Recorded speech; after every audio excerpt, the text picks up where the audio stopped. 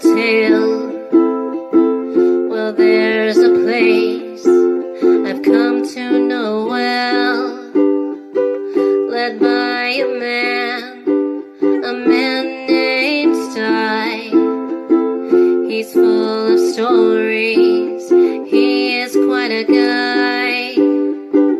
Sit around the campfire and hear him tell his tale. Some may be able to relate to him quite well. We're all just people looking for a place to go. Well, Sty has made one, and it is quite a show. Come meet Sty, he's quite the guy. If you're feeling lonely, come and make a friend. If you need a story, on Sty you can depend. His voice is soothing like a lullaby. Sometimes he brings a tear to my eye. Sit around the campfire and hear him tell his tale. Some may be able to relate to him quite well. We're all just people looking for a place to go. Well, Sty has made one, and it is quite a show. Come meet Sty, he's quite the guy.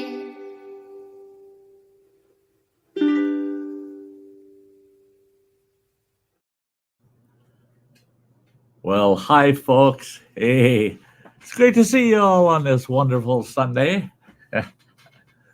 Yeah, it's a good old Sunday. Good old Sunday. I like my Sundays.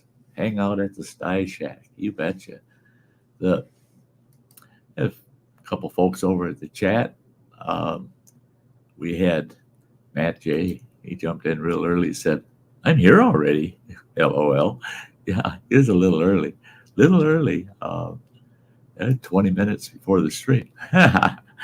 Then he popped back up there with a bunch of membership emojis waving. And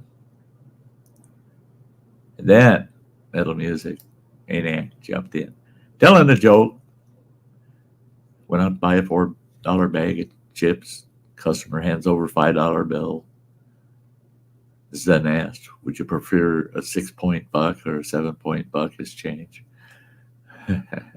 What kind of buck you want for your change? Yeah.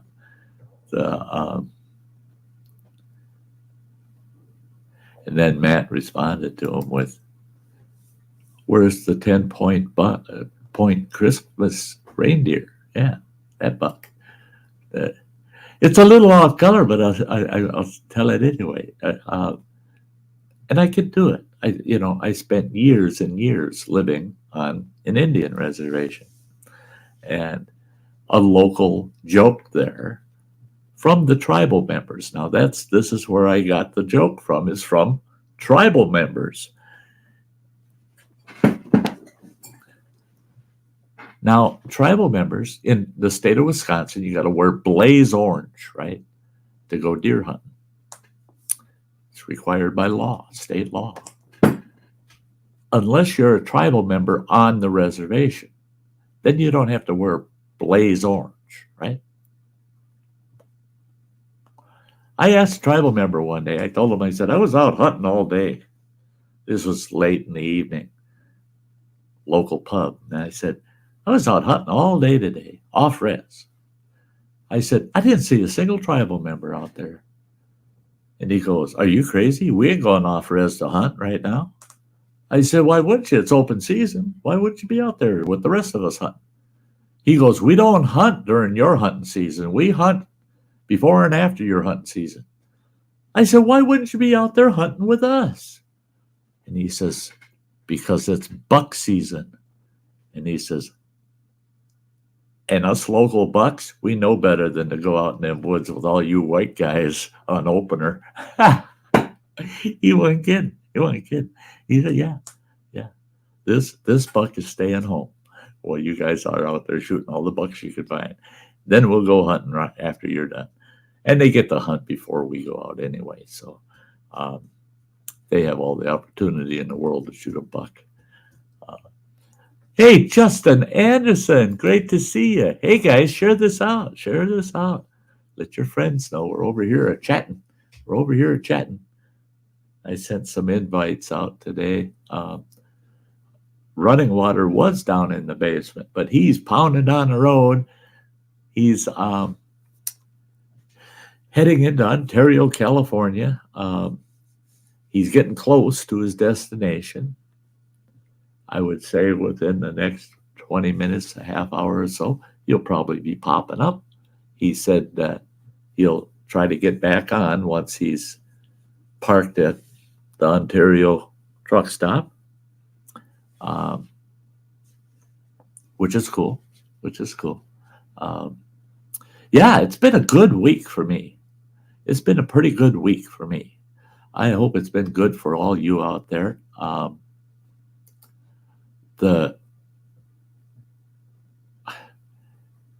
When I think back through the week, I got a lot of things done, but there were all these tiny little things that need to be done, no major projects at all. I sat down, I'm working on part 2 of Let's Fix My Yard, right? But I was going to do a part 3, finishing it up. But now I got to set up my camera, get out on the back porch so that people can see the backyard the way it looks, and do a new end to part 2 saying, part 3 will be in the spring, because there ain't no way can work in that yard now. I'll show you. This is what it looks like outside right now.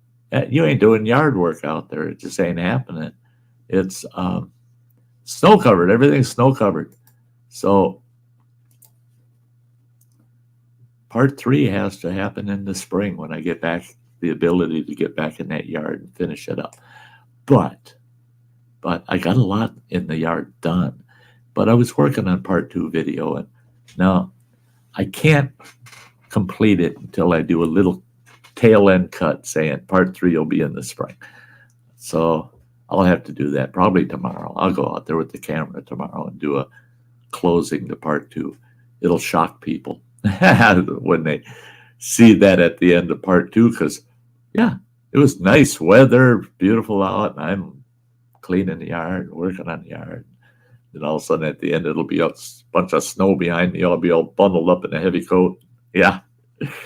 Yeah, things went south that way. Hey, Kimberly. Awesome, girl. See, that's good to see you. Happy Sunday. I'm glad you're here. But working on that video was probably the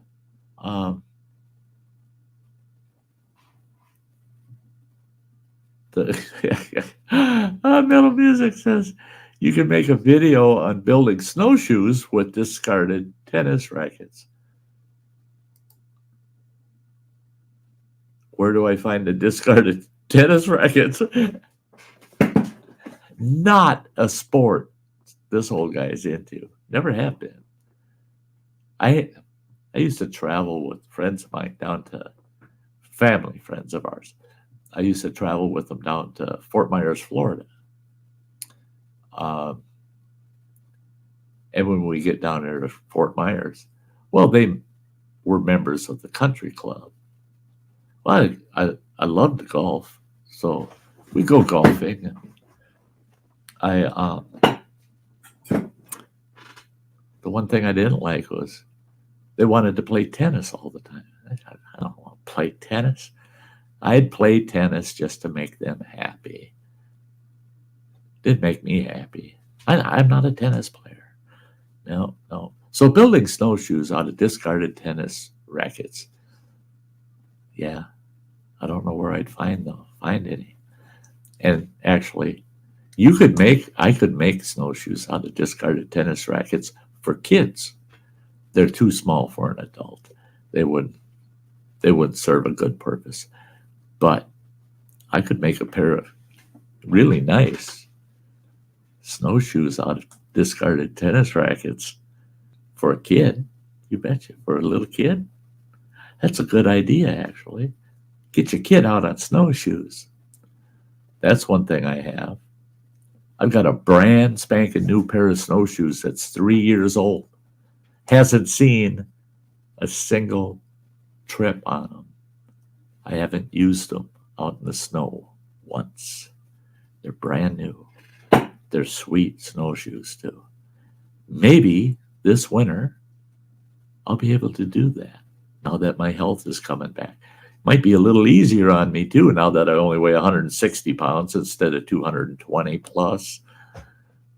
Yeah. Thanks for even putting that little seed in my brain there, Metal Music.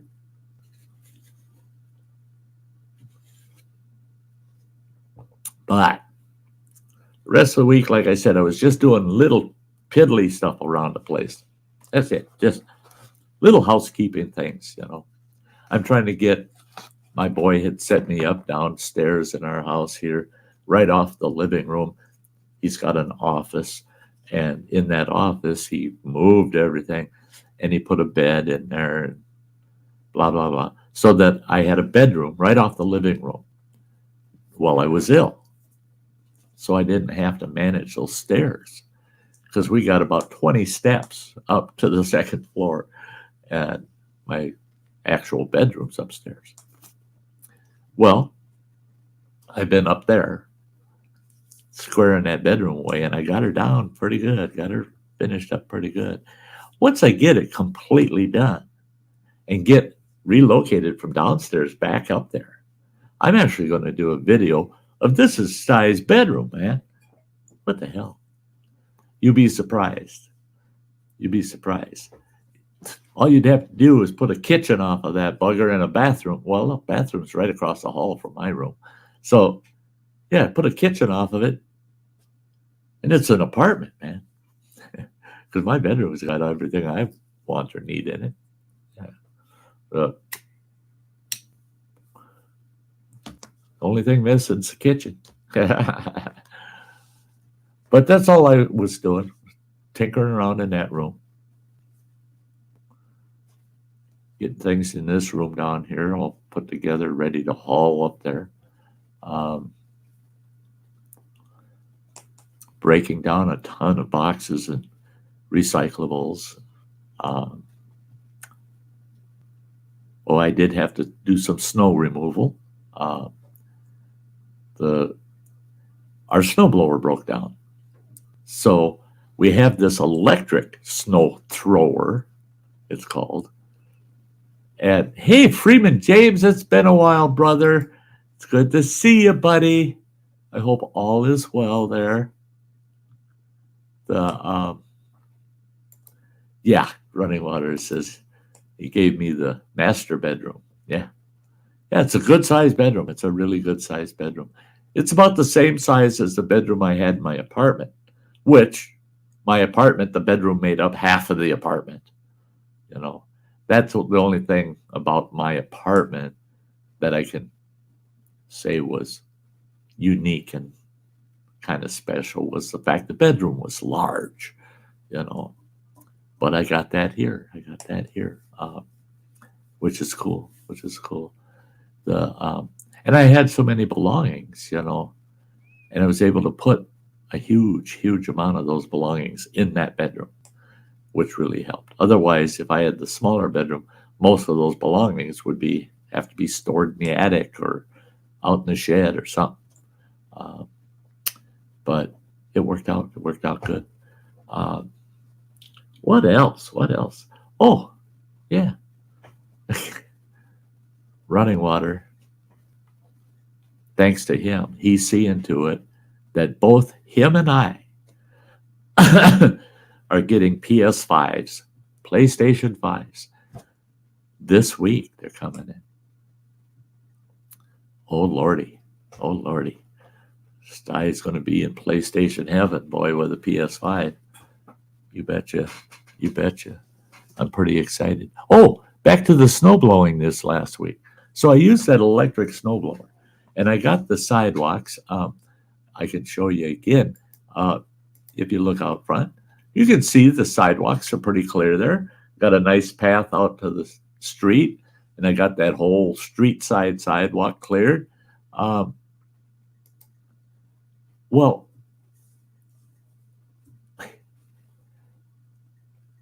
that was all done with that electric snow thrower. The only problem with the electric snow thrower is it's got, it's slower than using a gas one. Definitely slower. And it doesn't have wheels that are driven. You got to push it.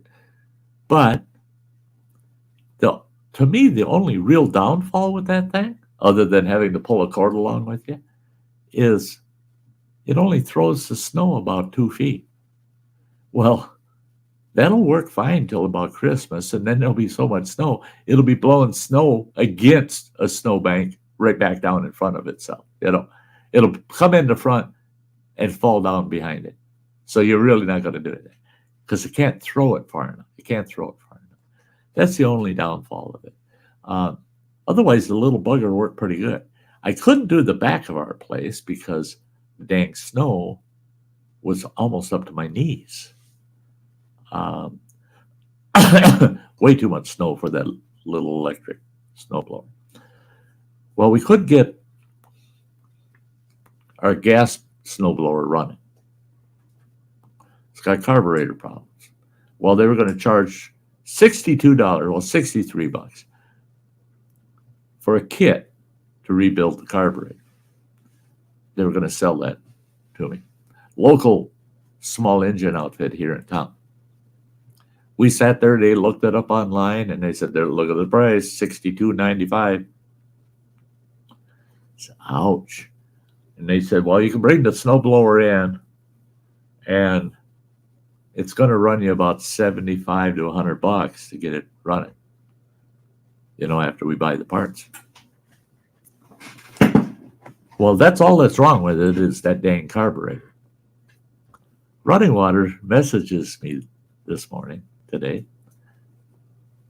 He ordered a carburetor for that motor. I thought, oh, God, that's going to be... And I kept reading it. He paid $39 for it.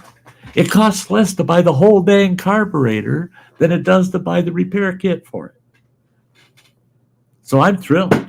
So I'll be getting that carburetor where the snowblower is sitting out in front of the house. I just sit on the end of the porch, and the motor's right there, right in front of me. Work away. It'll take about 10 minutes, pull the carburetor off, another 10 minutes, put the new one on, and I'm up and running. And I'm back to using the gas snowblower, which is nice. I got 5 gallons of gas I bought a couple of weeks ago for the snowblower. Of course, it's still full because snowblower ain't been running. So I'm all set to go. I get that carburetor and get that thing fired up. I won't be worrying and watching that weather. So every day I watch it. Any snow coming? Please don't come. So we'll be in good shape. That's been my week. It's been a good week. I had 2 nights I couldn't sleep. Still got pain issues, especially on my right side where they did the incision when they opened up my chest cavity through the ribs on the right side. That area there, I still have pain there.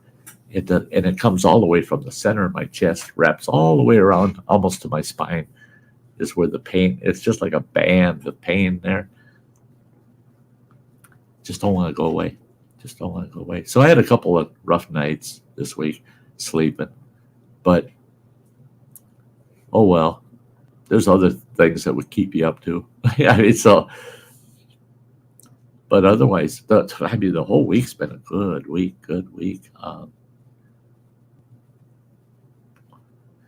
I sent out a bunch of invitations. Nobody bit. Nobody came to hang out on the panel yet. So I'm hoping they'll show up. We got several folks watching. Yes, Running Water. He says, did my heater arrive? Yes, it did, buddy. It's sitting right over there. It's not that big. It's not that big. But I've seen guys use those in hot tents camping, a big hot tent, like a 14 by 14 hot tent. And they got that thing right in the center. And they're heating that dang tent up with no problem. We get that shed straightened away and get a safe place to set that up.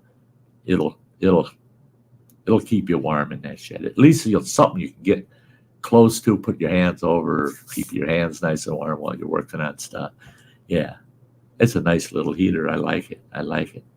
But yeah, it's sitting right there.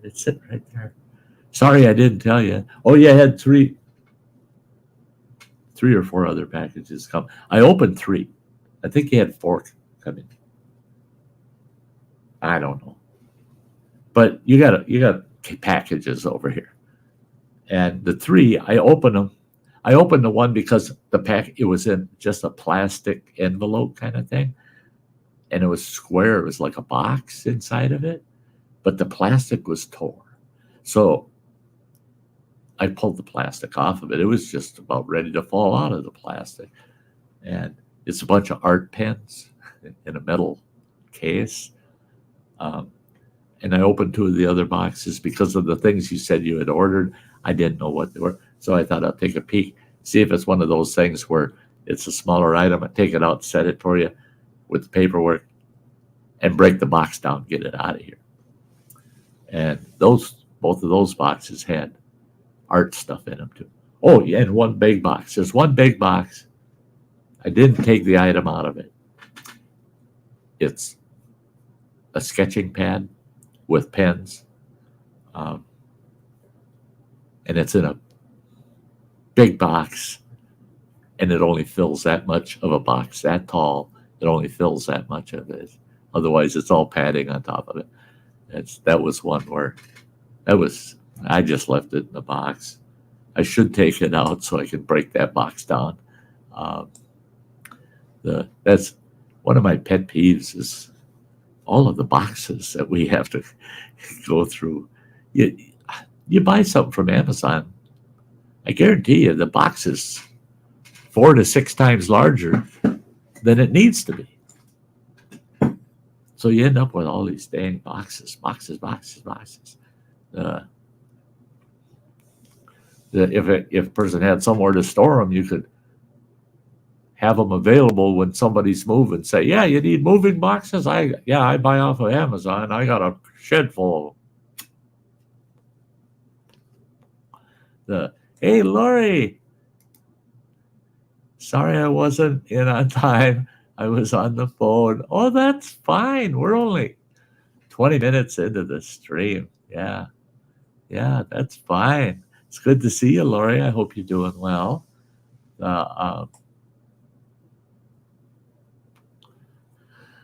Yeah, I'm hoping that my health keeps going in the direction it's been going.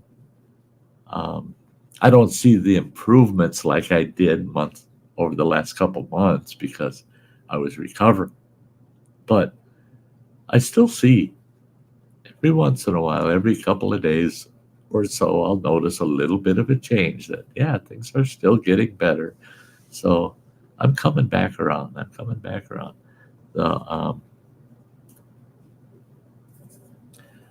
The biggest thing is the gaining of weight. I just can't gain any weight. I hit 160 pounds.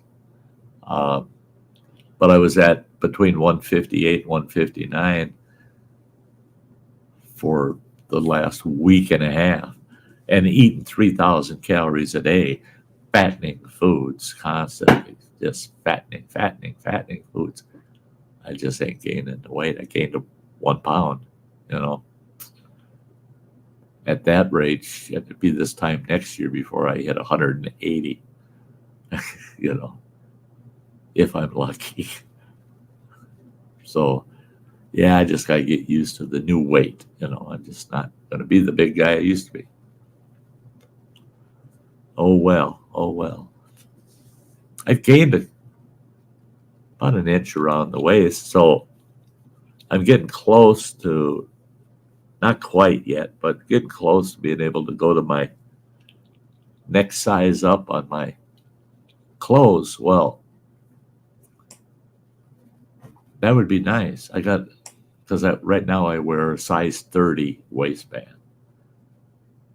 I could jump up to a 32. They'd be loose on me, but the belt would keep them up. And I got several pairs of 32 slacks, jeans and camo pants and the like.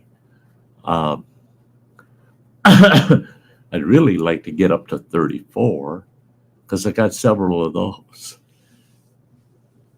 I don't think I'll see 36 or 38s again, and I got tons of those. Got tons of 38s and tons of 36s. Yeah.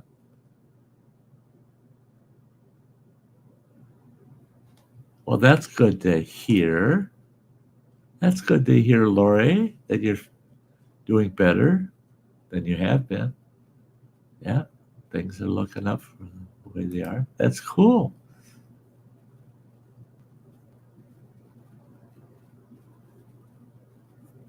Oh no, Sheba. Oh no. That is terrible. That is terrible. That is terrible. I hate to even bring it up and mention it, but that is terrible. My prayers out to that family for what they have to go through dealing with that loss. That's terrible. That's a subject I don't really care much to get on because I am very, very, how do I put it? I feel for these people. I feel that that's their only alternative. I feel for them. But there's not a reason, there's not an excuse in the world to end your life unless your life is ending already. I mean, not your happiness in life. You didn't lose something. I don't mean that. I mean, you're going to be gone in a day or two. There's no getting around it. And you find a soft way to end it without a lot of pain. I can sympathize to a degree to that. But any other form of suicide, I'm sorry. I'm sorry. It's one of the most selfish acts in the world to commit suicide. It just is. And I've had people tell me, "Oh, you're so wrong, Sty." I'm not wrong. I've lived with suicides in my life more than my fair share. And the first suicide I ever had to deal with was my own father. And to be there when that occurred. And I tried to justify his suicide my whole life. Tried to justify it. And I just can't.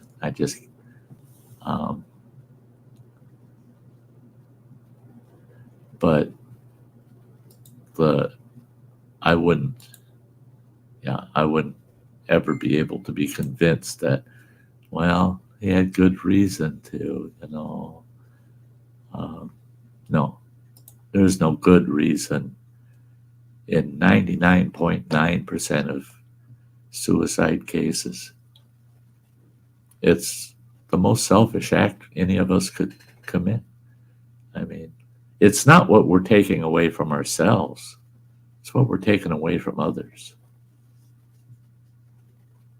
I mean, did all the people that an individual left behind tell him to do it? Did they tell him, "Oh, we'd like nothing more than you to be dead"? All the important people in that person's life. Did they ask him to do that? No. He did it selfishly. He did it for his own reasons. Not thinking about how much he could injure others. It's a shame. It's terrible. And I do feel for people that get themselves to that point, that they contemplate doing such a thing. They need to stop and think. Their pain's going to go away, but they're going to give a lot more pain. They're going to leave a lot more pain behind than what they're going to get rid of. Yeah. I'm sorry. I don't mean to rant about that, but it is a very touchy subject for me. Very touchy. I've had, I worked with emergency services on and off through my whole life. EMS service, fire department, law enforcement. I've seen too many suicides. I've seen too many suicides personally in my own life, and I've seen too many professionally in emergency services. And in every case, I can say, if I speak fully honestly, every single one of those cases was a selfish act. They weren't thinking about anybody but themselves when they did it. Yeah. Because it's like I say, once you hit rock bottom, you're at the very bottom. There's no other direction to go. You can't go any farther. You're at the bottom. So hang in there, because the only way you can go is up and out. So endure. I'm not a stranger to enduring severe pain and suffering and wanting to give up. I wasn't immune to that. So I can't. But I stuck it out, even though I didn't want to. And the only reason I didn't want to stick it out, man. I wanted to give up. But the only reason I made it through was because I kept thinking of others, the people I'd be leaving behind. What if I stick this out and I do recover? I do make it. They won't go through that suffering that they would especially if I, by my own hand, ended it. So, yeah, think of others, not just yourself. Yeah. That's all I got to say on that topic. One of the folks that I had invited up just messaged me. They're really sick. They're lurking in the background. They're watching the show. They just can't come up. They're very ill today. So you don't need to know who the person is. Just send your prayers out to this anonymous individual, as I am. I'll send my prayers up that this person does better, that they get well, and quickly. They're such a high-spirited person to start with that I'm sure downtime is aggravating for them. Yeah, I know what it's like. I didn't like being ill either. I don't like feeling I can't just do and enjoy what I want to do, Yeah. Yeah, it's a little odd, but I'm feeling really excited about this coming year, starting in the spring and getting this yard done, getting my adventure trailer. I'll have fun doing some video work on the adventure trailer. It's a big job. But I'm going to convert that bugger right into an RV, man, into a camper. I mean, not just halfway's camper. I mean, I'm going to trick that thing right out. And I'm going to do some camping this coming year. Kind of roving camping here and there. Go visit some areas I've never been to before, kind of thing. I'm not going to do a lot of long haul travel this summer. But I still will be getting out and doing some camping. Go see some new sights,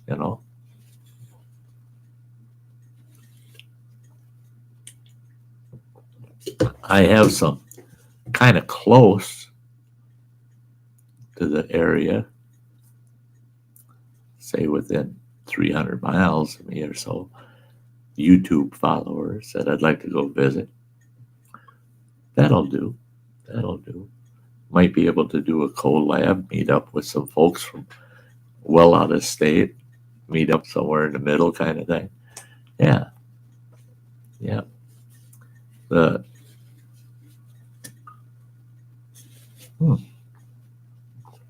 I killed that cup of coffee. That was my third cup for the day. Guess what I got? Got another full one. And that bugger's hot. That one tastes pretty good. It's more like dessert because it's not real coffee. It's French vanilla cappuccino made in the Keurig. Pretty good. I've gotten so I really like my little Keurig cup cooker. It makes the coffee so fast. I mean, it takes about 3-4 minutes total getting it set up, turning it on, and having a full hot cup. Done. 3-4 minutes, and I get to make a cup at a time. So I don't anymore make a pot and end up with only drinking 1 cup out of it or 2 cups, and then the rest of the pot I pitch. I don't end up with that anymore. Now I just coffee on demand, 1 cup at a time. That I do like. And all the coffees, my Death Wish and all those, I can do all those too. And I don't have to use just Keurig cups. I got a little filter that you put the grounds in, pop it in there, and it runs it just like a Keurig cup. Makes a great cup of coffee. Fresh and hot. That's just the way I like them. Fresh and hot. Yeah. Got real quiet out the chat in there. Like I said earlier, hey, share this out, guys. Share it out. Get some folks to come and hang out this Sunday afternoon. They're probably all watching the ball game today. A lot of folks,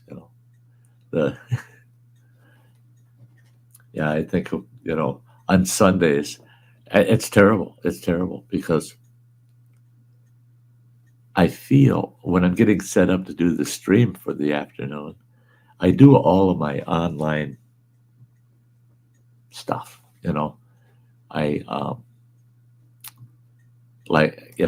There's video stuff I have to update. One thing is I had to update my members video with new members and old ones that dropped off, kind of thing. So I had to do that. And I do all my end of the week banking on Sunday. And so I'm doing all that. But while I'm doing, anytime I sit down at this computer, at this studio, and this is where I do all my computer stuff and all my banking and stuff here. But every time I sit down here, I can see things that got to be done. I can think of things that I got to do, and I feel restless. I want to get up and want to run off and do this and run off and do that. So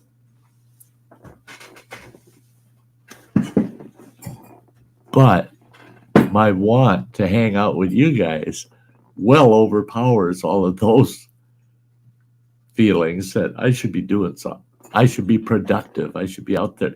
I should be going and doing this. I should be going and doing that. Thank God for Sundays. They make me stop and think about just hanging out with good folks, instead of buzzing around doing stuff constantly. I turn Spotify on, crank the music up, and go to work in the house, do things. Um, or I'm outdoors working on something.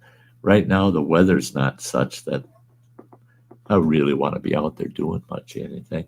Um, the taking a quick peek to see what it even says our weather is. I know today wasn't supposed to be anything special. Yeah, it's only 28 degrees. Feels like 17 because we got the wind blowing out here. Um,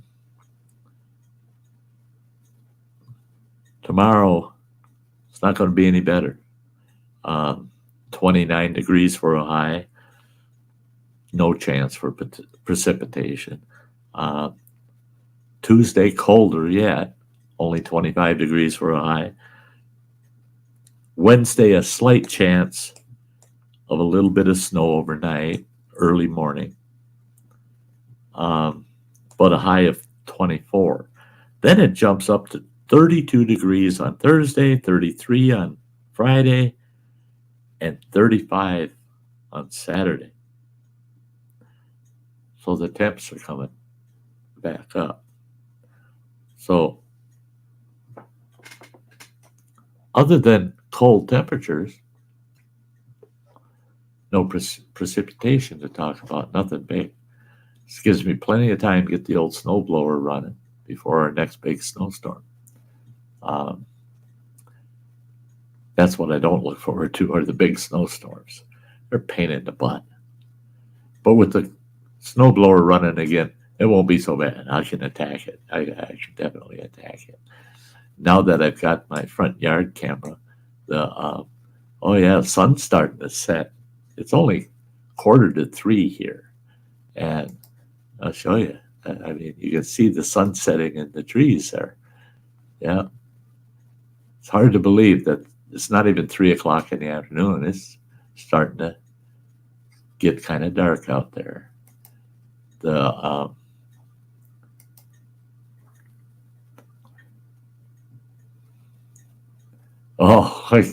Justin, yeah, no kidding. I wish I had a camera pointing out the back. That big wood pile I got, man. Oh man, that thing's huge. I'm glad we don't heat with wood in the house where I have to get that done. It's under snow. It's buried under snow. We got a wagon out there. It's full of wood. It's under snow. My lawnmower, I couldn't get that bugger started. It just don't want to start in this cold weather. So I tarped it in place. We can work around it for the winter. I tarped it in place. It's covered in snow. Everything's covered in snow in the back. And I could be out there cutting and splitting firewood.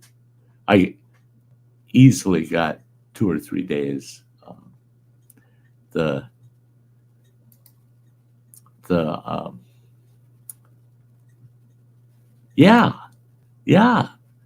splitter still works like $1,000,000. I fired it up a few days ago. Just make sure everything's still working, Yeah, split a couple pieces of wood. Yeah, she's working fine. It's going to get a real workout this spring because I wanted that wood all cut up, split, stacked out of the yard. Have our backyard area as open and expansive as possible. Next year we'll have a real project. I'm hoping that running water will want to. We got to wait till early summer. We got to wait till after the spring thaw and the ground gets hard again. But we got railroad ties we're going to put down, and we're going to build a nice gravel parking pad in the back for our 2 trucks and the adventure trailer. Hopefully we can do that early summer or midsummer. Get that all done.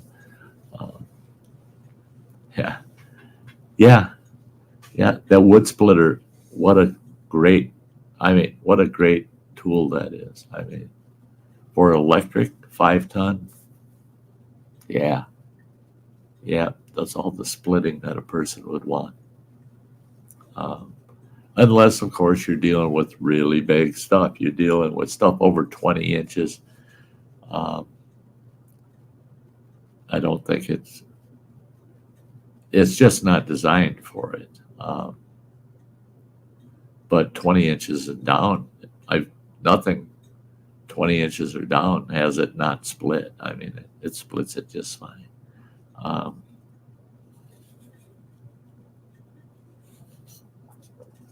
You get into, like up in this neck of the woods, white elms. We call them piss elms up here. But the white elms, they're real stringy. And they're, even with a gas splitter, they're tough to split. Tough to split.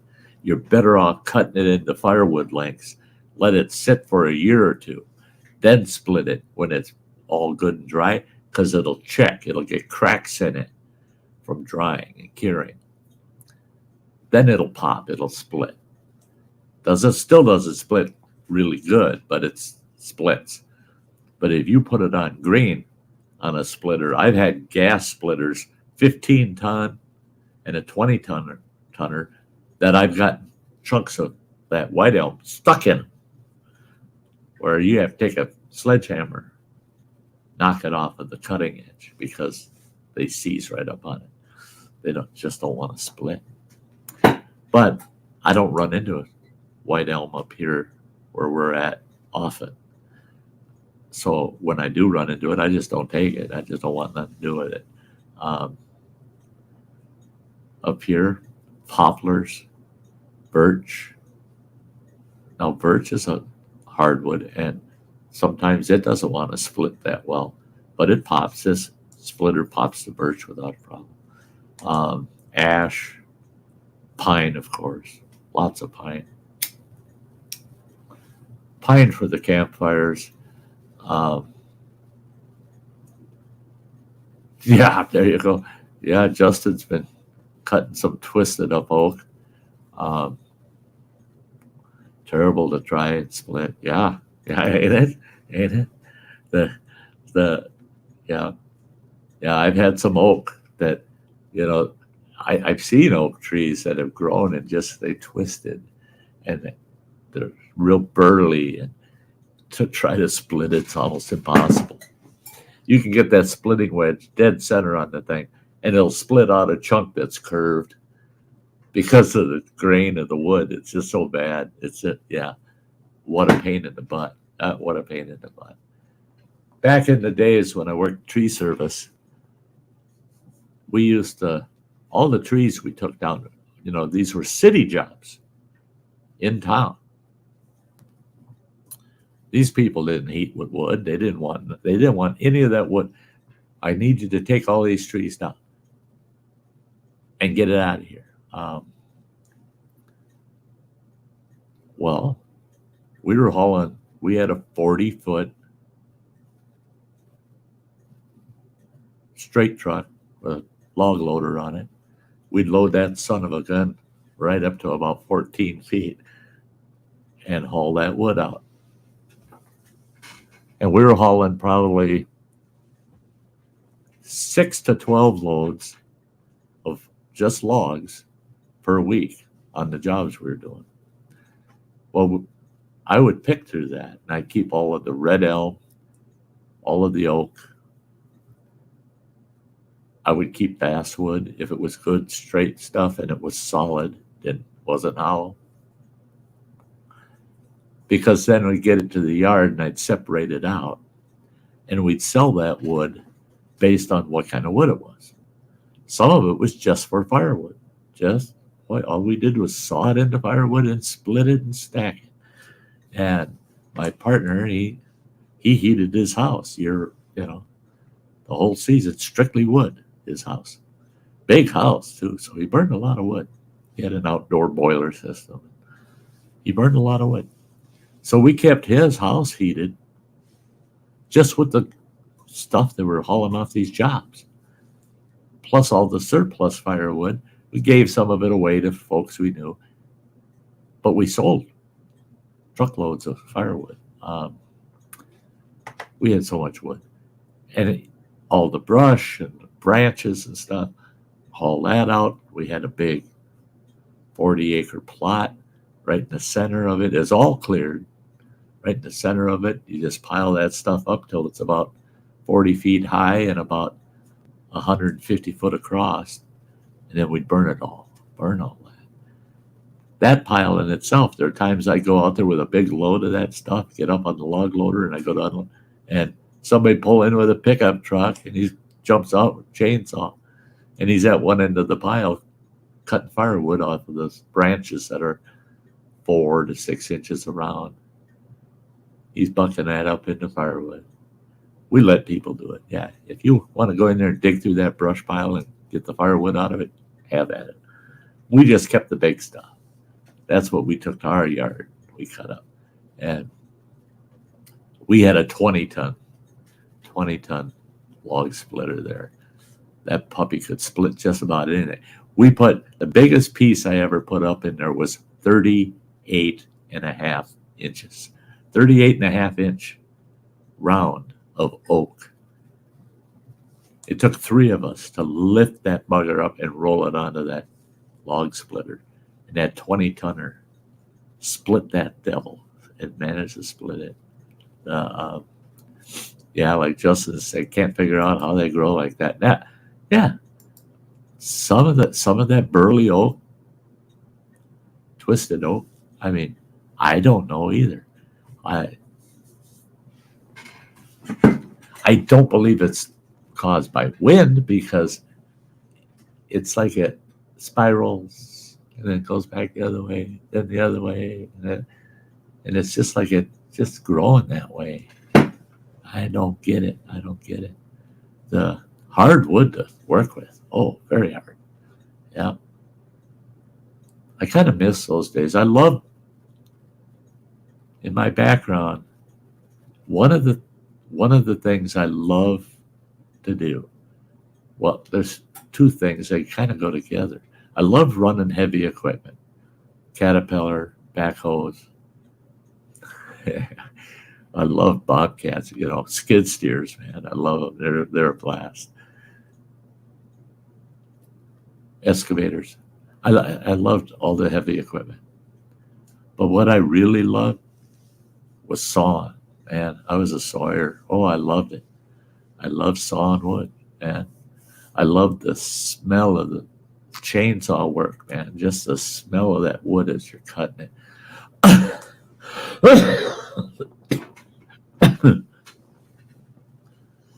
When I worked the tree service, man, I loved it. I loved going to work just because I loved the smell of fresh cut wood. I do love the smell of pine when I'm working with pine. I love the smell of pine. I just hate the pitch. Oh God, I hated it when we get jobs.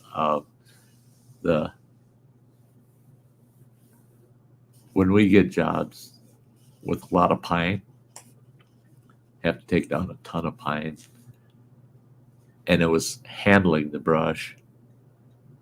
You're manhandling stuff. Now these are trees growing in people's yards. They want them down and out, so you got to manually handle that stuff a lot. Where if you're out logging, even if you're just a sawyer, you're not using a logging harvester. Grab the tree, it buzzes it off, knocks it down, runs it through, takes all the branches off, and sets the log aside. No, you're out there sawing it. You notch it, back cut, drop the tree, and you got to limb the whole tree, and then bucket into 8-footers, 8 foot 6 inch. You get covered with sap, man. You're covered with pine pitch. It's terrible. Oh, Justin, I'm a little bit addicted to chainsaws. I was too for years there. I loved my chainsaws, man. I had an old 1957 McCulloch 16 horse. That devil weighed 42 pounds. It had a beaver tail blade on it, that was 28 inches, 28-inch beaver tail blade on it. The cylinder head stood upright on it. It was a big, man, that thing was a beast. It was a beast. And you literally had to get one foot in the handlebar, the other toe in the throttle handle to pull start it. It had so much compression, and it would just pop, pop, pop, pop, pop, and then pop, pop, she start running. And boy, that old beast could cut. You didn't want to use it for dropping trees. You didn't want to use it for brushing or anything like that. It's just too damn heavy. But for bucking wood in a yard, especially for firewood, and you're doing, 14 to 20-inch pieces, that was the saw for it, man. 14-horse McCulloch. You get that old chain spinning on that sucker, set that sucker on that log, and it just roam, just eat right through it. Roam, roam, roam. Boy, that bugger was tough. It was tough. I had that saw stolen from me twice. Both times I got the saw back. The one time I got it back intact, nothing. They had done nothing to it. Second time I got the saw back, but most of it was in a box. They had already disassembled most of it. Both times they were stolen by teenagers that wanted them for go-kart motors for on their go-karts. Yep, both times. Mm-hmm. They didn't want a chainsaw. They wanted that 14-horse McCulloch. It was a hell of a motor for a go-kart. Yeah, you betcha. Yeah, I love my saws. I had a 48-inch Johnsrud 880. Oh my gosh, that Johnsrud 880. Oh, the Johnsrud 80. That's boy. The guys on the tree crew, when we get fired up for the morning, getting ready to head out to the job, if I said to them, get it loaded up, get everything loaded up, get my big Mack truck, the big 40-footer with the log loader on it, get that bugger loaded up, and don't forget the Johnsrud 80. All of a sudden, the whole attitude of everybody there would just change, and they'd all look like they worked for 3 days without sleep or food, because they knew if I was taking the 48 with, that meant we had a tree that was over 36 inches we're going to be doing. Yeah, and that's usually a lot of work. You get a tree over 36 inches by the time you take the whole crown out of it and then drop that big trunk and all the big limbs. There's a lot of work involved. So if I said, don't forget to pack up the Johnsrud 80, oh yeah, those guys look like they're going to cry. They look, hey, James Geip's in the house. Good to see you. Awesome. Yeah, chainsaws. I remember my first steel. That was out in Montana. Had a clearing contract. Needed a new chainsaw, so I got my hands on a steel. I don't even remember what model it was, what size. But I ran that thing to death. I ran it to death. I was amazed that saw held up as well as it did. I had that 14-horse McCulloch out in Montana, and we had 2 big logs that this guy just wanted bucked up. And he wanted it bucked up into rounds that were 24 inches. So we got these logs. They're about 16 feet each of them. And he wants 24-inch chunks cut off of all of them. And I'll get it all cut up into 24-inch chunks. He couldn't find anybody that would do it. He couldn't find anybody to do it because the logs were 42 inches. They were 42 inches in diameter. I had no problem. I had a 48-inch chainsaw, right? Well, I didn't have the John's Red 80 anymore. I didn't quite know what the hell to do. For some reason, that bar just would not marry up to that McCulloch. I thought I could use the McCulloch. I talked to a local logger, and he goes, "I got just the tool for you." He come out with a bar. I couldn't believe this devil. The bar was 60 inches long. He's got chains for chain. He actually had 3 chains, one on it, 2 spares.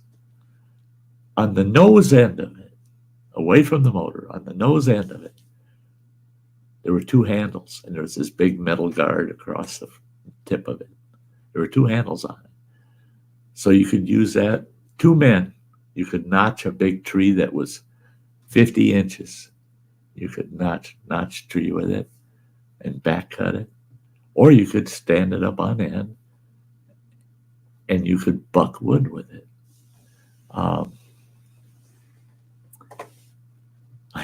I tell you what, that was pretty sweet. But if you're out on the nose end of that saw, that's scary. He told us some horror stories and things that you should do.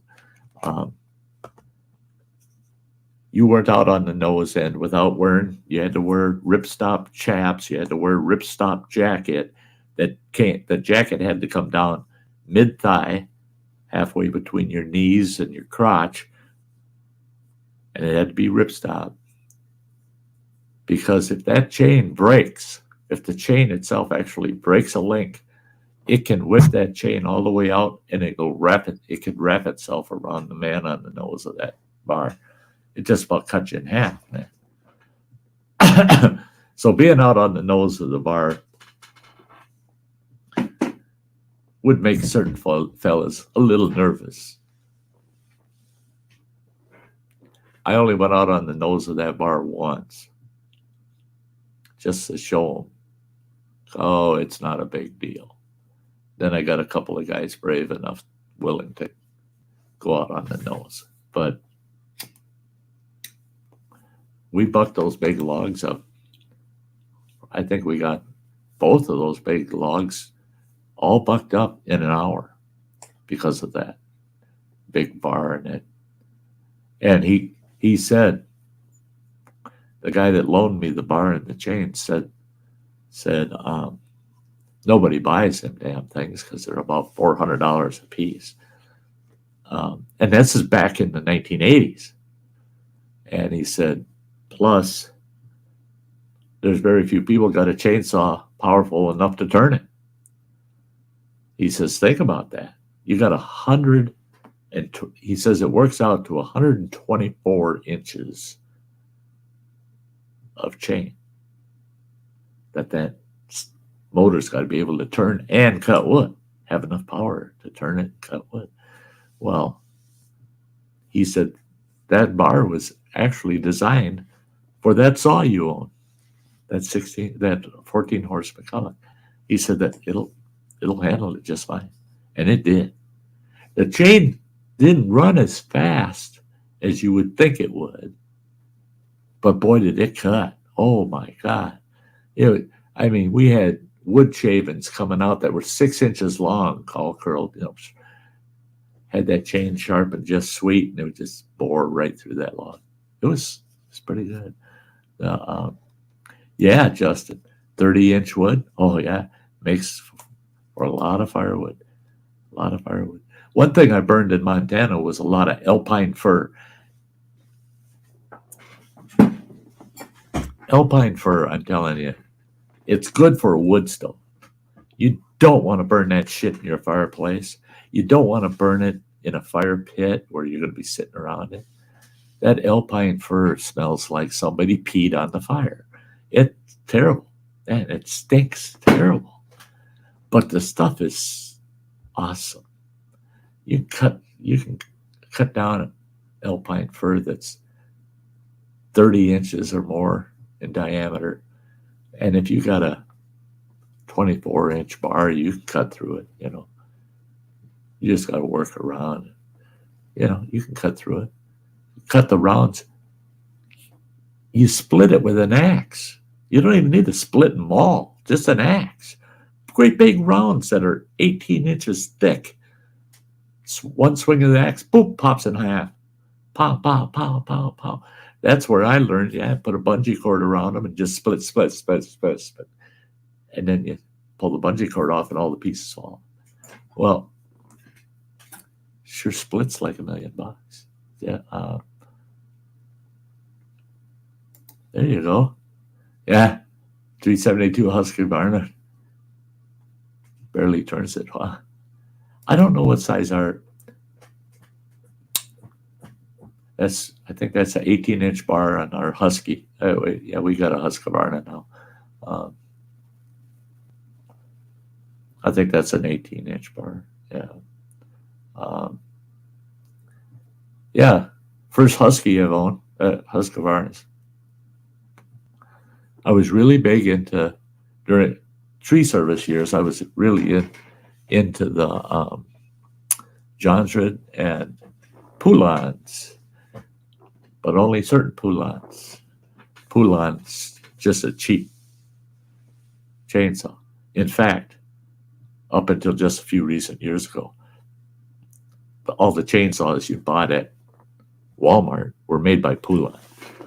They were under different names, but they were all manufactured by Poulon. That's why they were so inexpensive. Poulons tended to be inexpensive. Well, for the tree service, Poulon made this little compact chainsaw that only had a 14-inch bar on it. The whole thing, the whole saw was aluminum, and that includes the handle. Everything was aluminum. Even the trigger, throttle trigger, was cast aluminum. Everything was aluminum on it. So it was sturdy. It's a lot sturdier than plastic. And it was still light. Those were our climbing saws. You could put a big D-ring on that thing, clip it to your climbing belt. You could climb a tree, get up there 100 feet, 80 to 100 feet, and you're up there limbing that tree out, taking the crown out of that tree with that little Poulon, and then little buggers cut like the devil. And if you slipped up and dropped it, you could drop that thing. I've watched Poulons fall 60 feet plus, fall out of a tree, bounce off a few limbs, boop, boop, boop, boop, and hit the ground, thump. You might have bent the bar, but you didn't hurt the Poulon. Them buggers could take so much beating. We had one fell off the truck going down on an interstate highway. We're doing about 65, 70. Fell off the truck, and it slid down that interstate. Went, picked it up. Well, it burned a hole through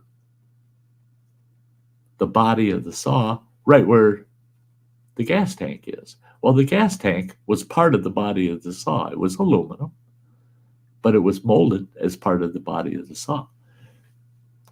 Burned a hole through it. So you put gas in it, it'd just leak right out. It'd run right out that hole. Little bit of JB weld on that bugger, and we used that saw for 3 years. Yeah. They were tough. They were tough. And they were cheap. They were so cheap. I think we had 6 of them. I think we had 6 of them for a crew with two climbers. So they each had 3 saws. They each had 3 Poulon climbing saws available to them. If one's acting up, not running quite right, grab another one.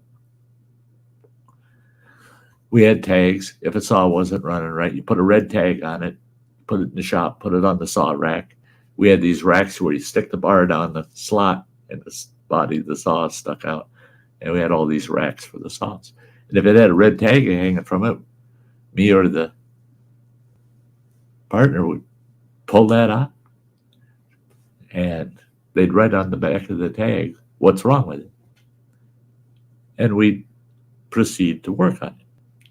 So they tried to always keep them in 3 good running poulons. And it was very rare that the poulon ever broke down. Very rare. Johnsrud's, we were working on them almost every job. You had one of the Johnsrud's give you trouble. Towards the tail end there, we got a couple of steels, and we were a little unhappy with them because there was too much plastic on them for commercial use. They were just getting banged up so bad. Things getting busted on them constantly, and the casings were covered in duct tape because of the cracks and the breaks in them. So that was a little disappointing. But I like steel. I've had good luck with them. I had good luck with Craftsman. I had a 24-inch Craftsman, bunker cut gray. It was cheap. It was a cheap saw, but all I used it for was bucket firewood. So they don't get beat up just cutting firewood. They just get a lot of run hours on them, boy, a lot of run hours. So you got to stay on top of it, change the plugs out on occasion. You just got to service them. Yeah. Hey, I got to do this in every show. I should have done it about 12 minutes ago, but don't anybody go anywhere. Just hang around. Don't go anywhere. I got to run this. This is my current members. It takes 47 seconds. Don't go anywhere. I'm sitting right here watching. Don't go anywhere. I'll be right back.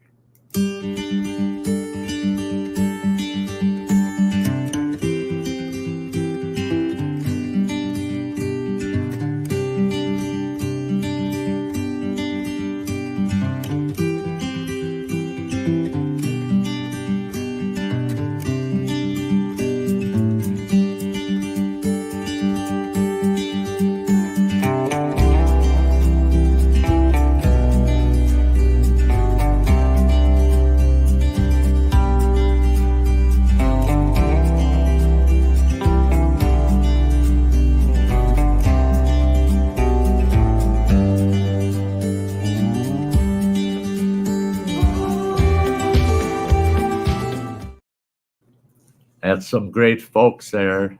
That's some great folks. Yeah. No getting around it. They're awesome people. Awesome people.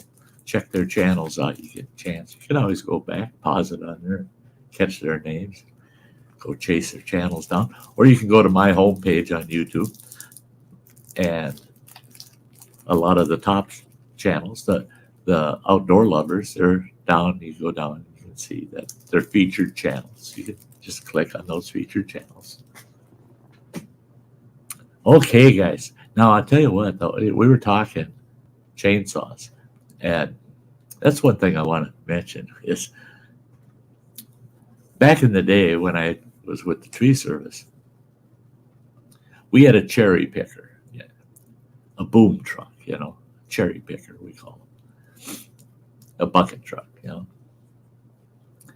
Ours was unique. It was a 60-footer. That's big. That's a long reach, 60 foot. Bottom boom, it's all steel. Upper boom, it's all fiberglass. There's a reason for that. Because a lot of times you're working around power lines, and there's less of a chance of any juice running up that upper boom because it's made out of fiberglass than there is if it was all made out of steel. Okay. And of course, the bucket is fiberglass. Well, this is still about chainsaws. We bought ourselves powered pole saws, 2 of them. They were 12 foot long, right? 12 foot long. It's got a little power head out on the end with the chain on it, just like a chainsaw. So you could go up in that bucket truck with that powered pole saw and limb out crowns of trees, right?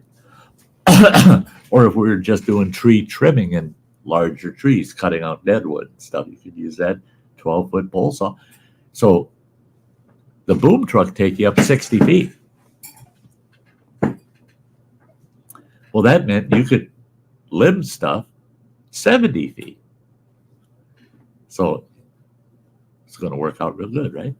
The only issue was you had these two lines that came off of that pole, and they hooked up to the hydraulics in your bucket.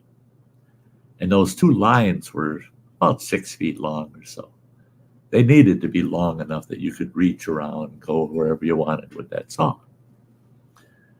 Problem was, is once in a while you're turning around in that bucket and working, and next thing you know, holy shit, you got that. Although you got those two lines tangled around your legs, it's not a good thing when you're up there 60 feet in the air. Running Water, my boy, he bought us a 9.5 foot, which isn't that much shorter than that 12-footer when I was with the tree service. A couple of feet shorter, that's all. 9.5 foot pole saw. It's 18-volt electric. It's got power head, 10-inch chain head on it. Oh man, I've already used the crap out of that thing. I walk around this yard, these big tall bushes and trees we got around here that needed to be trimmed back and limbed. Big brush piles and crap where I got to cut stuff behind, reach over it with that pole saw, zing, zing, zing. And it's electric. I ran that thing for almost 2 hours one day around the yard here, just trimming and cutting and trimming and cutting, trimming and cutting.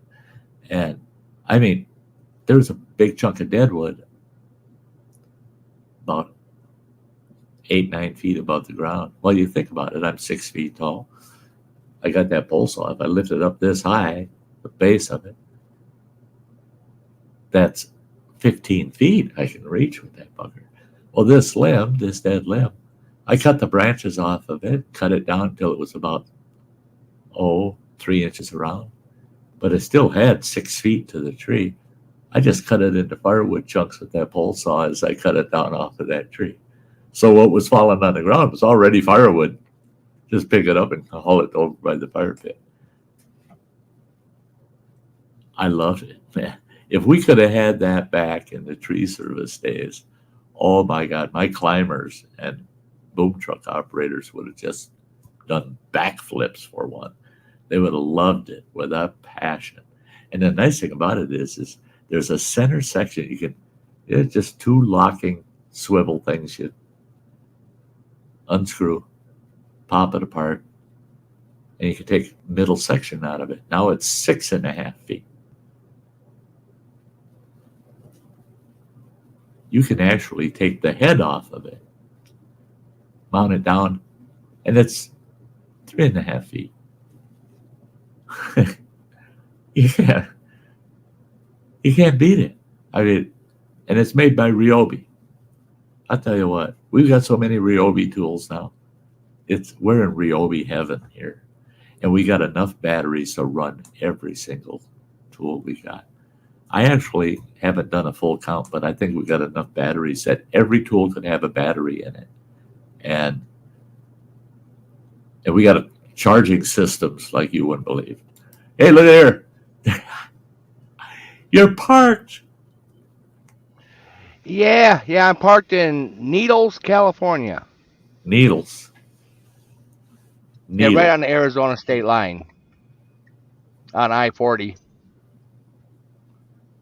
Are there a lot of pricks in Needles? He's nodding his head. Yeah. Oh boy, a town called Needles. You worry, are there a lot of pricks in this town? I don't know.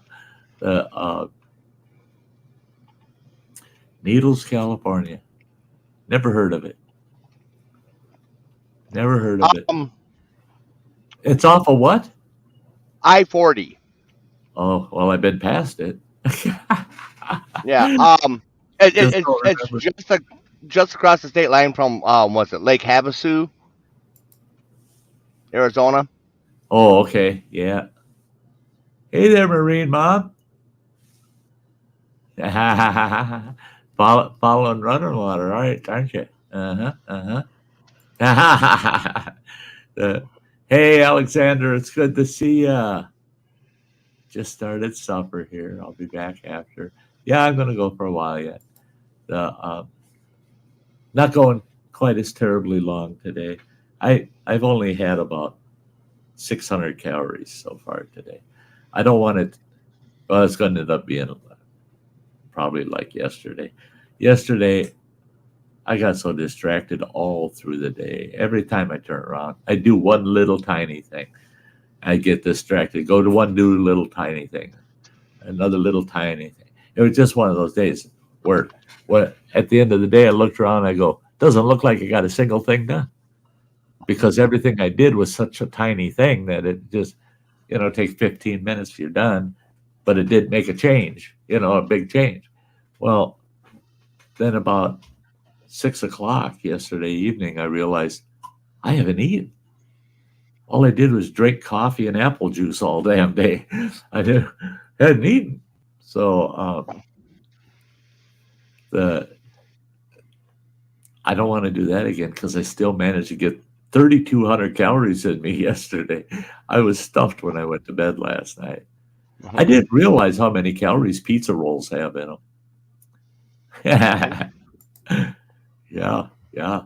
I can get 680 calories out of 18 of them little pizza rolls. Yeah. Just coincidence there, Marine Mom. I get it.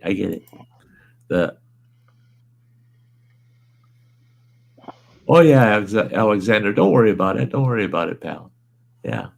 We're here until we're not. Yeah. Yeah, Marine Mom had sent me a message at like quarter after saying, I just woke up, took cold meds last night.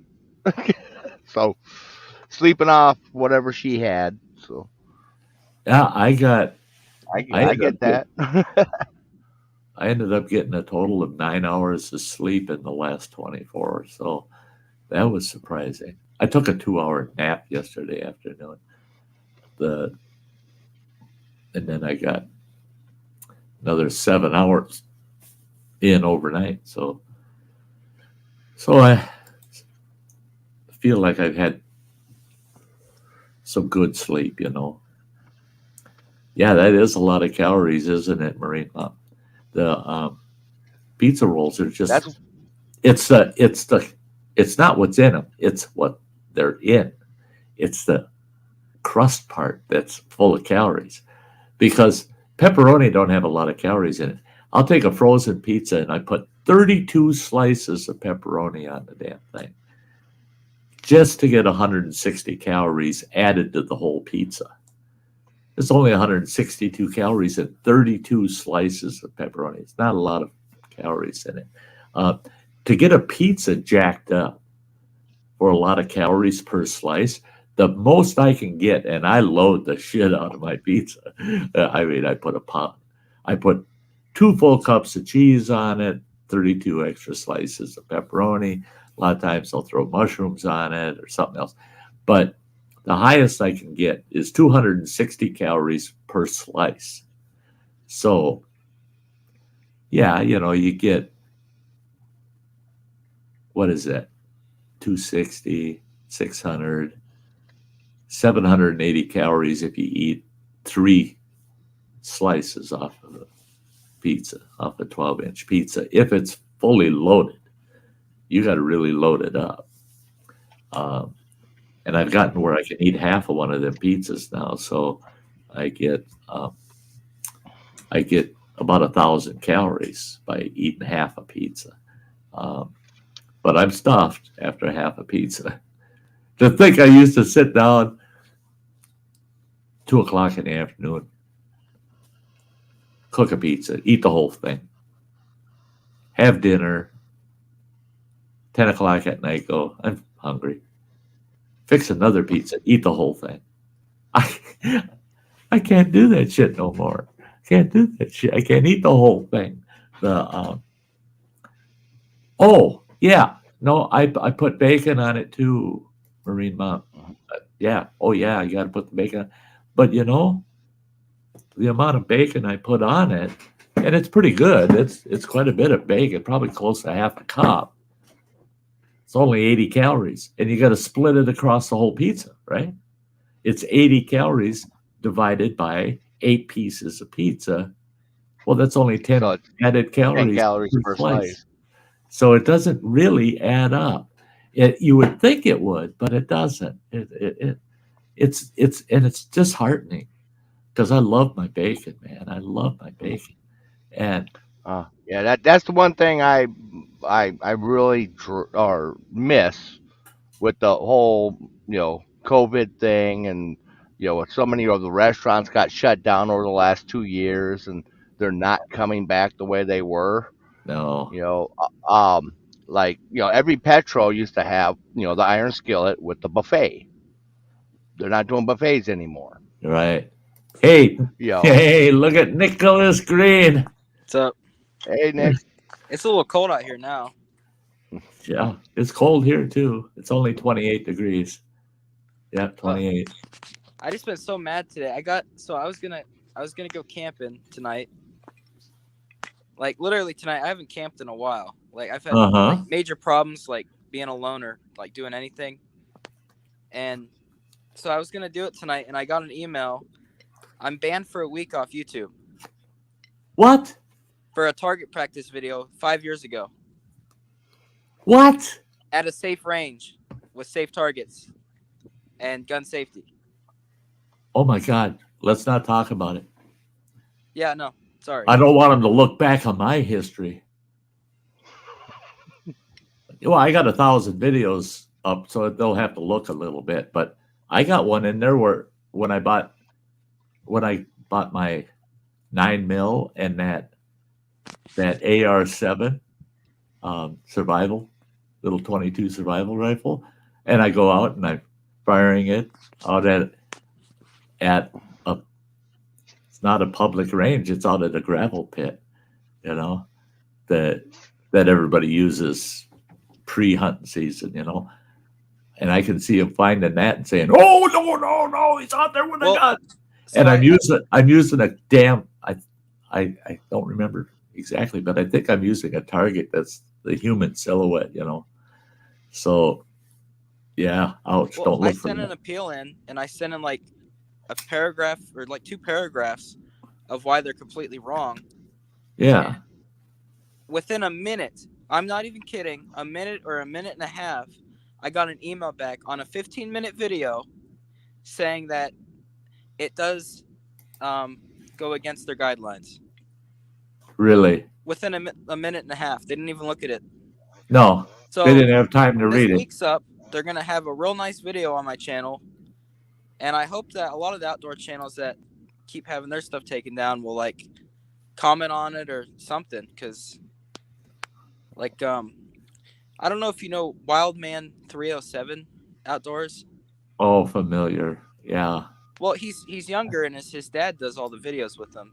He's always Uh-huh. with them and everything, and like trapping, things like that. YouTube keeps taking all of his videos down, like all of them. So I don't know. Yeah, It's just annoying. It is. I mean, and the reason I said I don't want to go back talking about too far because right now I haven't seen a demonetization at all on anything of mine for over a year and a half plus. Wow. And I mean, we've talked about some real controversial stuff on here. We've had blow-ups on here, cussing and swearing 5 minutes into the stream, and where I'm going, oh, they shouldn't have said that. That's going to demonetize this bugger. No. So I'm not going to look that gift horse in the mouth, I guess. But that's a bummer. So you're kicked off for 2 weeks? A week straight, and I have a strike. They give me a strike. So you only get 2, don't you? 3. You do get 3. Yeah, but Well, the third strike, you're gone. yeah. So you actually only get 2 because the third one you're gone. Oh yeah, basically. Yeah, Yeah. it's 2 strikes. Yeah. Yeah. There's only 2 we let you off the Well, hooks. I'm gonna make a real nice video for them, and I hope they enjoy it because I'm sure they'll see it. I'm sure it'll get some attention, but I don't. They've done it to me before, like a slingshot. Like, come on, a slingshot. That's insane. And then you were talking about naked yoga before. Yeah, they let you see that naked women stuff, and there's nothing on there to stop a kid from clicking on it. No, It's not adult.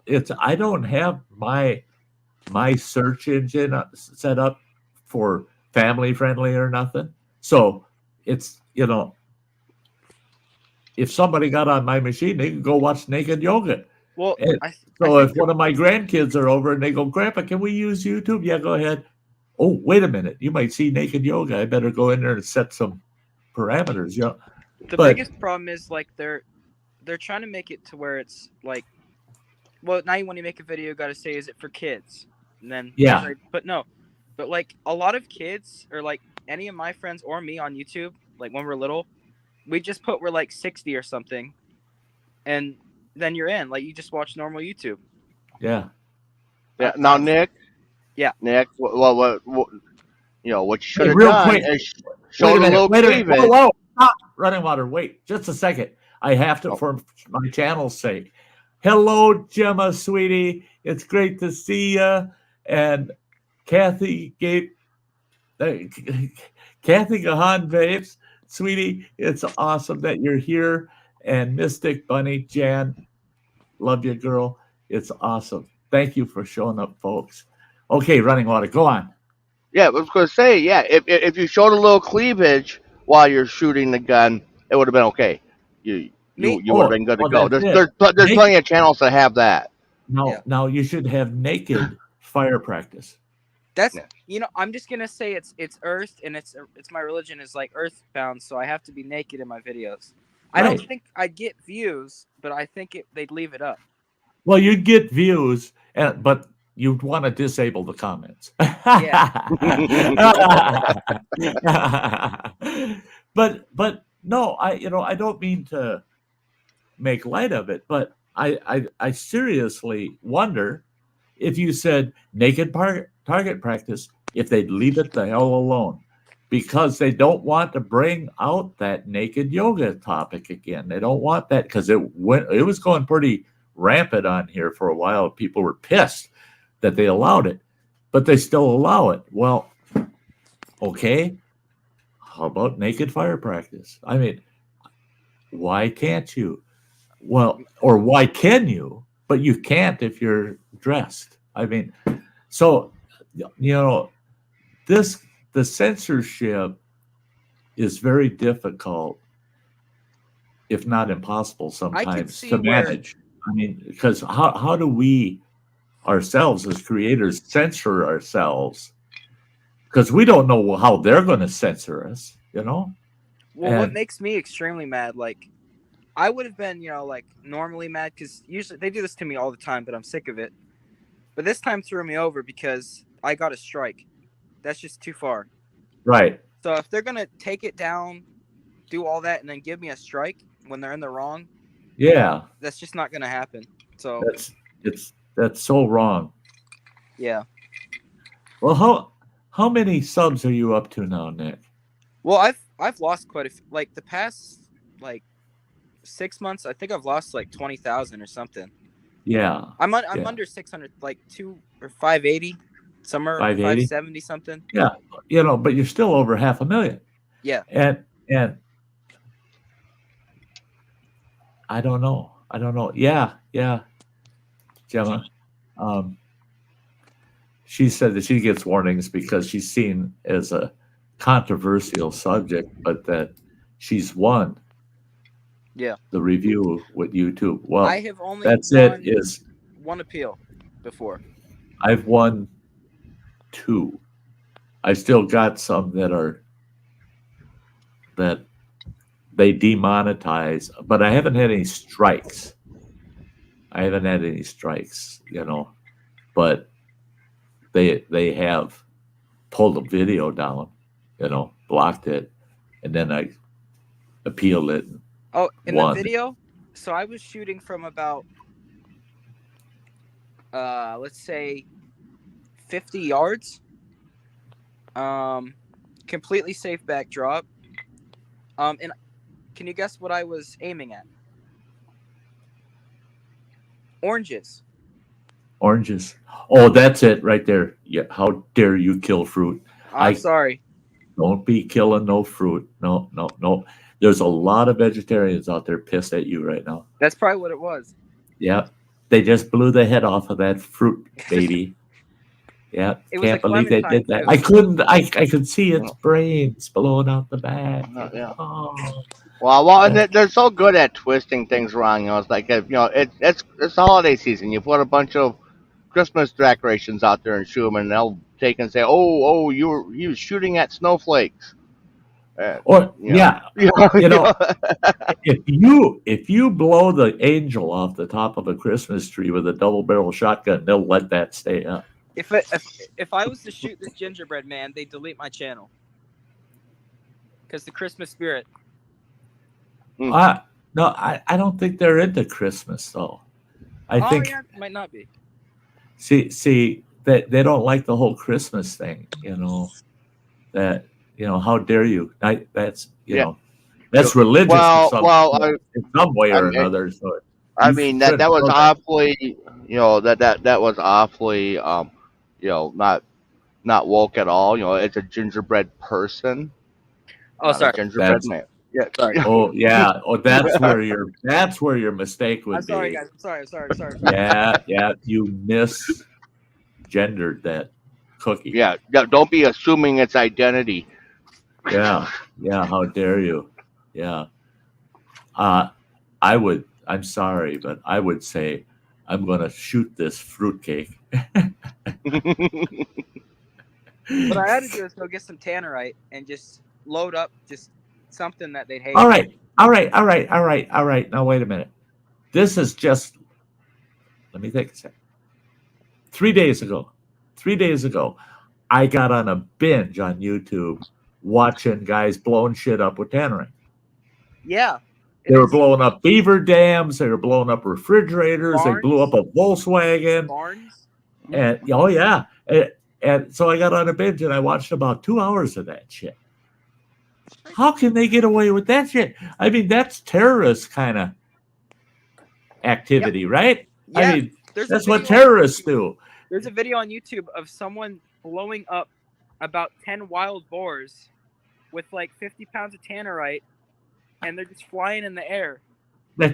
I saw one. There's a great big ass stuffed Easter bunny that they blew the shit out of. And it's on YouTube. Yeah. But yet they go after you for that. I mean, that's what I don't like is what I don't like is unbalanced. Kids. They're going at like younger people that they do outdoor stuff. A lot of the channels have an adult with them at all times in a video, and what they're doing isn't even dangerous at all in any way. Right. And it's legal. Absolutely legal, yeah. And that's what I don't like is that they're censoring things that are legal activities. And this is a creator's platform. And what you're doing is you're providing the creativeness of your personal lifestyle. And it's perfectly legal what you're doing, but yet they censor it.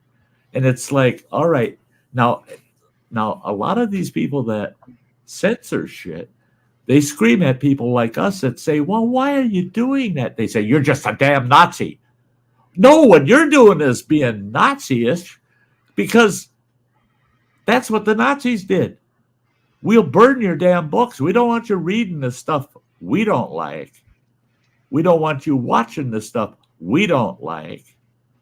Don't call me a damn Nazi when you're acting it out, but you're calling me the bad guy. And you're doing just what you say I can't. What I missed was like when I was just, I mean, like 5, 6 years ago, even further back, when I was a little bit younger on YouTube, of course I had experience with my dad with anything outdoors, anything like that. But for a lot of things, I watched YouTube for all of that, for all of those skills. And now they're taking down a lot of younger people like me that started on YouTube that are trying to show those things. Yeah. It just, Yep. I don't know. It's just annoying. It is. Now, Gemma, she got a warning because of she was speaking out against autism cures, and they got pissed at her. And the thing is they'll call it misinformation. If you say, well, in my opinion, these cures aren't true, blah, blah, blah. Well, no, that's disinformation. That's disinformation. Well, no, it's not. It's my fucking opinion. It's your opinion. I'm not saying that I am the only person in the world that's right. I'm just giving you my opinion, period. And you can listen to it or not listen to it. YouTube is for anybody that wants to talk what they want to talk, show how they are. But when they take down one side of something, then there's no free against that. Yeah. And and the thing is, and it comes back down to, and I understand it because I dealt with contracts my whole fucking career. I understand the contractual basis. They are privately, I mean, we entered a contract with them, giving them permission to make those decisions. We bitch about it. We all do. And I understand why we bitch about it. We bitch about it because they're unfair contractual terms for us to be able to be on the platform. And you either accept their terms or you don't get to be on the platform. Once you're on the platform and they apply their asshole terms sometimes, then we bitch about it. Well, of course we're going to bitch about it. It's just like you enter a contract with a landlord to rent a house, and you didn't notice in the fine print it said, oh, and by the way, if the furnace breaks down, you pay for it, not the landlord. And you go, whoa, wait a minute, I didn't realize that was it. Are you nuts? Well, it's in the contract. Court's going to uphold it and say, yeah, it's in the contract. You got to pay to fix the furnace, not the landlord. Even though it's not right that you should have to repair something that's normal wear and tear. So what they're doing to us, they get away with under contractual law. That's all it is. They can do whatever the hell they want to us I under contractual law. I completely understand that it's their platform. It's, Yeah, it doesn't, but it doesn't make it right. It doesn't. That's the thing is, like, you should be able to speak against them. Yeah, you should be able to have your say. That do they want you as a creator giving your opinion or not? This is a creator platform, and they're turning it into not. I mean, you can't. They're the creator. Yeah, they're the creator of the platform of what people get to see on this platform. That we create stuff for YouTube. That's YouTube's. That's the way they see it. Is we are creators for them. It becomes their product, not yours. Well, and don't they become a publisher at that point and not just a platform? And they control what can and can't be shown into public? Well, they get certain political perks being an open public platform. But the way they treat the platform, those governmental perks should be taken away from them. They should be taken away from them. They're not a fucking newspaper. They're not a goddamn news station allowing open debate. The creators are what makes YouTube and what holds YouTube. Yeah. And YouTube started adding in, like, bigger news channels and whatnot. And a lot of them, if you notice, YouTube must have something with them because they push them right to the front page. And all of their videos are jacked up. Now you tell me, why is it? Hey, I gotta say hello to Mad Kiwis in the house. It's It's good to see you, man. Kiwi, it's been a while. And there's Joe W. Hey, Joey. Yeah, it's great to see you guys.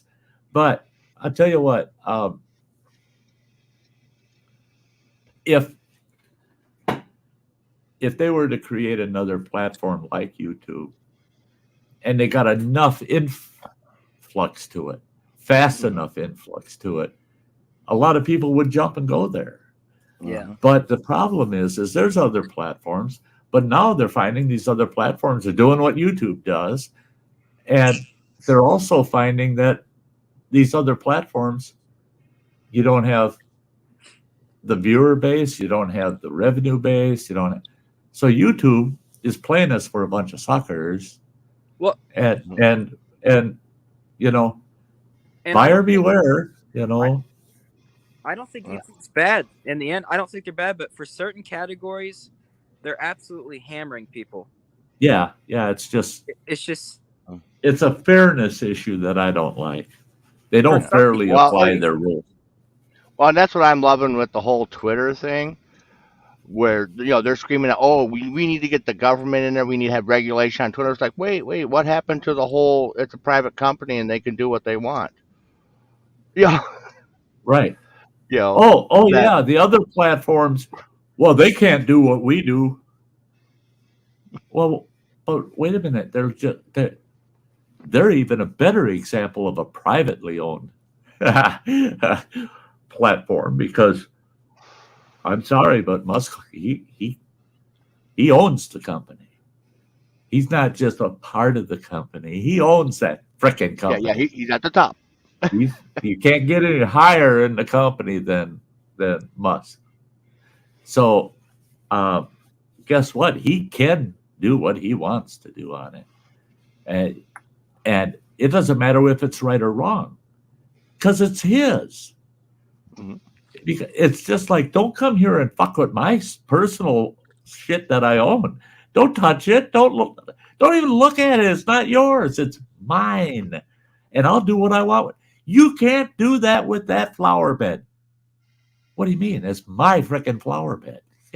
Stay the hell out of my flowers. I mean, yeah, it's yeah. Yeah.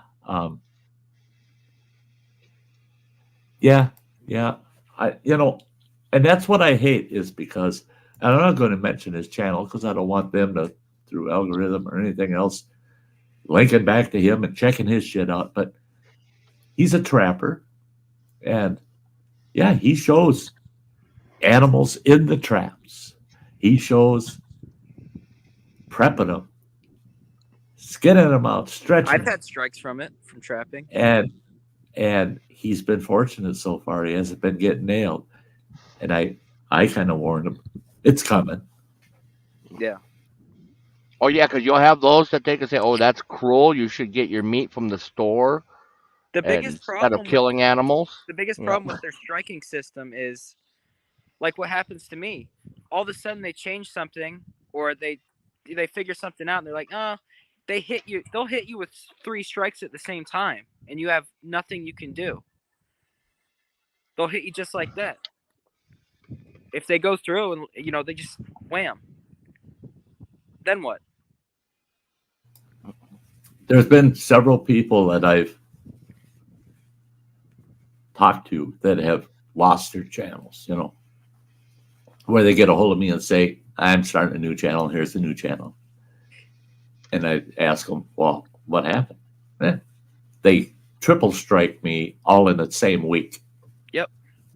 And it's because they're going through their whole channel and they're finding 3 separate videos. They can strike all 3 of them. Boom, boom, boom, boom. You're done. You're gone. Your channel's down. You can't come back. That's what I don't like.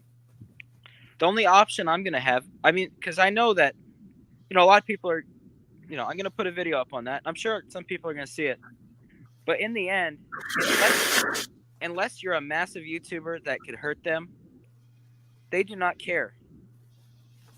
No, they don't. The only way to get a hold of them is if you're big enough on Twitter and you tweet to them. That's like the only way you can truly get a hold of YouTube themselves. And And then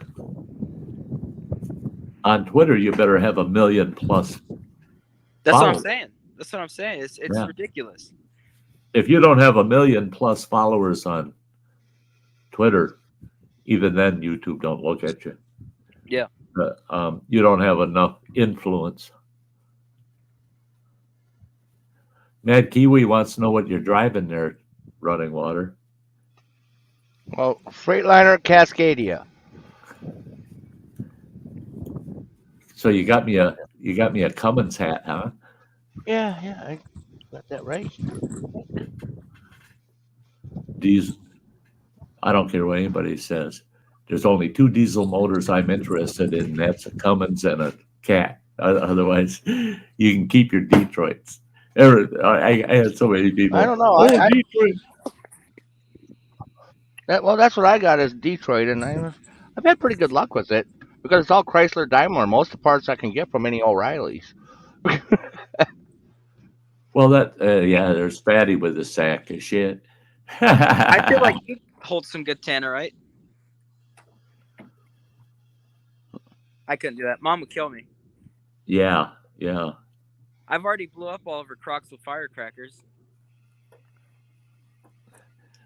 One thing, Running Water, Freightliner, it's always been my baby. I've always preferred the Freightliners. The Detroit, I don't speak of Detroit engines today because I haven't been operating one. I don't know. I don't know the quirks or the bennies of today's Detroit. But the Detroit engines of the 80s, fuck them. Mm-hmm. I don't care what anybody says. They suck. Don't dare run your tanks below a quarter full. The slightest bit of sludge or dirt or anything come out of that tank, clogs and filters up, stalls your fucking truck. Guess what? Not only do you have to change out, and my Detroit motor that I had in the International Transtar had 3 fuel filters on it. You had to change all 3 of them suckers out, right? Brand new fuel filters. Fill them tanks up to about half full and let them sit for 2 hours before you even allow any fuel pressure, because you don't want any of that crap getting those new fuel filters. You're changing out 3 more. Let it sit for a couple hours. Now, guess what? You have to pressurize the injectors on the son of a bitch for it to fire. It doesn't pressurize the injectors on its own. You have to actually get out there and using air pressure, actually push that fuel to those injectors. I sat on the damn road for 6 hours trying to get a goddamn Detroit diesel running because I ran it below a quarter of a tank and clogged the fuel filters up. And what it does is it'll end up drawing air into the injectors. Now the sons of bitches won't draw fuel unless you pressurize that fuel behind the injectors and push that fuel through to get it to the injectors. You got to pre-pressurize your injectors. So Detroit really pissed me off. Yeah, the newer ones, they got so many fail safes on them that, it's like you run out of fuel, it won't even let you try to start it. Oh yeah. It's like, nope, you're done. I can't feel my hands or my feet, so I'm gonna go in. But oh yeah. I'm sorry. I brought this drama. I don't like doing that, but I haven't been on in a while. We gotta have a little drama every day of our lives. Yeah. I bought a gaming PC for editing, and I don't have a webcam yet because my other computer had a webcam, so I can't join on that anymore. But I'm gonna go in. I'm pretty cold. You betcha. Hey, I enjoy seeing that you're up on PlayStation playing Rocket League and the like. Well, if you ever want to play, I got a PS5. I just got a PS5, so we're Running Water and I are getting PS5s this week. Well, I went into Walmart for Black Friday and they had one with God of War sitting right on the desk, so I just bought it up. See, Running Water got a couple of them, and they're on what they call a December event. And the event is over. People that order them are the only ones getting them. And there's only 4 days that you can pick it up at the store. Then I find out I can't go in the store to get it. You got to get it. You got to sit outside, and they come and they check you out, make sure it's yours, and then off Really? they go and bring it out. But they said they're real strict about pickup on the PS5s, because if anybody overheard your conversation, they're going to be there and say they're you. Yeah. And they said, "Oh yeah, okay, shit." They said make sure to have your driver's license handy, because they're going to want to make damn sure you're who you say you are. I said, okay. Yeah, well, yeah, and it's not got barcodes that come across on the confirmations and everything that they're going to probably scan. That's So it. I'll is- make sure to get all that to you. So If you you've got get that everything to you me, I need. can print the fucker off. Because if you got a hard printed copy, they'd love that shit. Because they just go, "Oh wow, beep, yep, that's you," and they go get your shit. But I mean, when I bought my kayak, I ordered it online. They said, "Yeah, it's available to pick up at the store." And I went to the store. It took me 45 minutes just to verify who the hell I was walking out the door with that kayak. They weren't going to let me leave that store until they knew damn well I was the right guy. And so with the PS5, yeah, I'm going to set a little time aside to pick it up. Well, just if you're ever on or anything, just I can play whenever. So I haven't played Rocket League in over a year. well, I've got it, but I haven't played it, So I Okay, should well- get on there and just play single player for a while, just to warm up a little. I was never good at it. I was good at swearing a lot, but I wasn't good at. I'm pretty good at it now. I'm Yeah. I don't know if you know the ranks, but I'm like Diamond 1. which Holy shit! It's not too bad. My friend's a champion or grand champ, but Crazy Ann and I played a lot together, and all it was swearing fests. do you have And- the Hunter Call of the Wild? No, It's a really realistic hunting game, and it's pretty fun. Mhm. It's multiplayer too. huh? Is there friendly fire? Friendly Nope. fire? Sadly. Can you shoot anything out of his deer stand? Come on, Well, I'm on. just thinking. Well, accidents happen. You know. Yeah, hunting accidents. They should incorporate that into that game. Don't be going after my buck. My brother-in-law right in the back. With I've my tried shooting my shotgun. hunting dog a while, but it doesn't let you get rid of your hunting dog. So No, Mm. well, I gotta go in. I literally can't feel my feet. you bet. Get out of here. Go All in, right. warm Yeah. up, pal. Hey, your I'll see ya. Thanksgiving pictures. I love them, man. You guys had a good Thanksgiving. We'll see you, buddy. All right, I'll see you. Love you. Take care of yourself. Yeah, it was good having Nick up for a while. Yeah, I was gonna say, do you have the Walmart app on your phone? What do you mean, the Walmart app? Yeah, I shop on Walmart on my phone. Okay. Well, I was I gonna pull say, Walmart up and it tells me what's in store and what's not. I can Yeah, well, order on the phone. well, I was gonna say later after the stream, before you go pick that up, I can give you the login stuff for mine, so you've got that app access, right there, so you can show it right on the app that I'm this person too. If they Yeah, need that. I won't need it, because if I get the confirmation and print it off, that's as long as they can scan the barcode on it. Okay. Because I know there's like a check-in, before you arrive, there's like a check-in thing. Oh, you'll have to do that. Yeah, and I don't know if it's location specific or not. So, it'd be kind of weird if I'm checking in from California to pick up in Ashland. Oh, if it's GPSing your location, Yeah.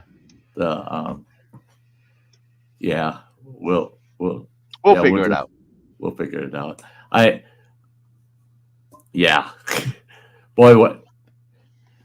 After I pick them up and I open one up to set it up, I'm shutting my phone off. The computer's going to be shut down. There's not going to be a single distraction in the house. Well, I and that cooling stand should show up by Thursday. oh, cool. I'll have everything else set up. Just hook up the cooling stand, set her in place, and she's good to go. I like that cooling stand. It's got the charger for the controller. And and then it's got the slots for your disc games. Also, I think it Yeah, can you can hold put like 10 games on there, or whatever. and then didn't it have a like a rack thing that you can put on there for hanging your Yeah, your headset? headset. Yeah. Yeah, that's sweet. That's sweet. I went and I put a power strip, you know, protect surge protector strip in that line to that corner of the room of mine under that new cupboard thing I put in there. It's all set up, ready for plugged peripherals up, you know. the the I got Ethernet cable sitting there ready to go. It's already plugged into the PS4 and it's over to that, ready to plug into the back of that PS5. Marry the two together. Yeah, Yeah, it's because an if I easy remember right, process. it comes with one of those. Was it the 4.1 HDMI cables? So Uh-huh. depending on how fancy your TV is, I don't know what your specs are on your TV. Yeah, If you got 4K or I any of don't that, have 4K, but oh, you then it won't use it. matter. Yeah, but you use a high end cable Mhm. and your TV only sees what it can see. It Right. might be sending it a lot more than it can deal with, but the TV don't give a shit. It's only going to look at what it can. the that frickin' Skyrim, man. I tell you what, I have come to the conclusion last night. Well, this morning at 3 o'clock in the goddamn morning, I came to the conclusion that Skyrim is it's another life. Mhm.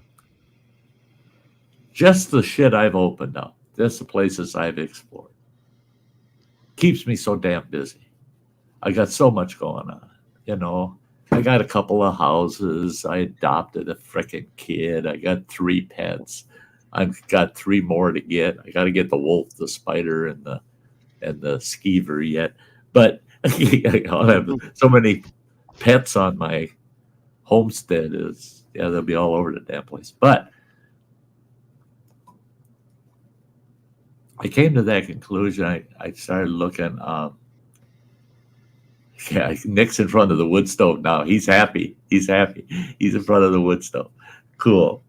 But I realized last night, I can't remember where it was. I can't keep the names of all these locations glued in my head because there's so many.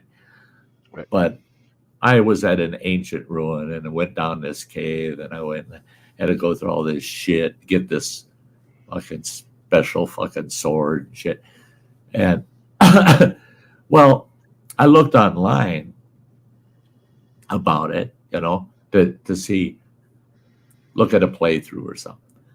All the fucking playthroughs on it were 20 to 40 minutes long. And I'm like, what the shit? So I saw one that was only about 4 minutes. And I thought, I'll watch it. I played it. All it is this guy saying, I hope you got an hour or 2 on your hands. Oh, shit. So I started that like a damn fool at about 1 o'clock. And at 3 o'clock in the morning, I finally got through it. And I realized I've located so many different places, but I haven't gone through them all. I haven't cleared them all. I haven't done what you can do at each location. So I found a video on YouTube. The son of a bitch is 3 hours long, and I'm an hour into it. All of the locations that can be found in Skyrim. Oh, Lord, have mercy. You get them all. He showed a completed map of every possible location. You can't see the terrain. No, all you see are locations. It's all just thick locations. The problem is over 60% of them are hidden locations. They won't pop up to say, "Oh, I'm here. Come and find me." No, they don't even. You got to find them, wandering around out there, Yeah, But or you have to hit certain prerequisites for it to pop that up. to pop You up, yeah. won't find it by accident. That No, you got to be at a certain location to find these other locations, because these other locations ain't going to show up. So it's. I decided. Mom's out here with Christmas music, or I would join. Yeah, don't blame you. Hey, I did that the other day. The new God of War. Um, oh I'm. yeah, Ragnarok. That's coming with the system. Ooh. Is it? Yeah, yeah. So, You get a download code for it with the system. are you kidding? Yeah, Oh my Lord! yeah. God of Running War water. Ragnarok. Yeah. Oh, I've played all the God of Wars. I'll tell you what. The one I had the worst trouble with was the first one. Yep. That was the hardest one for me. There's that one spot where all you got to do is jump over this hole in the floor that's got spikes down in it. Hmm. And you got to hug the wall. Literally, you got to be up against the wall and you got to run to it. And literally, it's a fraction of a second from falling into the pit. You have to jump and you'll make it across, but you got to jump at a 45-degree angle. Otherwise, you're going to go down in the pit. And I tried for a full day trying to get across that damn pit. And my grandson, he told me, he says, "Grandpa, try this, try this, try this." And I kept trying all this shit. And he goes, "No, you just ain't doing it right. You just ain't doing it right." And I started counting the attempts. 37 attempts. I tried jumping across that pit in one play. That little brat, he was only about 7, 8 years old at the time. He says, "Can I try it once?" I said, "Yeah, have fun. Keep trying. You get across, boy. Don't jump back. Just get across for me. Don't go anywhere. Just get across." Second try, that little bastard got across that pit. But I had more trouble in the very first one than I did in all the others. They are tough. They can be tough. They can be tough. But they're pretty good. They're pretty good. Hey, Justin, enjoy your dinner. Love it. Oh, that's the same bundle that Nick got with the Ragnarok. Yeah. What?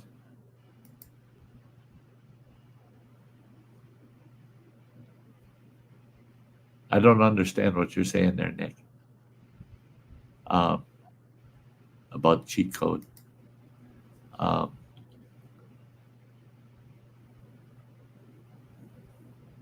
Oh, my grandson had the cheat code. No, that he's my cheat code. I get it. Yeah, yeah. Hey, I need a cheat. Come over here, kid. Get me through that. I don't have that anymore. I lost that cheat code. That's the thing too, is in Skyrim, I'm waiting until the PS5, but I want to create the Skyrim save that's got mods on it. There's hundreds and hundreds and hundreds of mods out there, and I've been looking at so many of their mods, and some of them are pretty interesting. Pretty interesting. So I'm going to try some of their mods after I get the PS5.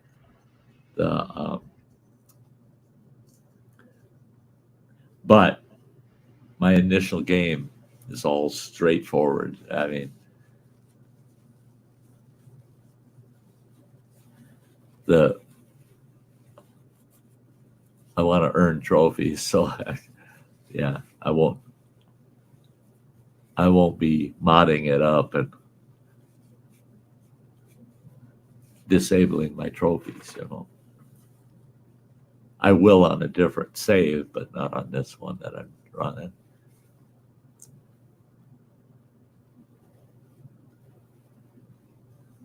But that's a nice thing with that, is I can save multiple characters and play different characters under different games. Can't do that in Skyrim. I mean, or wait a minute. Yes, you can. You can't do that in. You can do it in Skyrim and Fallout 4. You can't do it in Conan Exiles. That pisses me off. Conan Exiles. It's a one game shot. You can't have multiple games saves. Like you got one game save where you got a chick character, one game save where you got a guy character. You can't have two different in the same location, exile lands. You can't have two exile land saves. That I don't like about Conan, is I'm not able to have multiple games, you know. Hey, Dutch Prepper, good to see ya. Good to see ya. But yeah, I talked to my youngest boy yesterday and told him that Running Water and I are getting PS5s. He wants one. He really does. He doesn't let on as much as he used to about how bad he wants one, but he does. He really does. But he's holding out for a PS5 Slim. No, he's holding out because of the investment. I don't blame him a bit, and I'm actually proud of him for holding off, because he's saving up money so he can move next summer to a different home here in Ashland, because he's driving over 80 miles a day round trip just to go to work. He's got 2 hours of travel per day, plus he's working 8 to 10 hours a day. So might as well be a truck driver. And yeah, he might as well be, and be making some good money for that driving time. Well, I told him, I said, God Almighty. He said, Dad, he says, here's what it costs me in gas. And he told me what it costs him in gas per month. I said, you could get an apartment here in town for that. That's the rent. You can get an apartment that includes freaking utilities for that. Yeah. That's why I want to move back to town, he said, so that just what I save in gas, I can afford rent for a decent apartment. I said, yeah, you sure can. You sure can. So, yeah. Can you hear me all right? Yeah, hear you just fine. Okay, because I got this new Rad McNally headset, and my other Bluetooth died on me. That's coming in good, yeah. Oh yeah, Nick. That's what I've heard. E-Waste Mike complained about the controller because it's got like a double click on the triggers on the L2 and R2. There's like a double click. You can go down, but then there's a second step to it. He said he hates it. It drives him nuts. But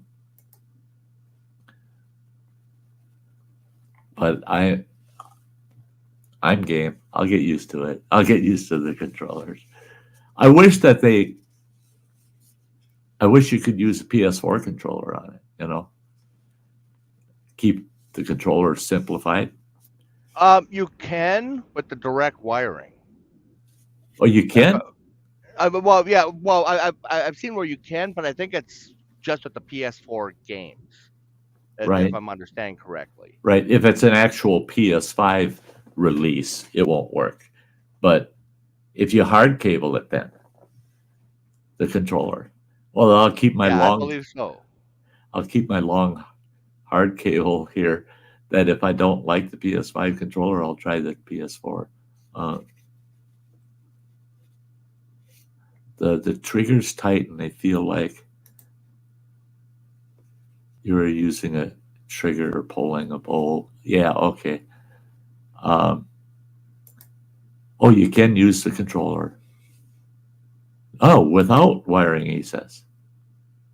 Right. Yeah. You plug it in to sync it with the Oh, PlayStation. yeah, With yeah, the yeah. and You got to then do that with PS4 too. If it's a different controller that's never been used on it, you got to hardwire it the first time you use it so that it'll sync.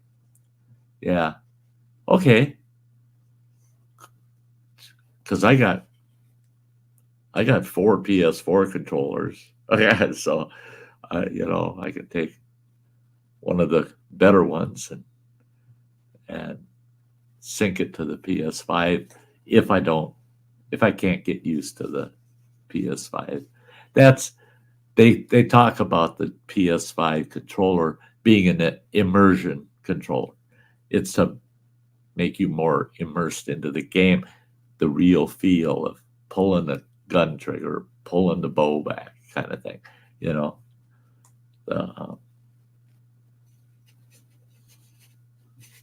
and he says that some games he uses the PS4 remote. Yeah, I get it. Yeah, makes sense.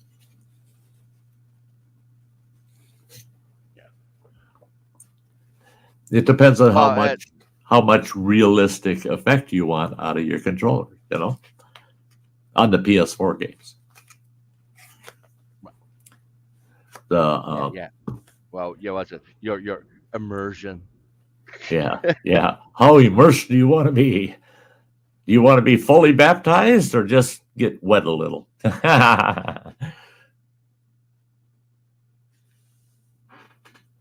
Yeah. Well, yeah. Something else I had ordered. It was just a cheap little thing. But it's a 2-pack of the silicone controller wraps. The skins that go over the controller. There's a green camo and a red camo, so you can have the green one. Oh, awesome! And I'm going to have the red one because I don't want to lose my controller. That's it. Is you got that red controller for the PS4?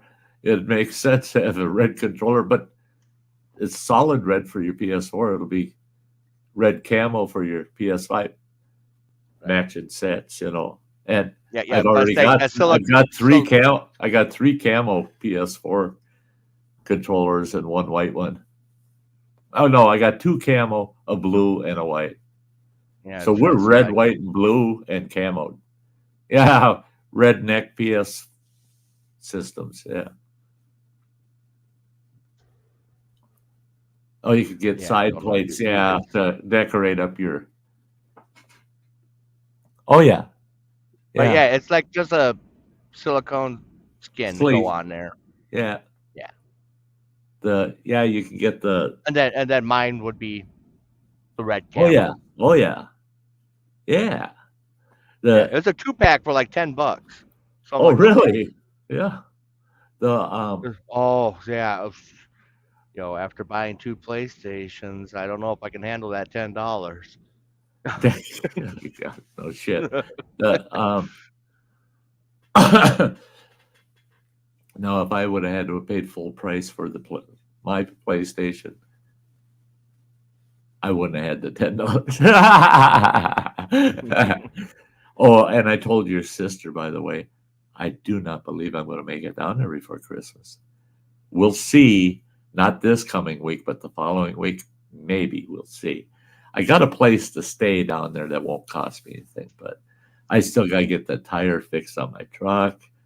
I got to figure out who I want to fix it because we lost our best tire place, Baytown Tire here in Ashland, and I don't want them doing any work on my vehicle because I seen them the other day. They had 2 vehicles sitting out on the street, and the plows had to go around them, so they've been sitting there since the last snowstorm.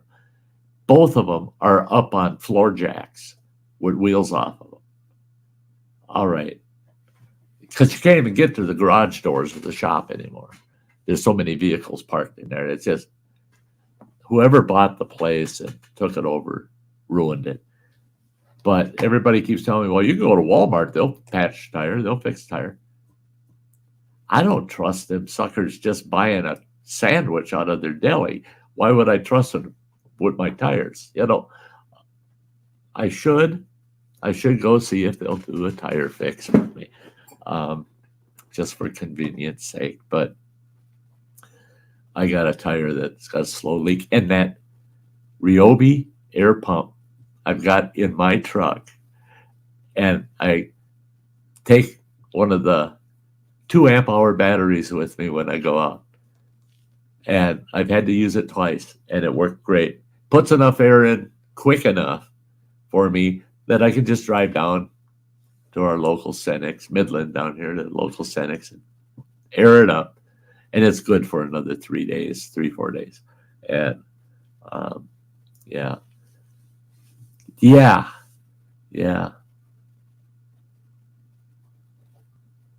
The Walmart, has a thing for not tightening lugs. Yeah. Yep. They also are asses. I took a rig in their pickup truck. I bought a set of new tires, and I wanted them mounted, balanced. Well, I came in to get the tires. They got the truck in there, got it up on the hoist. Guy popped the caps off the wheels, and he goes, "Oh, we got a wheel here with a lug nut missing." I said, "Replace it, put another lug nut." "We don't have lug nuts." I said, "Okay, then just put the 4 frickin' lug nuts back on, and I'll get a lug nut down at the local garage." He goes, "No, we won't. We won't touch your truck. We're not doing the tires. We can do the other 3, but we won't do that one. We won't even touch it because you're operating it unsafely." Oh, you can kiss my ass. Kiss my ass. I'm not here for you to do a mechanical determination of the quality of my vehicle. I'm here to get fucking tires. Period. Nope, won't touch it. They would not fucking put those new tires on my truck. So guess what? I told them, I said, I'm getting a hold of the card company. I'm reversing the transaction.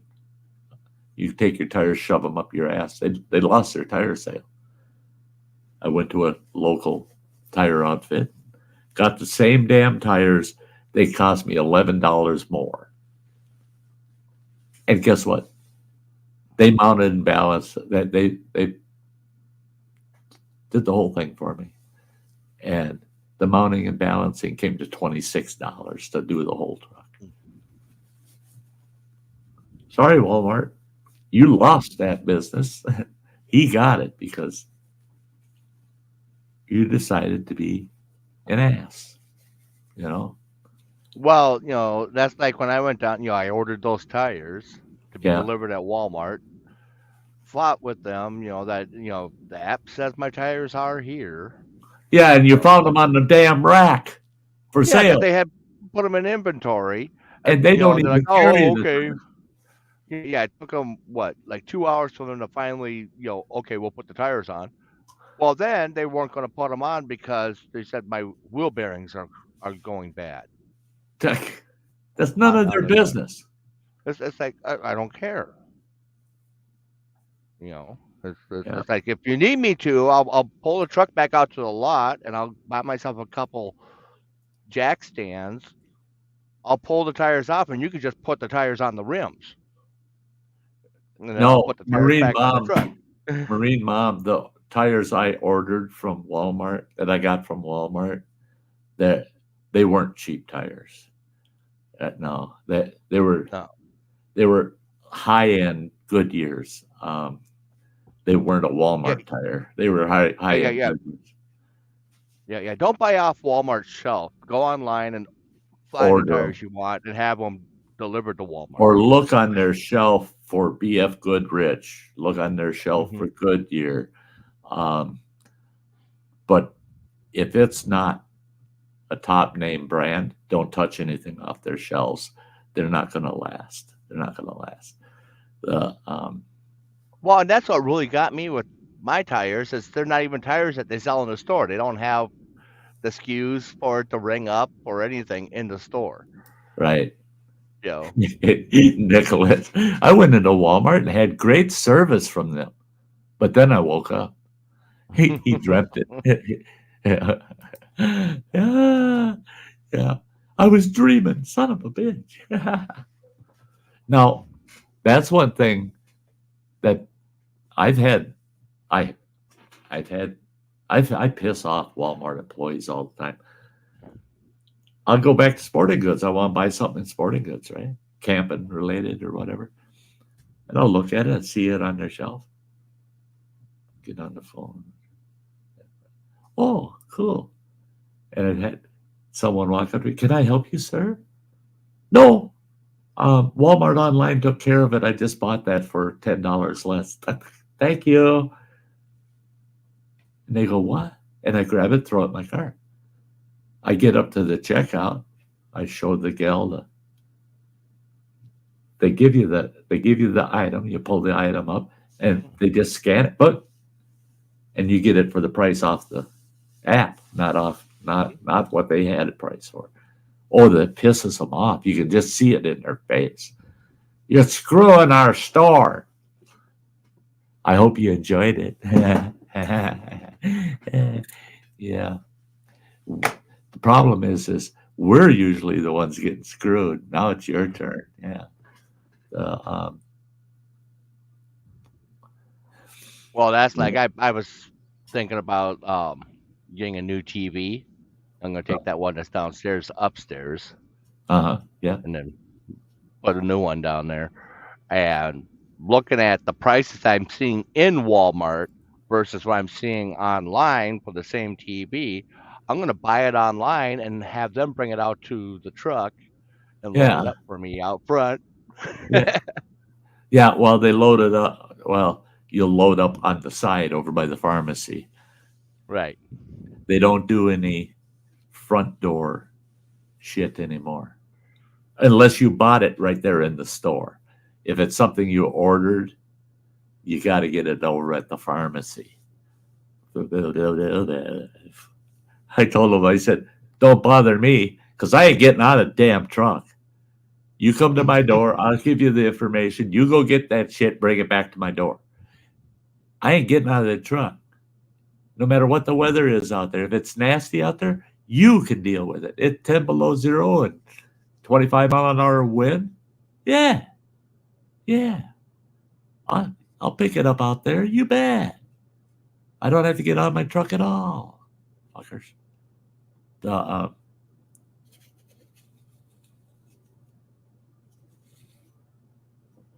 Yeah. Yep. You're right, Nick. You're right. It bothers them, but it doesn't affect them.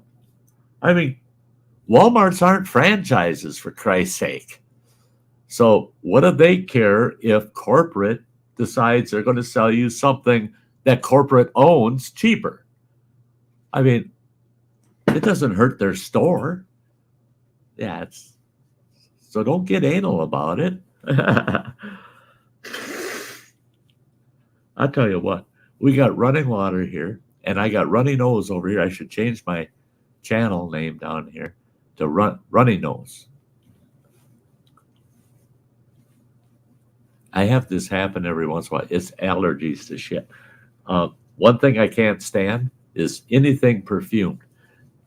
I tried scented candles. Oh no, I'm sneezing, runny nose for days and days. It's because of the scented candle. Air fresheners that you would put in the vehicle. Oh shit, no. I'm sneezing going down the highway, blind half the time because I got snot drag up in my face. And air fresheners, sprayed air fresheners, sneeze and runny nose for hours and hours afterwards. Sucks. I don't have that happen when I'm outdoors. Oh, I do if I'm in a bunch of weeds, knocking weeds around, the pollen and shit off of them sets me off. But Febreze, yeah, I get I get sneezing fits from Febreze too. Mm-hmm.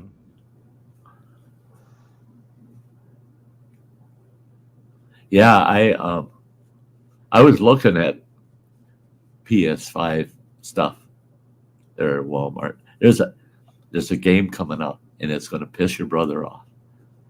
That I'm saving money for. I'm going to put a little aside, and I'm going to get that sucker before the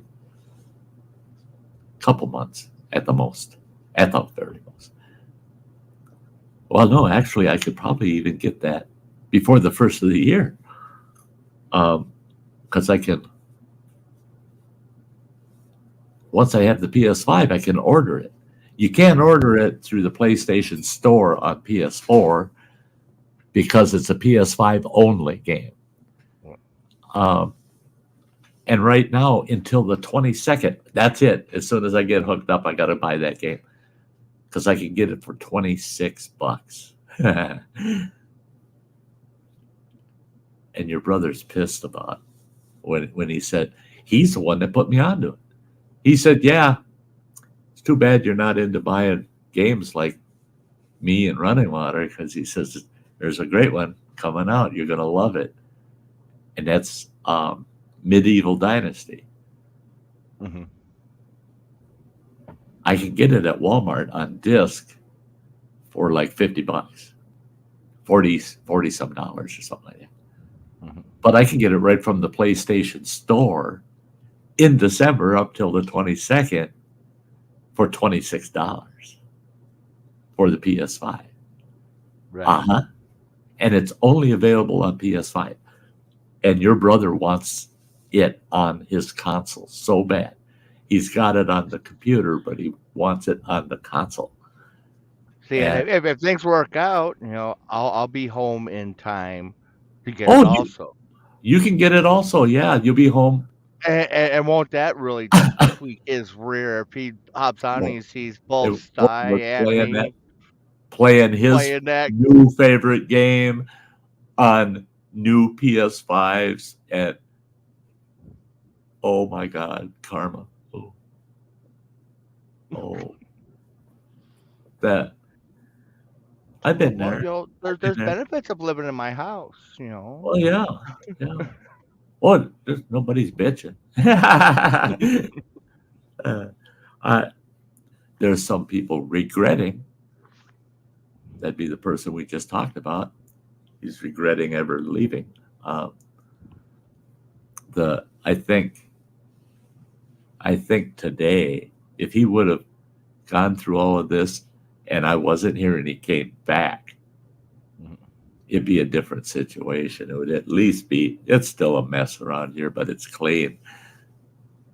I think the kitchen, everything, yeah, I think he would have changed his ways a bit to stay. He bit off more than he could chew.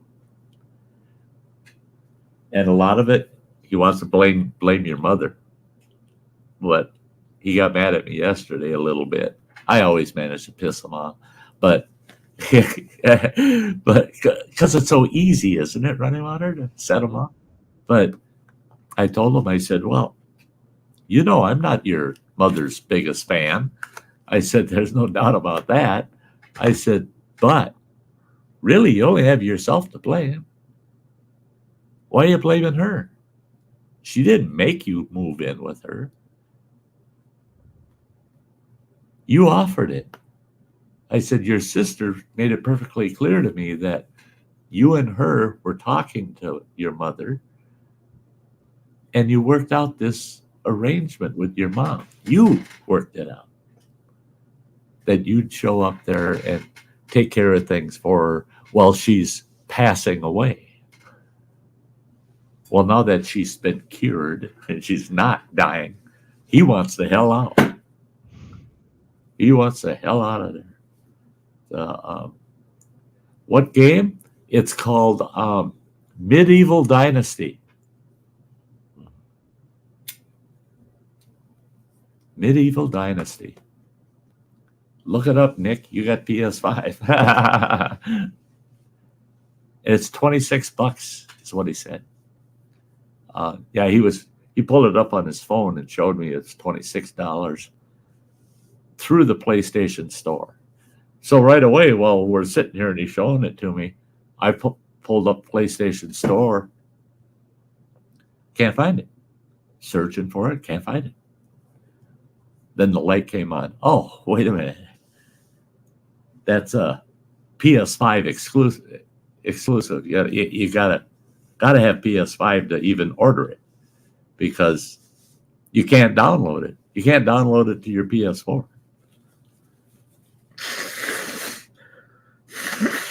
Now, Running Water, are the versions we have coming? The versions we have coming, are they digital or disc? Disc. Oh, they are disc. Mm-hmm. Oh, I told Joe they were digital. Oh no! Oh no! He's gonna be old. That's gonna be frosting on the pissed him off cake right there. He says, "You know how much money you're gonna have to spend to get an external disk drive for that damn thing?" Now I do. Now I know how much it's going to cost. Well, yeah, I mean it was what, like a $70 difference between the digital and the disc. Yep. I'm like, yeah, I saw at Walmart the price of because they're empty, the shelves, but the prices, they're about a $70 swing. And to buy the external disk drive, Joe said they're $90, $89. And I said, oh, so you're saving $20 if you buy one that's already got the disk drive in. Right. Yeah, just gotta make sure you put the disc in the right direction. That's something that has come up on a lot of people. That the label has to be facing towards the black part of the, Yeah. Because when you have it vertical, people are thinking, oh yeah, I should put it in so the label's towards the outside of the system. It's like, no, it's backwards. Yeah. It's actually reading from the opposite side. Right. Yeah. And I saw a video too. I like the videos. These guys are hurrying up, getting them out there on little quirks about the PS5, And little the one video things.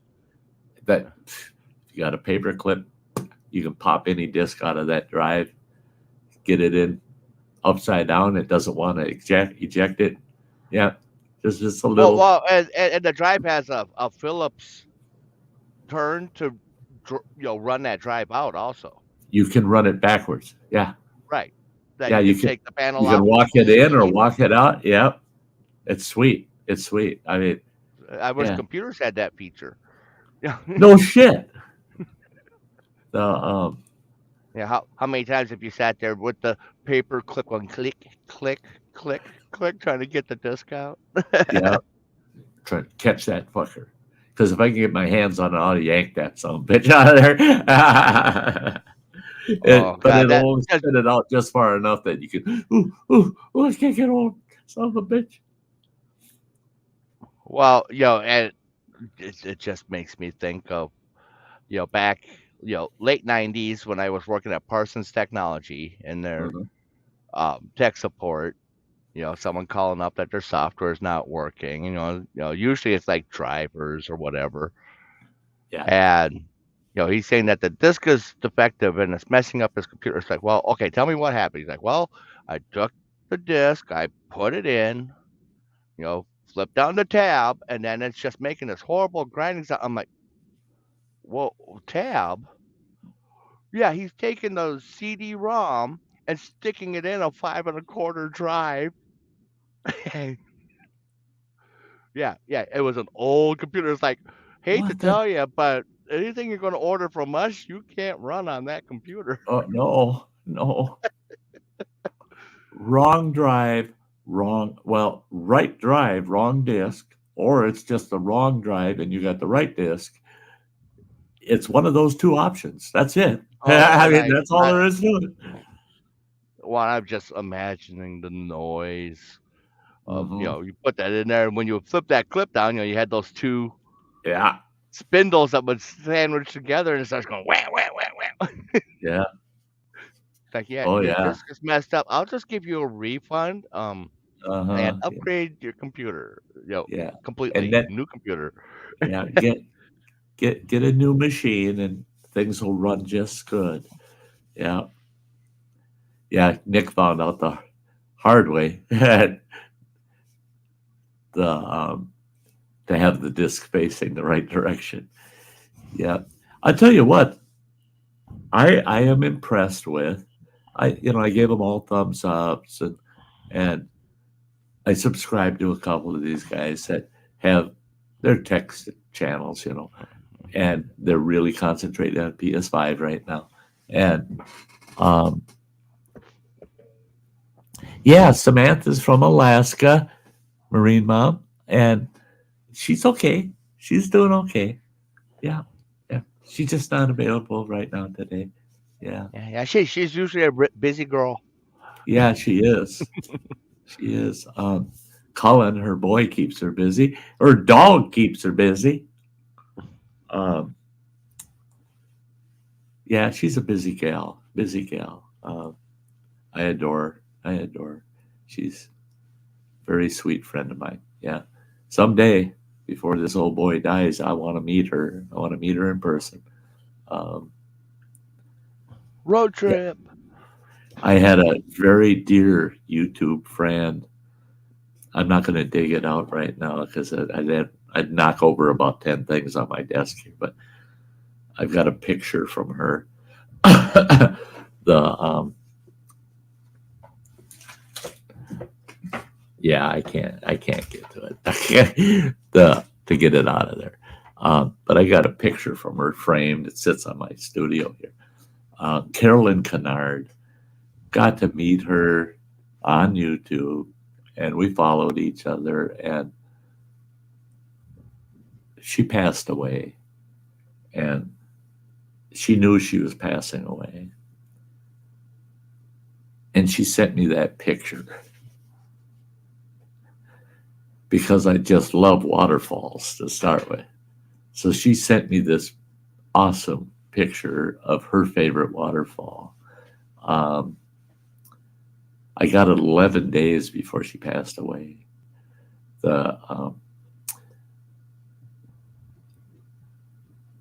It was kind of a bittersweet kind of friendship because she spent 11 years fighting cancer. She fought it for 11 freaking years. And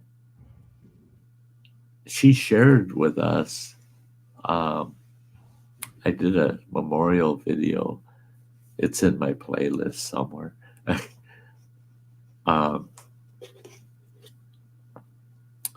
For her, and you can see the progression. She was a beautiful young lady. She ran in marathons. She loved running these long distance marathons all over. And then she was diagnosed with cancer, fought the cancer, ended up with a different cancer, fought that cancer. And you can see the transition, the loss of her hair, the bloating, the weight gain, and then the extreme weight loss, and back again the weight gain, and the effects of all the treatments she went through. She got to the point the last 3 years, every treatment she was going through was experimental. She had used up all conventional methods of fighting her cancer. So she started doing the experimental treatments. You got something new you want to try? Try it on me, she'd say. And it would make her so sick. It would make her so miserable. But she was, like Nick said, she was a fighter. Oh my God, was she a fighter? I just wish she was alive today. That I would have been, with what I went through with cancer, if I could have talked to her, I know I wouldn't have gotten as down as I did about it because she was so tough. And she had the warmest, biggest, loving heart of anybody I've ever met in my whole life. She didn't want sympathy from anybody. She didn't want anybody feeling sorry for her.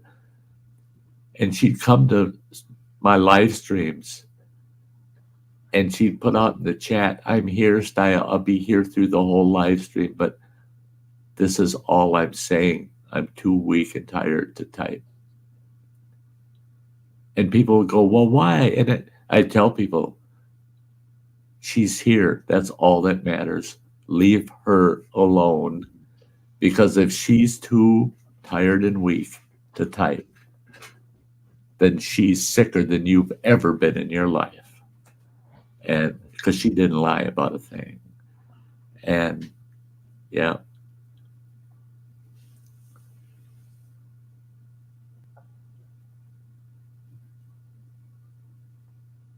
Yeah. Well, see, that's it, is with her fighting spirit, she could help. Just the way she fought her cancers. She would have been an inspiration to anybody fighting cancer. She would keep you in the fight. She would say, you ain't giving up. Look at me, she'd say. And her absolute favorite holiday of the year was Christmas. I've got some of her photos of her family Christmases and some of her favorite photos of Christmas. She sent me a ton of photos. And I look at those and she was amazing. That one Christmas she was so sick. There's no way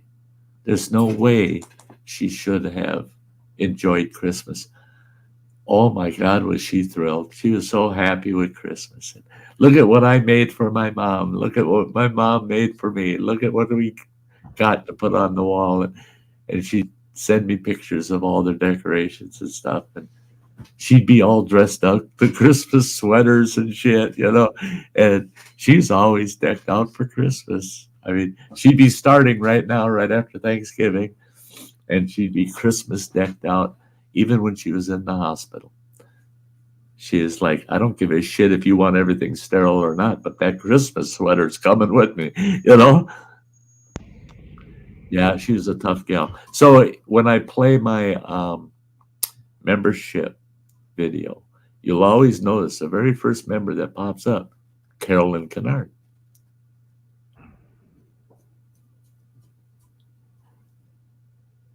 She's got a lifetime membership. She's got an eternal membership to my channel. Her name will never come down off of that membership, and it'll always be the first name up. Hey, Tim, it's good to see you. Good to see you. Yeah, it's sad that she's gone.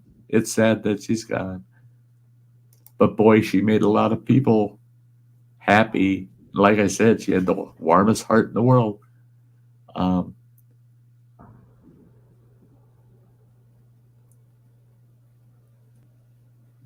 Yeah, it does. And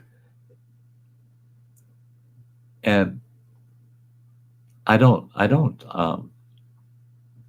take no pride in it or credit for it. I don't. It does make me feel good, though. I've had people say to me, Sty, what you went through with your cancer, and what you told us about it inspired me to not give up, that life's not so bad, that you can get beyond things. And I just like, okay, okay, I'm glad. Makes me feel good that me going through that might have helped somebody. It wasn't helping myself. I was helping somebody else. Yeah, I'm good with that. Thanks, Marine Mom. Yeah. Hey, look at there.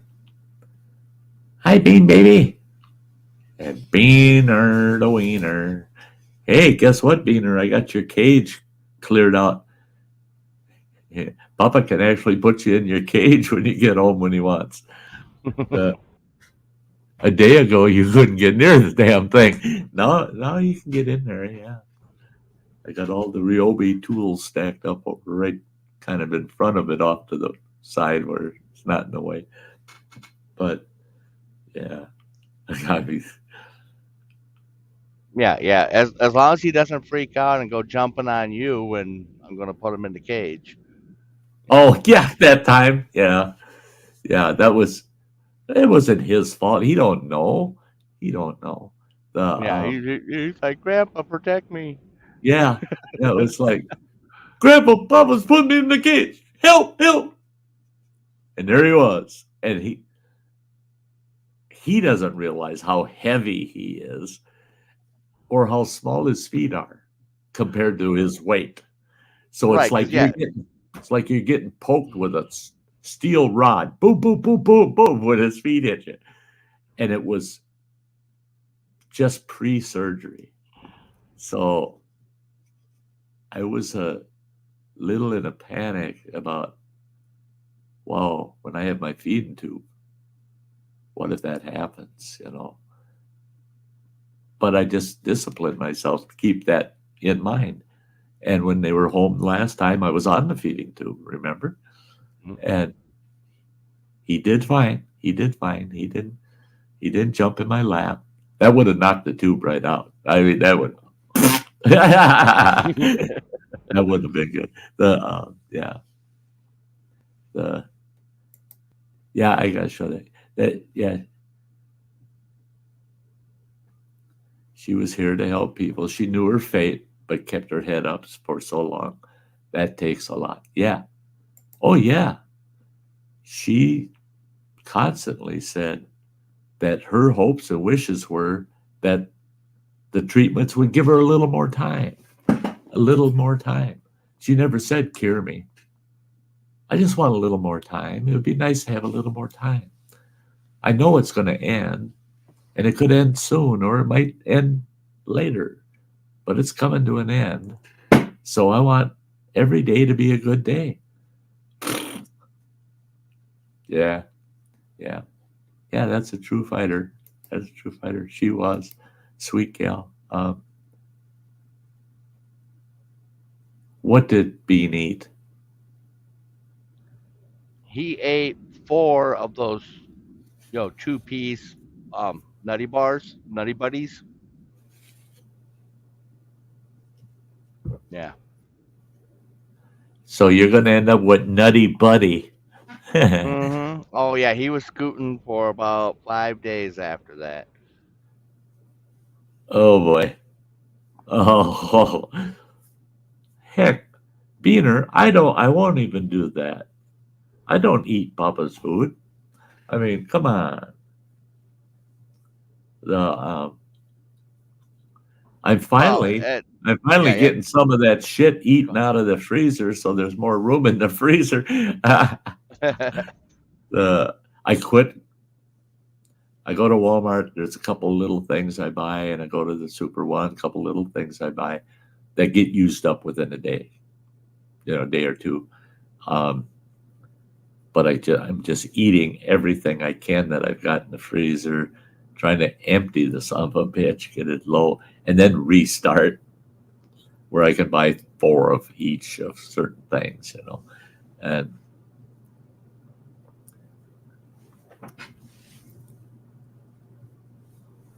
yeah, Nick, that's it. When I've been bad, my pets have always known and come to me. Yeah, that's the thing with pets. They can tell if you're feeling ill. They can tell if you're just feeling bad about things. They can read your persona and your physical situation quite well. I mean, it's amazing. Yeah.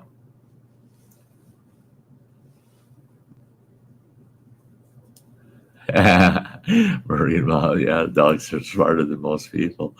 I know. Yeah. My dogs were that way. They were sharp. Boy, they knew everything about me. They could read anything about me. They could read my temperament. They could read my how I was feeling about things. They could tell whether I was sick or not.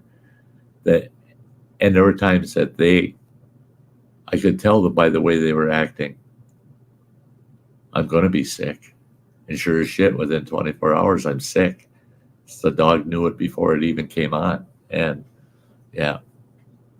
And Nicholas says, even my chickens know. If it wasn't for my pet turkey, Tom, I don't know if I would have been here. It's crazy to say that about a pet, but it's true. Oh, yeah. Yeah. Nicholas had an absolute special friendship with his turkey, Tom.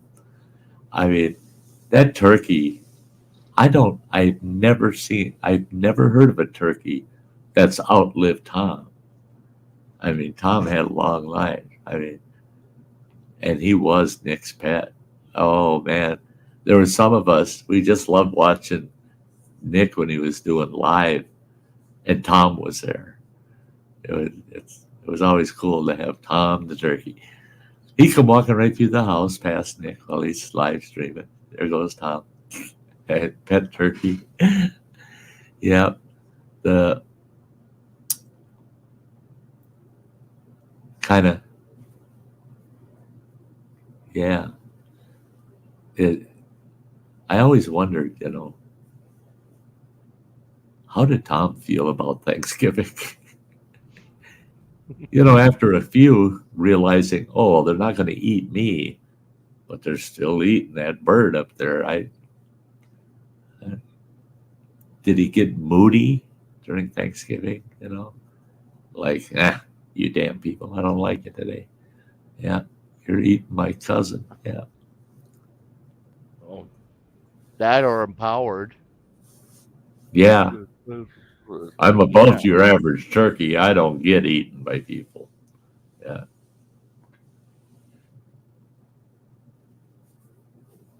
Yeah, Marine Mom, she doesn't know about chickens and turkeys.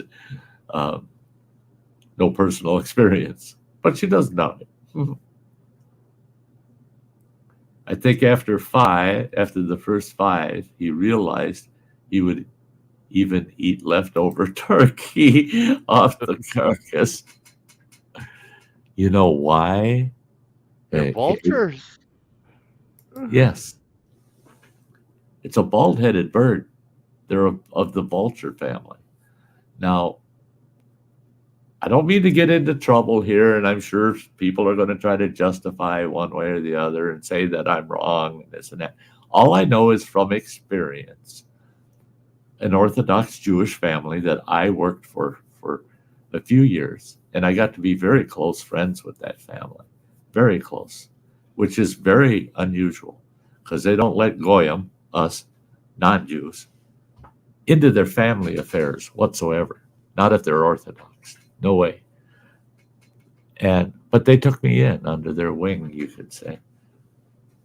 And they always had prime rib for Thanksgiving. Always. And I asked the grandmother in the family, the matriarch. She was a Holocaust survivor. She actually had her serial number tattooed on her arm. That old gal and I would sit and talk for hours and hours about World War II. She was such a wealth of information. But they always had prime rib. And I asked her, I said, why don't you guys have turkey? She goes, I know that Al, he was my boss, her son. I know that Al and Bill, they eat turkey all the time. They're eating turkey at the store, having turkey sandwiches and roast turkey and potatoes. She says, but they're not having it at my house. And I said, why is that? And she said, if you're Jewish, you are not to eat any animal that that's carrion, something that eats other dead animals, like vultures. I said, yeah. And then the light came on. I go, oh. And she goes, yes, a turkey is a vulture. It has a bald head.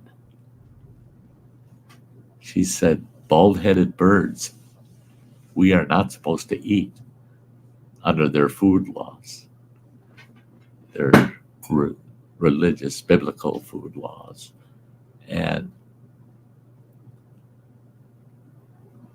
I had to respect the old gal. She's trying to follow their food laws, but her family outside of the house were chowing down the turkey, man. They're chowing down the turkey. And I used to get into discussions with people, and now I have fun with it sometimes. If I'm in a group of Catholics, right, and it's Friday,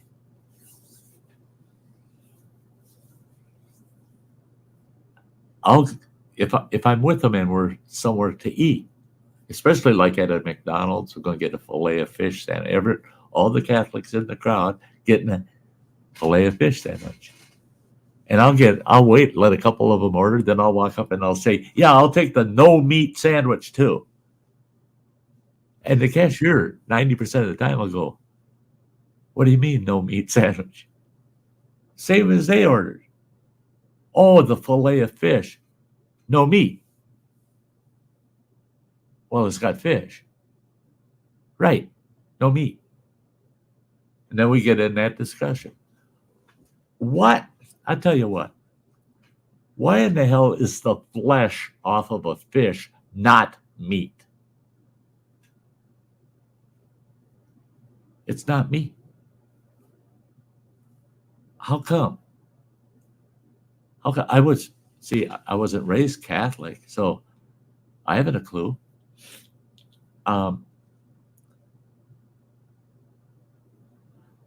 But everybody called that meat in my world.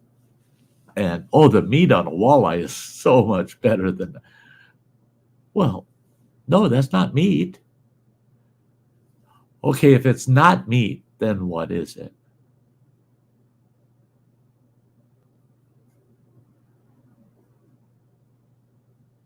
All right.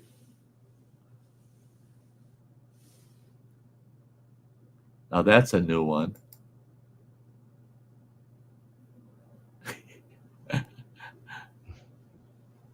Elon's Musk. Elon's Musk. Woo! Oh, Elon's Musk came in the house. That's pretty cool, though. That's pretty cool. Yeah. Like a turducken. Yeah. Turducken. I mean, how about bald eagle? But they're really not bald. I always wondered about that even as a kid. Why do they call it a bald eagle? Well, because it's got a white head, the rest of the body's black. Well, actually, they've got white on the rest of their body, parts of their body, but the head predominantly is white. True. But they call it a bald eagle because it's got a white head and the majority of its body is black. Oh.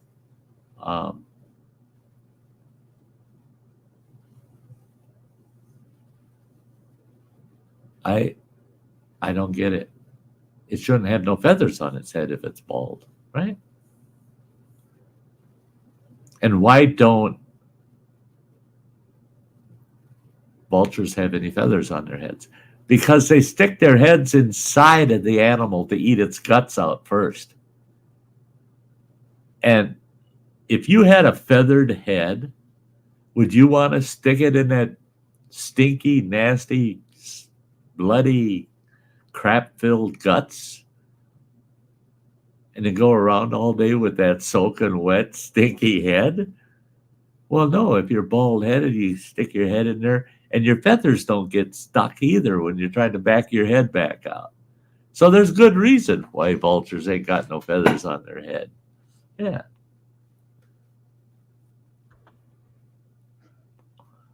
Oh, yeah. A lot of bald eagles there, huh?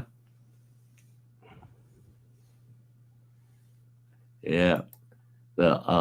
Yeah, that's my question, Marine Mom. What is it if it's not meat? I don't know. I don't know.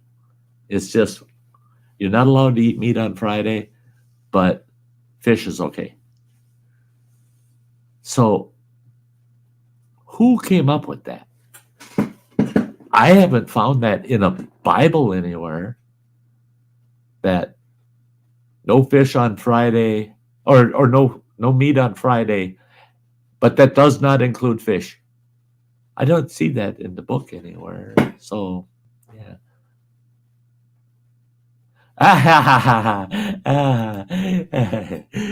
So my dad's had my dad's bald because he eats roadkill. That's good. That's good. Yeah, yeah. That would be a good line to these Southerners that are always talking about. Yeah, we ate possum last night.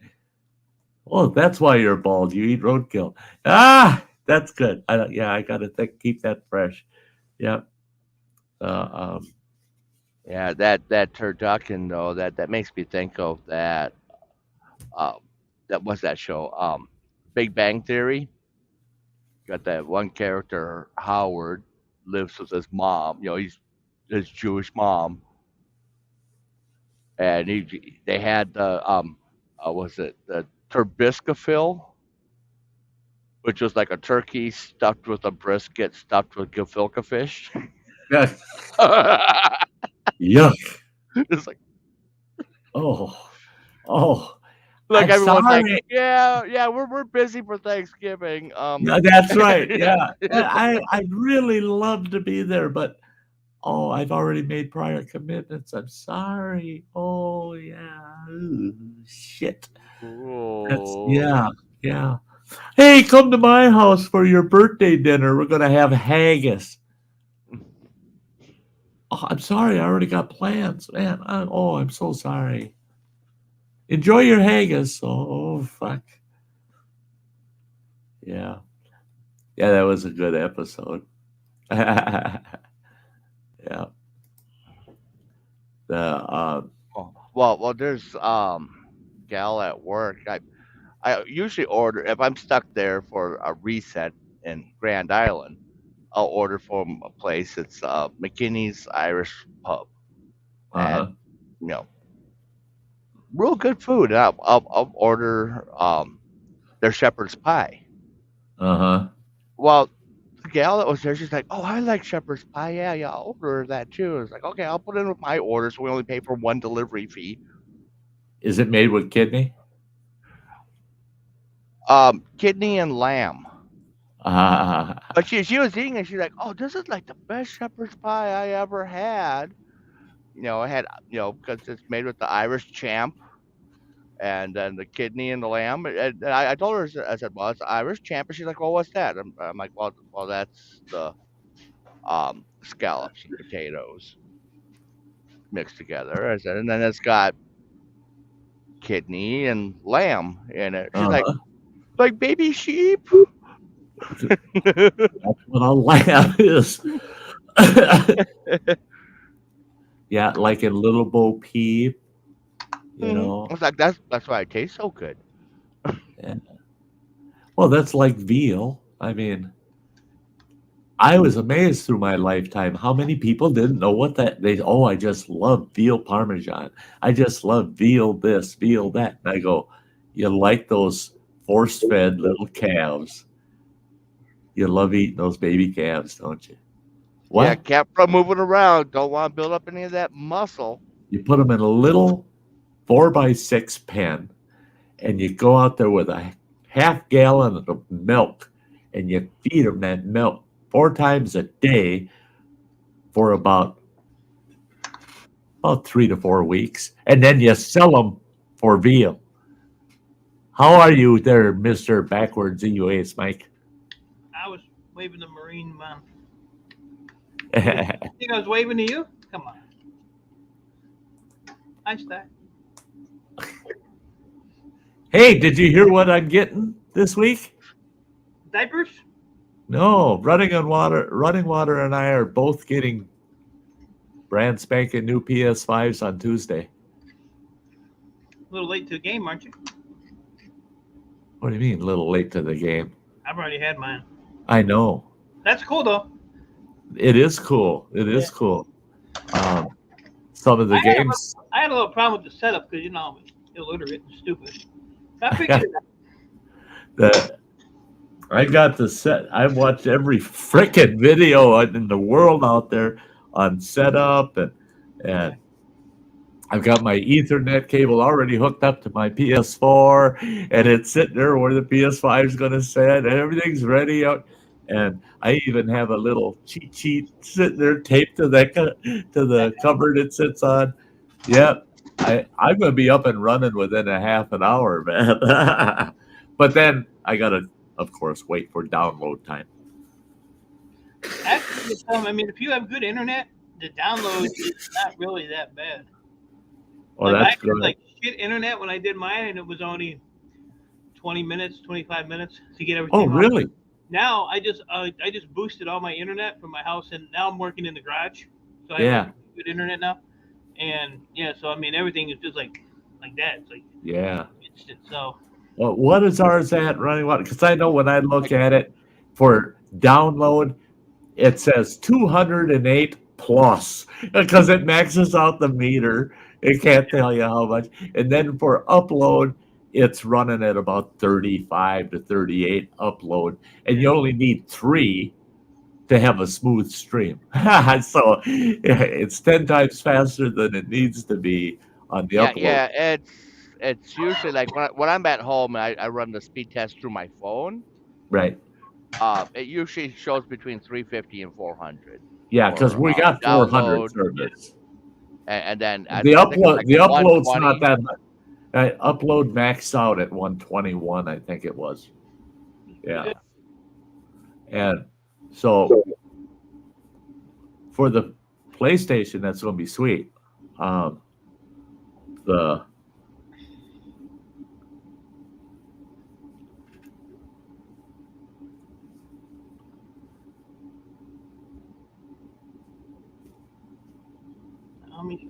Super small stones. Once it would take half the cows out in 12. Yeah. We had a individual raising veal calves just down the road from the farm we had down here, central Wisconsin. And I went there one day, and he had his tractor out there with the big front end loader on it. And he had 12 calves in that bucket, taking them out to bury them. And I said, "What happened?" He said, "Well, hired hand, supposed to care for the veal calves over the weekend, never fed them." And when he got back home Monday midday, he had 12 dead calves. I mean, that's all it takes is a couple of days of them not being fed, and it kills them. They get sick right away. They just get sick. They die so easily. The best veal operation I saw, I mean, that guy had heaters over each stall. The calves were, they could actually, it's like big doggy doors. They could go out the barn, and they had a little 6x6 outdoor pen area, and they could come back in to where their feeding station in their base. We called it their nest. They had straw down for them to lay in. That was the most humane raising operation I saw, but it is pretty cruel to think about killing baby calves, for that good meat. But if you want that good meat, one thing that I've only had it maybe 3 or 4 times, there's nothing more tender and better tasted than deer fawns. Baby deer. I mean, if you can get your hands on a baby deer, a fresh killed baby deer, skin them, and you put the whole deer on the spit over the barbecue. Oh my God. It's so tender and it tastes so good. It's a shame, but it's the way it is. I ate Bambi. I did. In fact, the one time out of the 3 times I've had it, the one time it was a set of twins, and we put both of them on the barbecue. Deer got hit by a car. Roadkill. It was a headshot, so the body of the deer didn't get damaged. So claimed it, skinned it out, go to field. Well, we went to field dress it. Pregnant doe. She's got 2 little fawns in her. Yeah, we didn't waste nothing. We took the fawns home, skinned them out, put them on the barbecue, and oh my God, were they tender! Oh, they were good. They were good. But it's sad. It's hard to prep one. I mean, it is.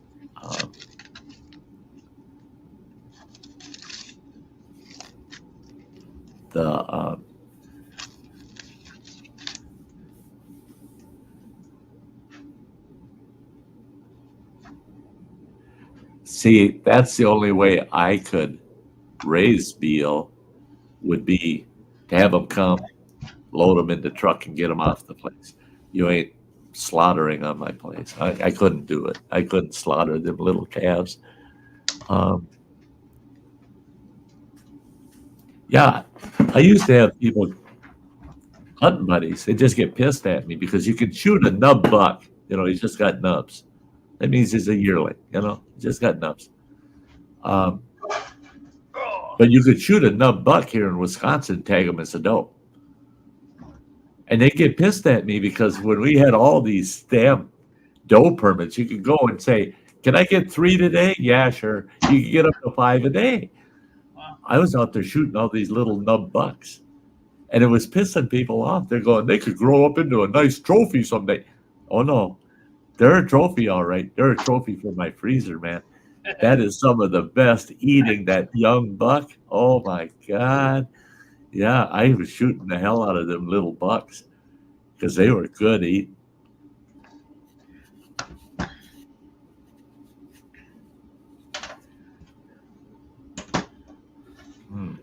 I got all excited. I saw Bean was in Las Vegas, and then I looked at what Las Vegas. I was like, oh. Yeah, you're wrong, Las Vegas. I was going to give him some pointers where to go. Hook him up. Yeah. For most people, they should call it Lost Vegas. Lost. Yeah. Lost my ass in Vegas. Yeah, but yeah, it was Las Vegas, New Mexico. Right. Then I understood the look. Not as glamorous. No, no, totally not the same.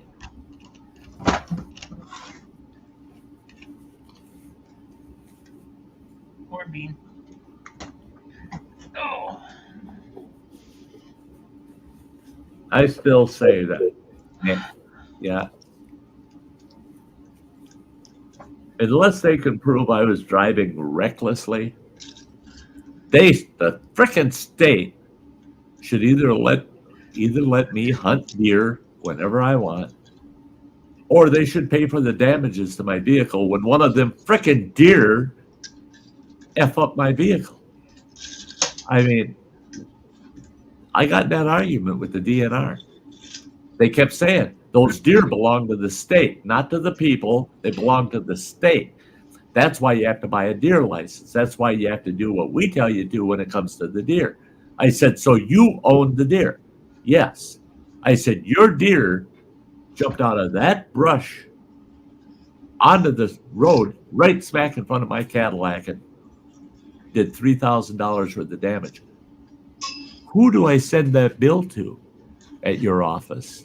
because your damn deer trashed my caddy. If that was my horse and it walked out in front of your truck and you hit it, guess who'd be paying for your truck? It'd be me, because my horse caused the damage to your truck. So why aren't you paying for the damages to the vehicles that your deer keep doing? But all of a sudden, oh, different tune, huh? All of a sudden, well, no.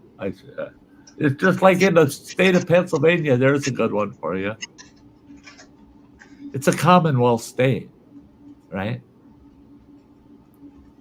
I can't remember what the hell it was, but this fellow truck driver back in the day had an incident, and he told there was 2 cops and an attorney involved in this conversation. I'm sitting there just spectating,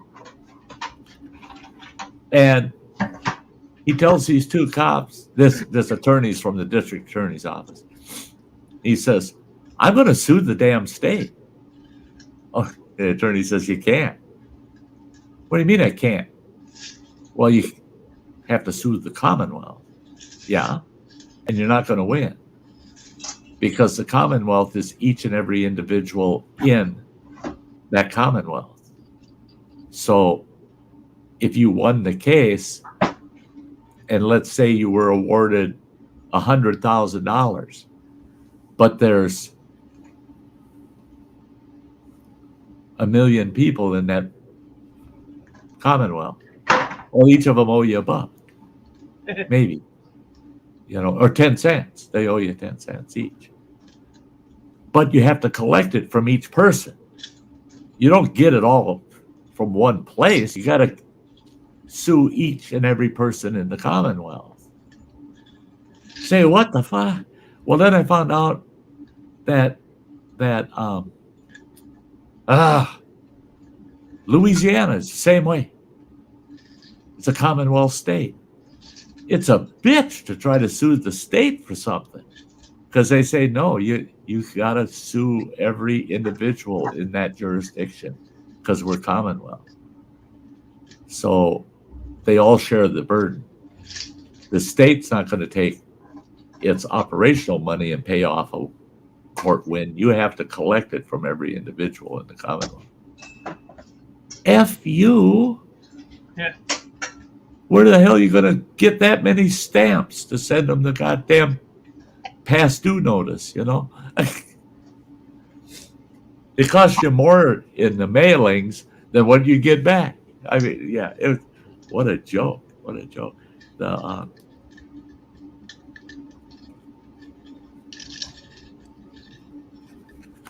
The released Fisher cats.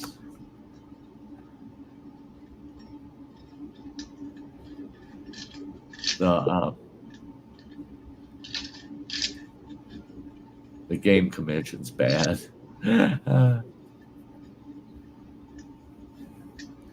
The wardens are smart, but the board is stupid. That's usually the way it works. But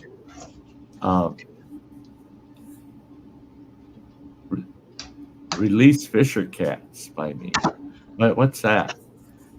Are you talking about a fisher? The animal, a fisher? It's not a cat, by the way. A fisher's not a cat.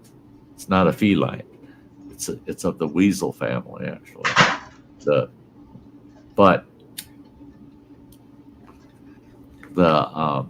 I believe it's weasel family. Or is it a special class like the fucking Wolverine? I don't know. But damn fishers.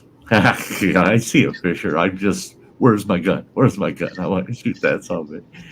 Yeah. Yeah, it's a weasel. Yeah. Up here, fishers, yeah. Hey, people that let their little house dog out, and they live out in the wooded areas around here of northern Wisconsin. You don't let your little house dog out running loose in the yard without you around. Fisher's going to grab them and drag them off and have a snack. Same with your cats. You don't hear people up here in the Northwood saying, "Oh yeah, there's my favorite cat there. He's an outdoor cat." No, you Here's my favorite cat. He's sitting in the windowsill looking outdoors because that some bitch knows he goes out there, a fisher's going to eat his ass.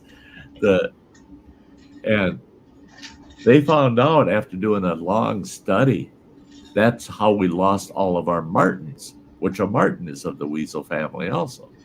But why we almost had the martins go extinct in our area was because of the fishers. The fishers were killing off the martins. They'll eat their own kind, and a fisher's so much bigger than a martin. And they were wiping out the martins. So they told the tribes up here, kill all the fishers. You can kill as many as you want. We don't care if it's treaty rights or not. No questions asked, just kill all the fishers. And so the tribal members kind of helped out on that. Every time they see a fisher, shoot the son of a bitch. And there was a couple of guys that were offering up bounties on them. Bring me a dead fisher and I'll give you $20. And they finally got the fisher population down to where now the martin population's coming back. And it's pretty cool. Yeah, yeah. Fisher cat. I hear that more from like the south and southeast. Like Tennessee, Pennsylvania, West Virginia folks. It's like a regional thing.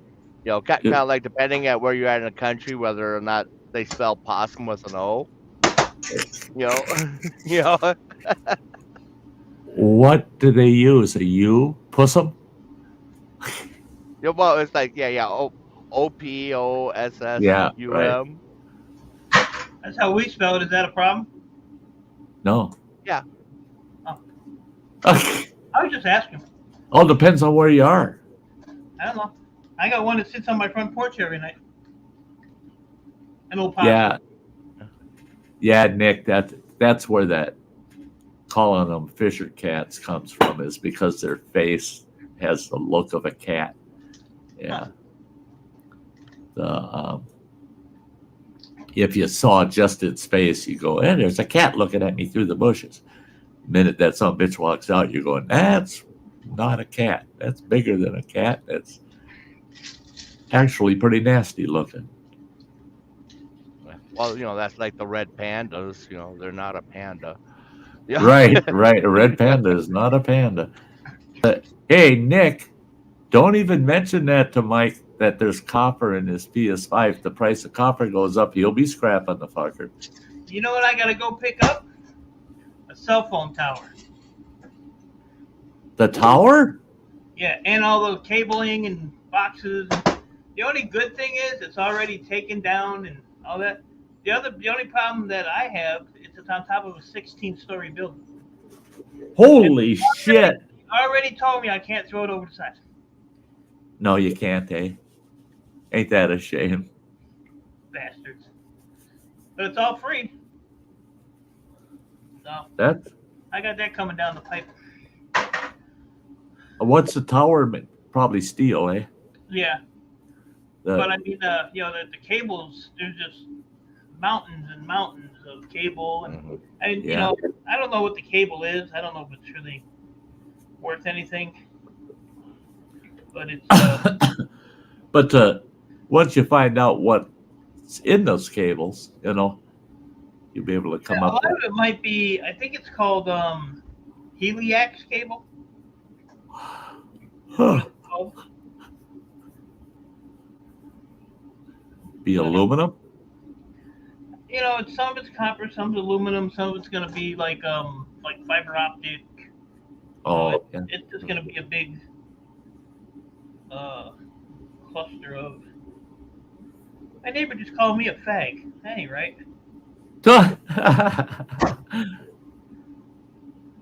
His wife don't call me a fag. That's probably why he called me a fag. So, but that's one picture of it. That's Focus. Focus. Brand new camera. Focus. Do it. Come on. All right. Well, hold on. You want to make it bigger? See all that cable? Oh, there you go. Yeah. Oh, yeah. That's quite a bit of cable. Yeah, and it's like everywhere.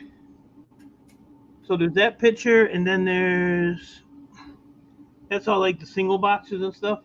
Oh yeah. So, but yeah, God knows what that's you're a gonna lot. find in them. Yeah, that's a lot of crap. Yeah. Hey, look at this! I'm getting sophisticated on YouTube. Watch this. Ready? Watch. Bum, bum, bum. Look, overhead camera. Oh shit! You got second camera rigged up. Man, look out now. Yeah. And look at my camera holder for the overhead camera. My buddy sent me a face shield. Look where my camera's hanging. Off the face shield. Yeah, it's hanging off my face shield. I got second camera too.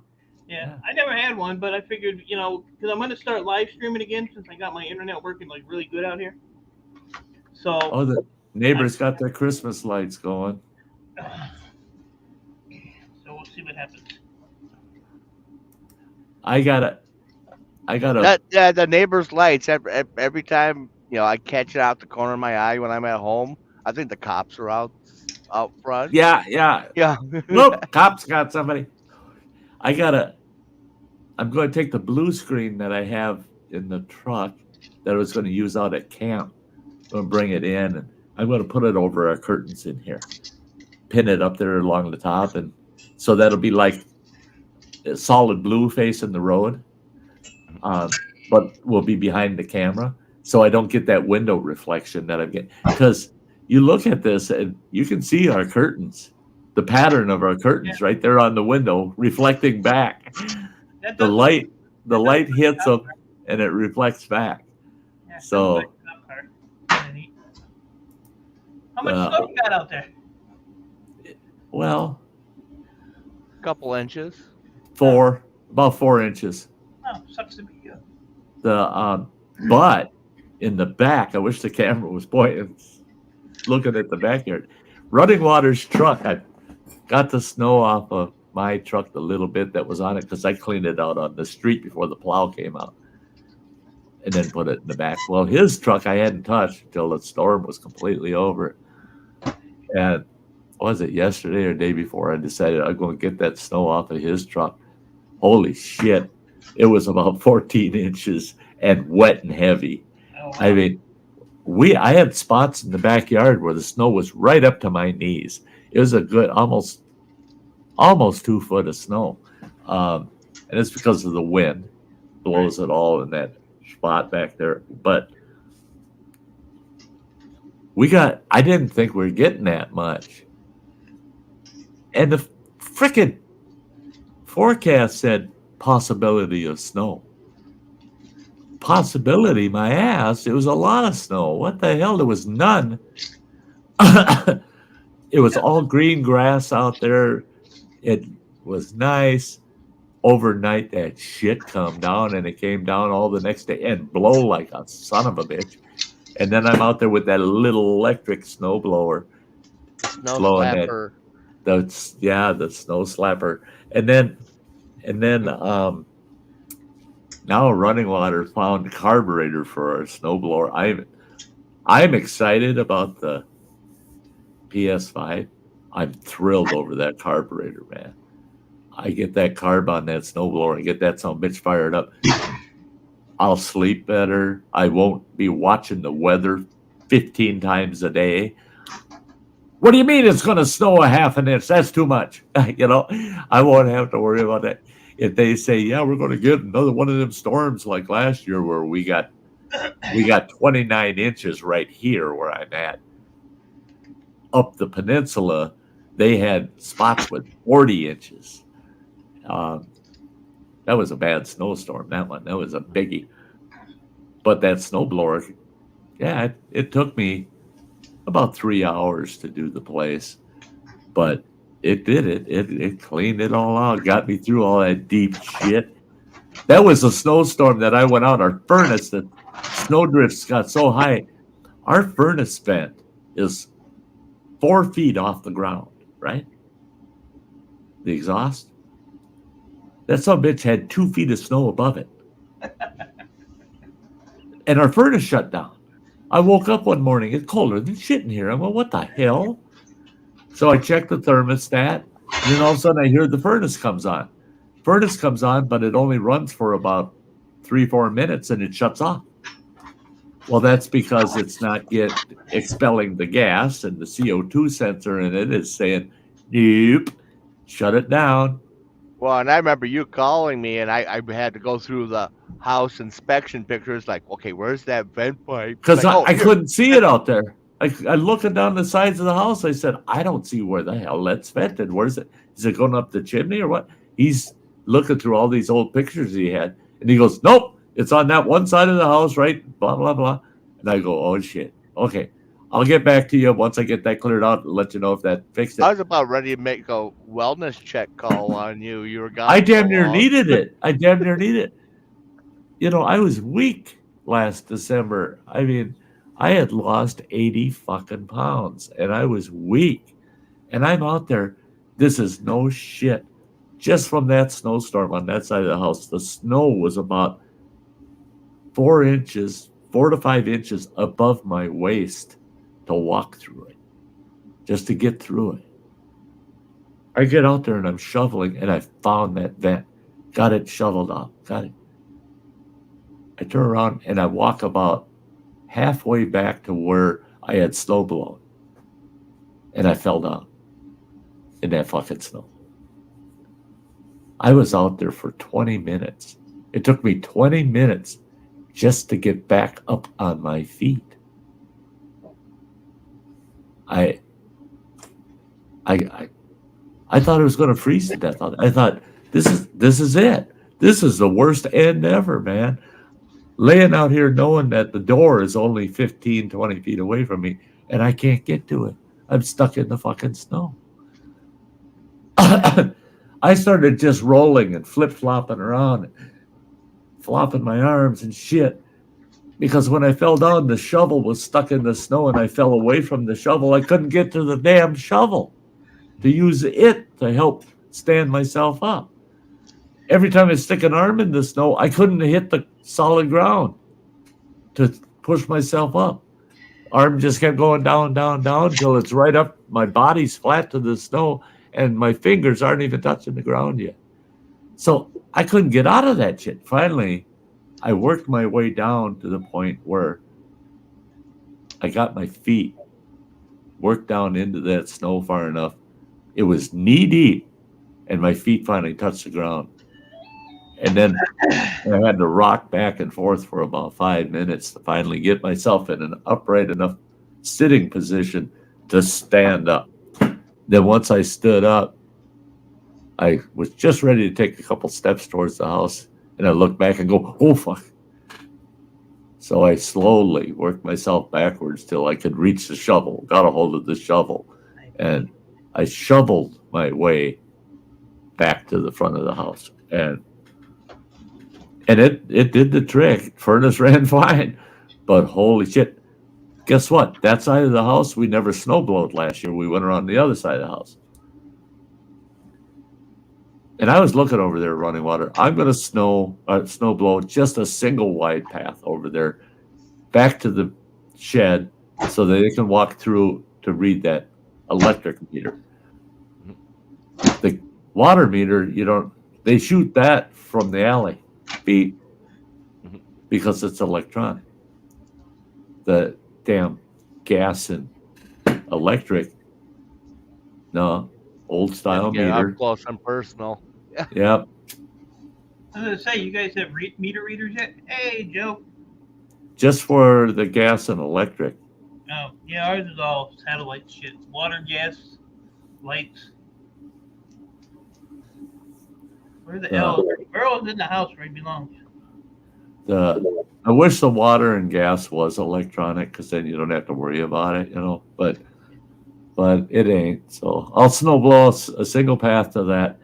But the side of the house with that furnace vent on it, I'm snow blowing that son of a bitch. Now that I got that brush all out of there and the trees and shit all cut back, it's nice wide open. I'll cut a double path all the way to the back, and it'll bring me right out at the steps of the back porch. So I can walk from the front porch to the back porch, right down the side of the house, and that frickin' furnace vent is right there, so I can keep that puppy just clear as can be. Well, None of and that shit this year. that reminds me, I, I thought about it like 2 days ago. You know, woke up from my nap and was like, oh crap, I didn't put those treads on the back porch. No, you didn't. I'm not putting them on there now. Maybe I might, but you know what? Because I I got love enough the. of them to do the steps, and then I was going to do some on the surface of the porch. Okay. I'm not going to do it on the surface of the porch. I don't want them there. It's your place. You come home and you want to put them on there. I can't stop you. It's your place. But I'm not putting them on there. Here's the problem. These ones on the front step, I hope they hold up to salt well, because the snow compacts in them. You can't get the snow out of them, and they turn into solid ice. Oh. Shit. Yeah, shit. They were great when it's raining out there, because I slipped and fell a couple times on those wet steps. They're great. Perfect traction, man. I just found out with this last snowstorm. Oh, shit. No, you can't get the snow out of the treads, and it packs and turns to ice in the tread. Damn it. Okay. And I thought, well, I'll take the chisel. And I thought, no, you just cut the tread up doing that shit. You can't be chiseling that rubber tread to death, Damn it. But I'll put them on the steps in the back, but not on the top of the deck. But yeah, I found that out. Pissed me off. And you got to be careful shoveling, because the shovel will go underneath the tread because they're screwed in. So under the corners, the shovel wants to go under the tread, not over the tread. And so, yeah, I finally. If they're not helping, go ahead and beat on them and take that. Well, that's what I'm gonna try tomorrow. Is I'm gonna use the handle of the broom, the wooden handle, pound on it, and then try sweeping them. See if I can sweep the snow out of the treads. Because if I remember right, yeah, they should be all right with the salt. Because it was saying that like oil resistant and broke necks. Yeah. If you're living in a community that's got domestic water, you're paying for the water one way or the other. Here you pay for your water and sewer together, and they determine your sewer costs not by how much. They don't know how much crap's going down the line. They base it on how much water you use, because they figure everything that you use in the way of water is going down the crapper or the sink. And I thought, oh no, wait a minute, they're right. Yeah, because if you're drinking or making soup and eating the soup, it's still going down the crapper. Yeah. Eventually, it ends up going down the crapper. So your water intake is your sewage outtake. Is that how they charge? And I learned all that shit because I had to do the financing package for a major community water and sewer system, $4.5 million project, and they taught me the whole 9 yards.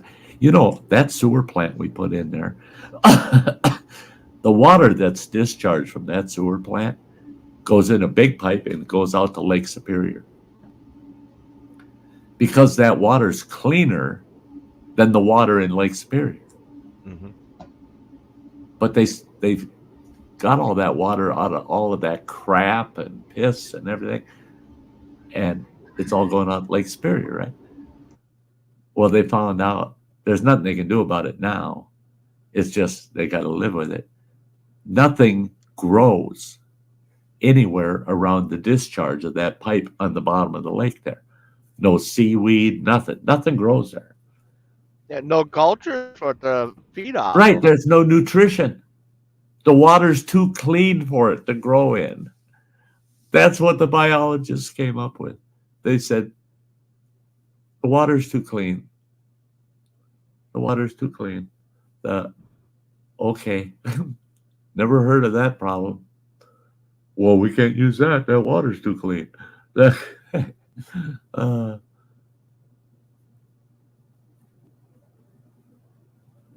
boy, our monthly water bills in all our communities up here, it's a lot cheaper to run a pump, have your own well, but they won't let you if you're within the boundaries of a community. You're not allowed to have a private well.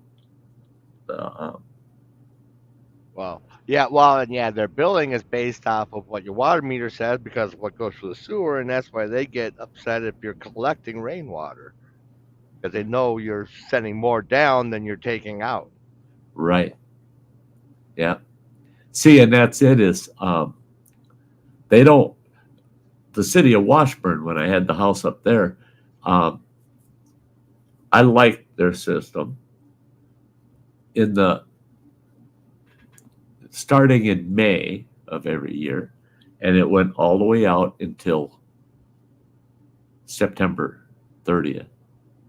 From May to September 30th, you could have an unmetered faucet on the outside of your house because that water's not going into their sewage system. It's going out on your yard. It's washing your car. It's not going into the sewer system. What I really liked about it was you installed that, and you were allowed to install it pre-meter before it gets to the meter. Okay. So what a lot of people did was you put a T in there. Actually, you're putting a 4-way in it, and you're running a second line, and you run that into the wall, up into the ceiling and over and down and into a 4-way or a 3-way after the meter. Now your house water that you're using is cut almost it's a little over half, because over half of the water being fed to your house is bypassing that meter. Some of it still gets through the meter, but not all of it. Most of it's not getting through the meter. So it looks like you're using water, but not much. So all of a sudden your water bills go down to the bottom, to the minimum that you're required to pay.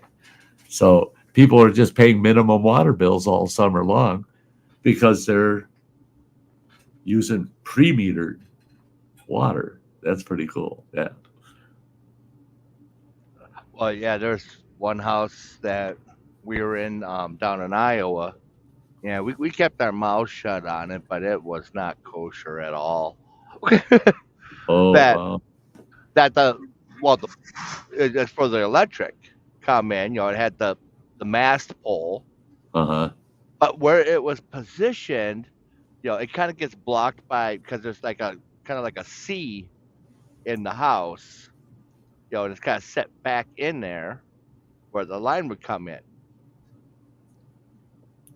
You'd have to get up on that roof and get up there and look, and you see that the mast pole had a T joint in it, marrying two pipes together, and went down to the meter. Power coming off the meter going into the house went to a breaker box that was only connected to the 2 yard lights. That T had a line coming directly off the street pole going into the house and powering everything else. That it wasn't going through the meter on the house. It's like, oh, hey, but we were there like, hey, it was everything included. We didn't have the power bill. We're right. Like, that's his problem. Yeah. Oh, hey, they said power came with the place, so you have to talk to them. They're paying the power bill or whatever, but in Montana, our trailer out in Montana, we get there and I go, oh shit. And I told BJ, the guy that we rented the spot from, I told him, I said, I'll have to get a hold of the power company and get them to come out and put a meter in. He goes, oh, hell no, you're not. I go, what do you mean? He says, no, you ain't paying. power company for the power for your mobile home. He says, we'll take care of that. He comes out with these 2 flat pieces of copper and a stinking channel locks. I mean, damn fool. Channel locks. He's standing on an aluminum little step ladder to where that meter is on the post. And he's got one of those plastic meter covers they put on if they pull the meter, they'll put the plastic cover over it. And he's out there and he pulls one of those copper pieces out of his pocket, gets it on that channel lock, and he goes, boom, slams that sucker in there, grabs the other one, and he says, everybody step back.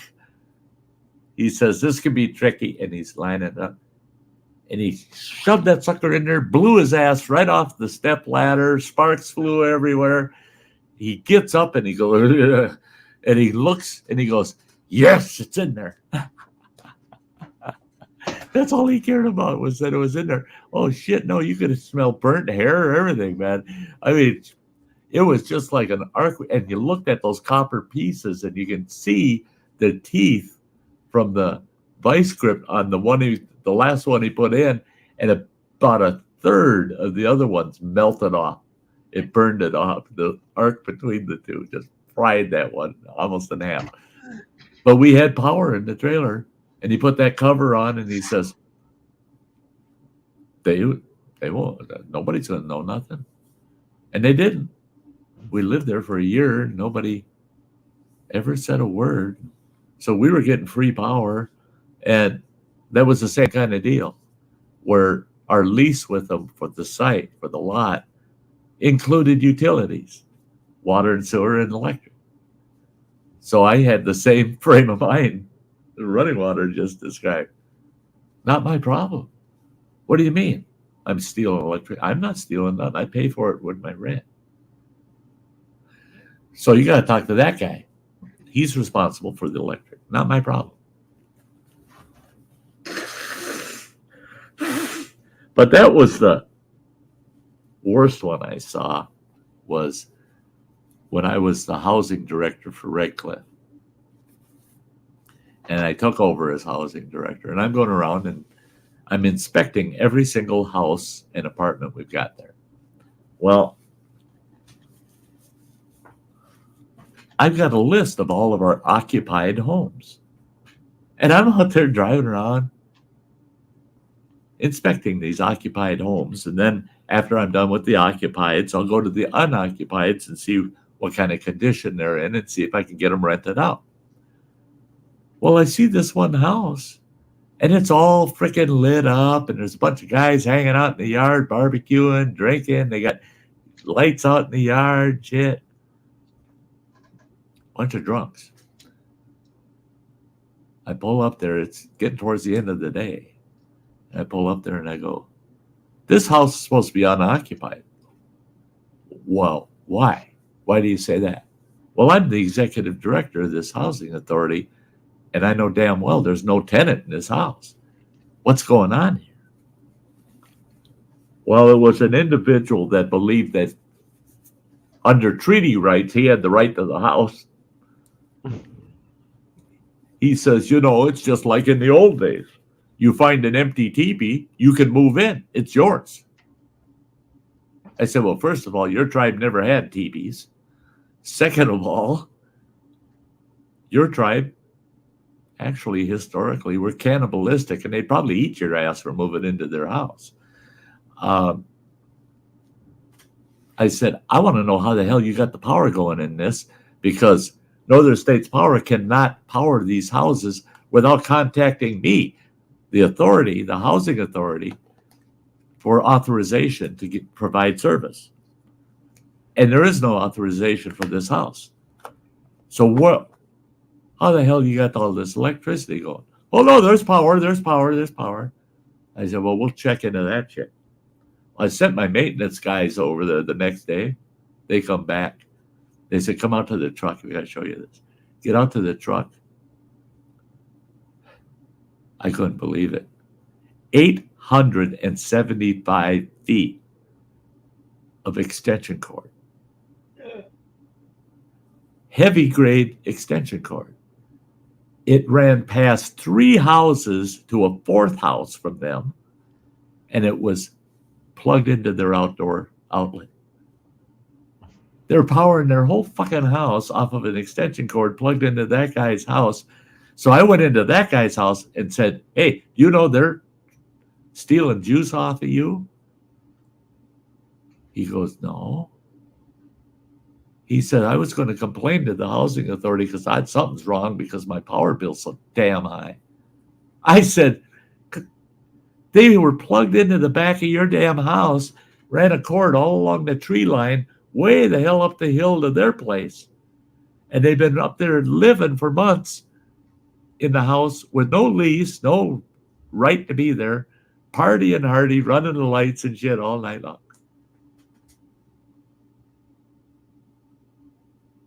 I couldn't believe it. I could, and then when arguing with the power company about this guy's power bill, blah blah blah. All it came down to is all that guy could do is sue the people that were squatting in that house, and he did. Got a judgment against them. They owed him it was like $2,800 in power they stole off of his place. Didn't matter. Then people were unemployed. They were getting, what the hell did we call that back then? They got their $100 or $280 a month. Can't remember what the hell we called that, but it was kind of like relief for unemployed, single unemployed tribal members, and that's all they had coming in there was that was that ARNIP money? I don't know, but so they had $280 a month coming into that house. Well, they were making a lot more than that because they were getting 300 in food stamps, and they were going to town buying T-bone steaks with it, selling them to everybody else around the rest that had a job they'd buy a steak for $10 and they'd sell it to you for $5, and so they were taking all their food share, turning that into cash. So they had cash coming in the house, and they had 4 or 5 of these young guys living in there, all of them getting the same bennies. So they had a lot of cash in the house. And there they were stealing the damn electricity off of a neighbor. But I do have to give them credit. They were smart enough to go 4 houses down. And they were smart enough, you won't believe this shit, about 3 feet of that cord that plugged into the house, they spray painted it the same color as the house. So you didn't even notice the cord. It matched the color of the house. Once it got to the ground, it was green. That cord was green. It was a 50-footer. It went all the way over to the woods. And it was green, and it was stuffed down as far as they could to the ground. So the grass grew over it. You couldn't see it. This guy's out there mowing his lawn over this fucking cord, and they're stealing his goddamn electricity. And he never even saw it, realized it. When we showed him the strip in his yard, said, look at this. That's where the cord was. He goes, Boss, I mowed there. I would have caught that cord. No, look, it was just barely below the grass line, the ground, just pushed down into the dirt. Hey, Aquatic Ness. Hey, Aquatic.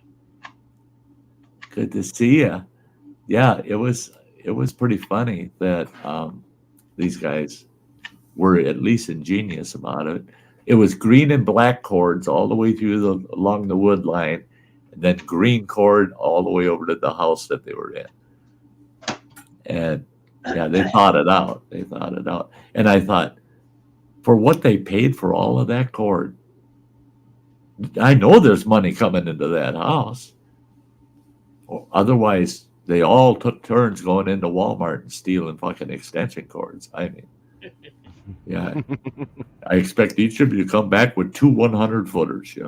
I could see that shit. I could see it. But yeah, that weird shit. When it came to utilities, I had my first 3 months there at the housing authority was a nightmare. I had one house I went to inspect and hand the guy an eviction notice because he hadn't paid rent in 6 months. He was another one. I have the right to this house. I don't have to pay rent here. I got a treaty right to live in this house. No, you don't. You do not. You know, the tribe signed over all of that sovereign stuff to HUD to put this house here for you to live in if you pay the rent. If you want to live sovereign and not pay anything, go move on to a piece of normal tribal trust land. But this has been taken out of trust for this housing project. So no, your treaty doesn't apply in that fashion here. So I go there, knock on his door. He was being a little belligerent, wasn't going to let me in the house. And I said, I'll have the PD come down. So I called the PD and they come down. Now he's got to let us in the house. We get in the house. In the living room. This is no shit. Those living rooms were all carpeted. The carpet was all rolled up against a wall, right? In the center of the floor, the subfloor was black for about 6 feet diameter circle. It was black. But right in the center of that was one of those barbecue grills, the big one, about 20 inches or so around, across,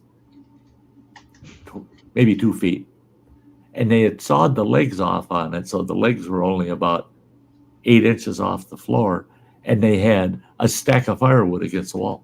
They're burning firewood in the living room in a barbecue in the living room on the floor to heat the house, and they got the windows cracked open with a fan running to blow the smoke out.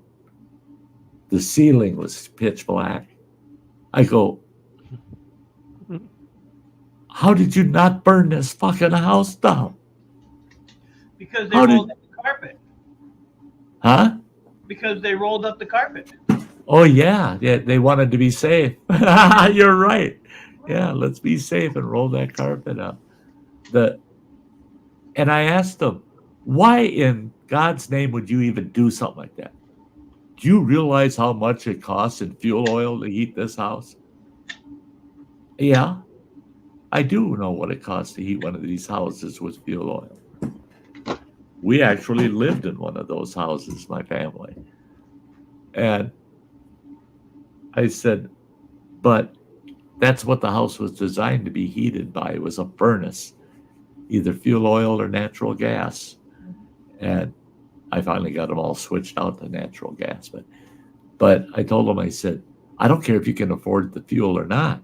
You can't. And the worst part was, down in the basement of that house, what was down there running water? Remember?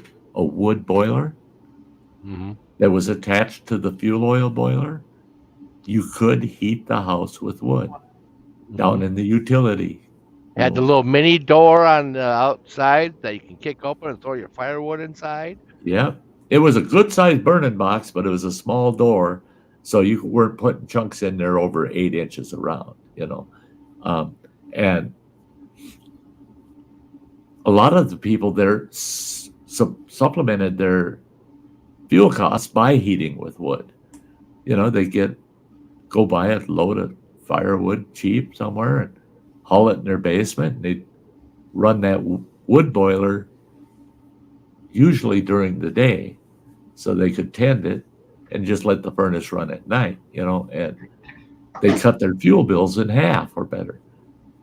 But these guys never had a fire in the goddamn wood boiler because they said that wood boiler is no good. It blew the pipe off. It blew a valve on it. So you can't use it. We checked it. There's no water left in the damn boiler system at all because they boiled it out in that wood boiler. And I said, how the hell did that happen? We were just burning paper garbage in it. they had stuffed that thing so full of paper garbage, and got it so freaking hot that it was working like a dang blast furnace, and overheated the son of a bitch, and they blew pipes off of it. So, and I'm like, here we go with the utility thing again. The people trying to cheat on their utilities. Let's figure out a way. It was fun when I removed all the big old cast iron boilers out of those houses. That I wish cast would have been a little more money, because I hauled 40 of them out of there. I think we got $800 for the 40 of them, which wasn't bad, and I had the guys, first couple of them, I showed them. None of them knew how to do that. I showed them. We got down there, showed them how to tear them down, get them down to nothing but the cast. And there's the big old cast sitting there, And I showed them how to use a steel chisel and a hammer. Just put a little divot in that sucker, take that sledgehammer and give her a good frickin' whack. And wear ear protection because it's loud. Mm-hmm. And yeah, you can break them suckers right up into chunks. Now you can carry it out. Otherwise, they weigh 600 pounds, just the cast. Well, then we figured it out. We could put a come-along out the hallway, and we could jack the thing out lined up with the hallway, put the come-along in the opposite room, attached to a big steel beam that was attached to the concrete, attach it at the floor. You just come along, walk that boiler out into the hallway, and it's up a set of stairs, but right out the front door. Put a strap around it, hook it up to the 4-wheel drive pickup truck, take off. And we had planks on the steps, and the sucker would take off, and you just come right up them planks and out the front door. Yeah, we got all the last 38 of them we got out in 2 days. Got them out of the house in 2 days. Otherwise, it was taking a day per boiler to break them up and come up with a quick route. And then I put in the high efficiency gas boilers, and people were calling me up. When are we going to get our furnace? I'd look them up on the furnace list. You got it. No, they put some little blue box down in the basement, box thing down there. We're waiting for the furnace. I go over to their house, look, and I go, you see this little blue box thing? You see this vent on it? Because we switched to natural gas. And I said, that is your furnace. No way is that little thing going to heat this whole house on it. It's going to heat it for half the cost of that fuel oil. Yep. Boy, they were thrilled. People couldn't believe how many BTUs that little bastard put out. All the wood boiler, the main boiler, all of that gone. The big tanks we left down in their basements. Local supplier, he was good about it. He worked out a deal with all them folks that can't remember what it was. It was like 8 cents a gallon. He charged them to pump their tanks empty, and then they take that fuel and resell it. But it was 8 cents a gallon for him to come out there and have to do the pumping, And so I thought, yeah, he's taking his profit off of it. So it's a break even for him. But it gave him surplus diesel then to get rid of. And so it all worked out.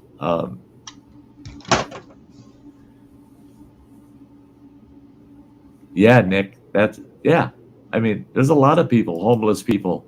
My two brother-in-laws, my two brother-in-laws, anyway, 2 of them. I got 3. But 2 of them were living together in Ohio in an abandoned building with a bunch of other homeless people. Crazy as sin.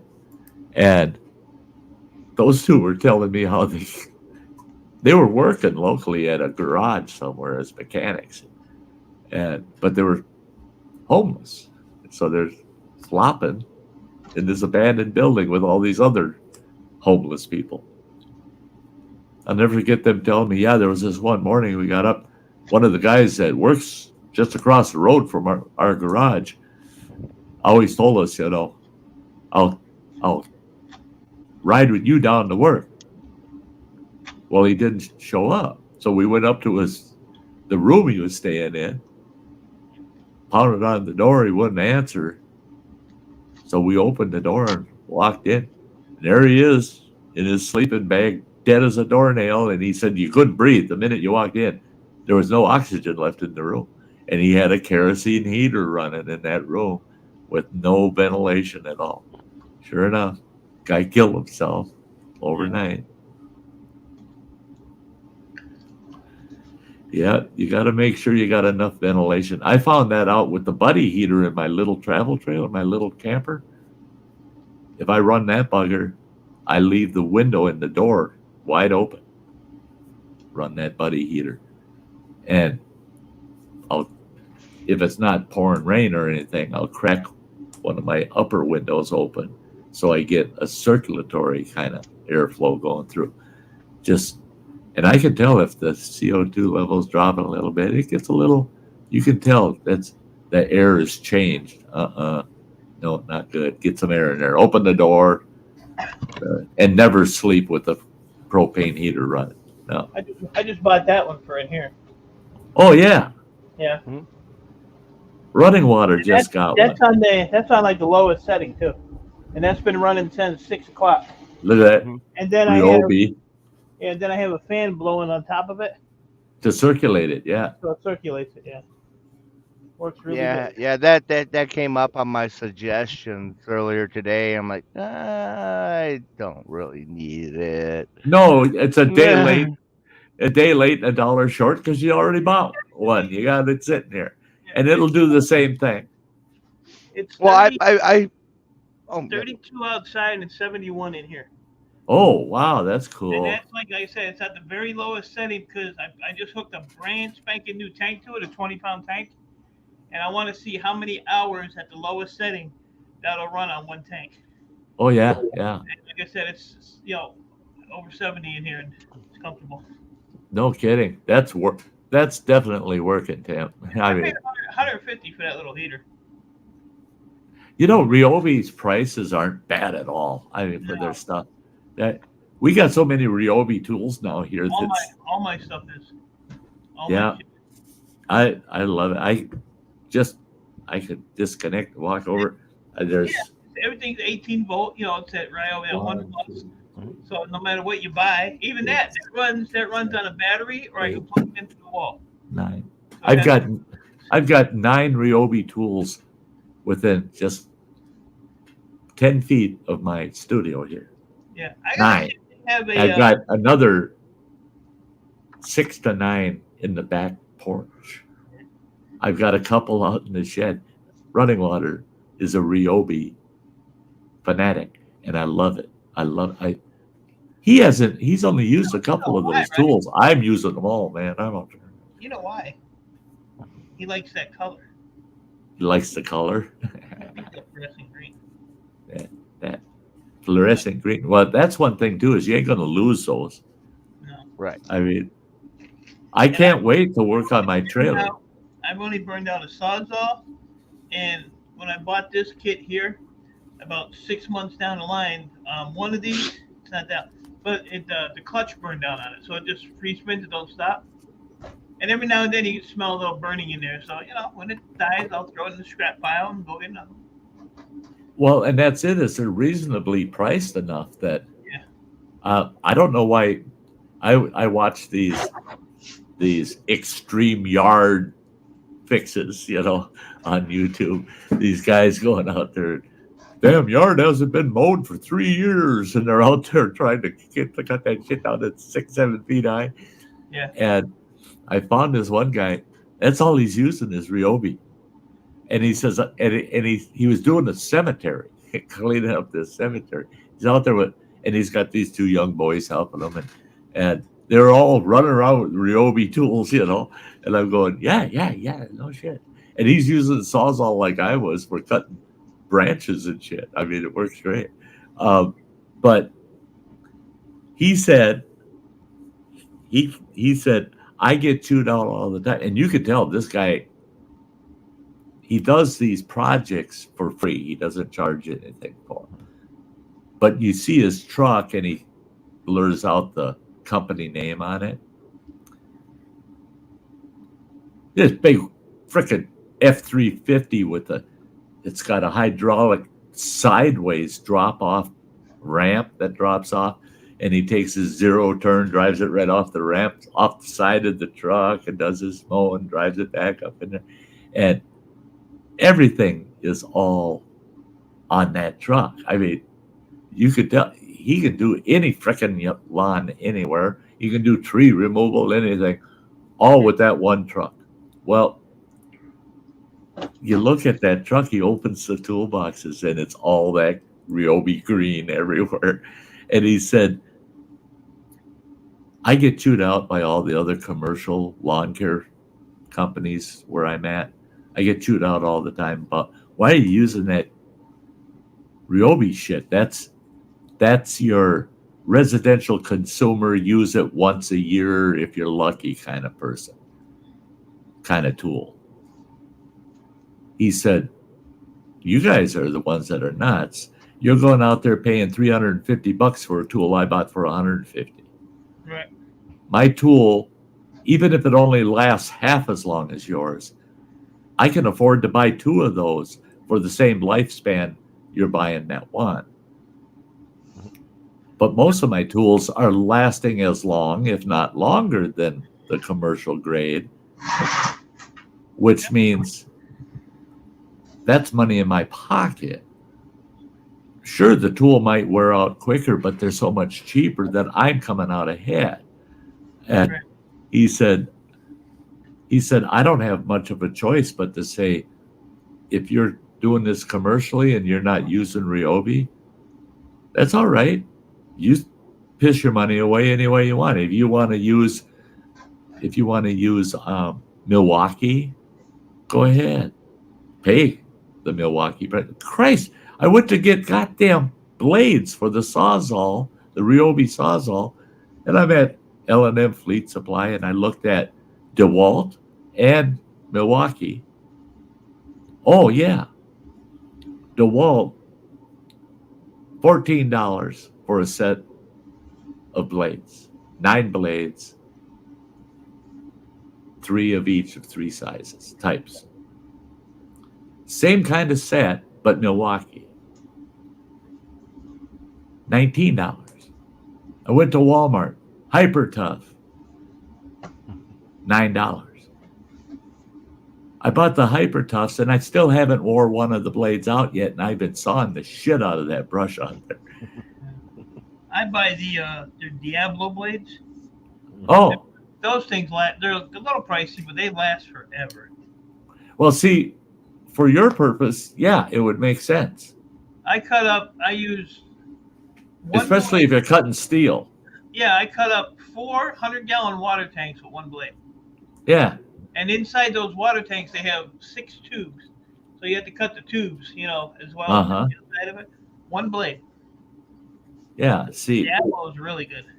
that's where, for steel, if you're going to have a big job, you want to buy 4 or 6 steel cutters.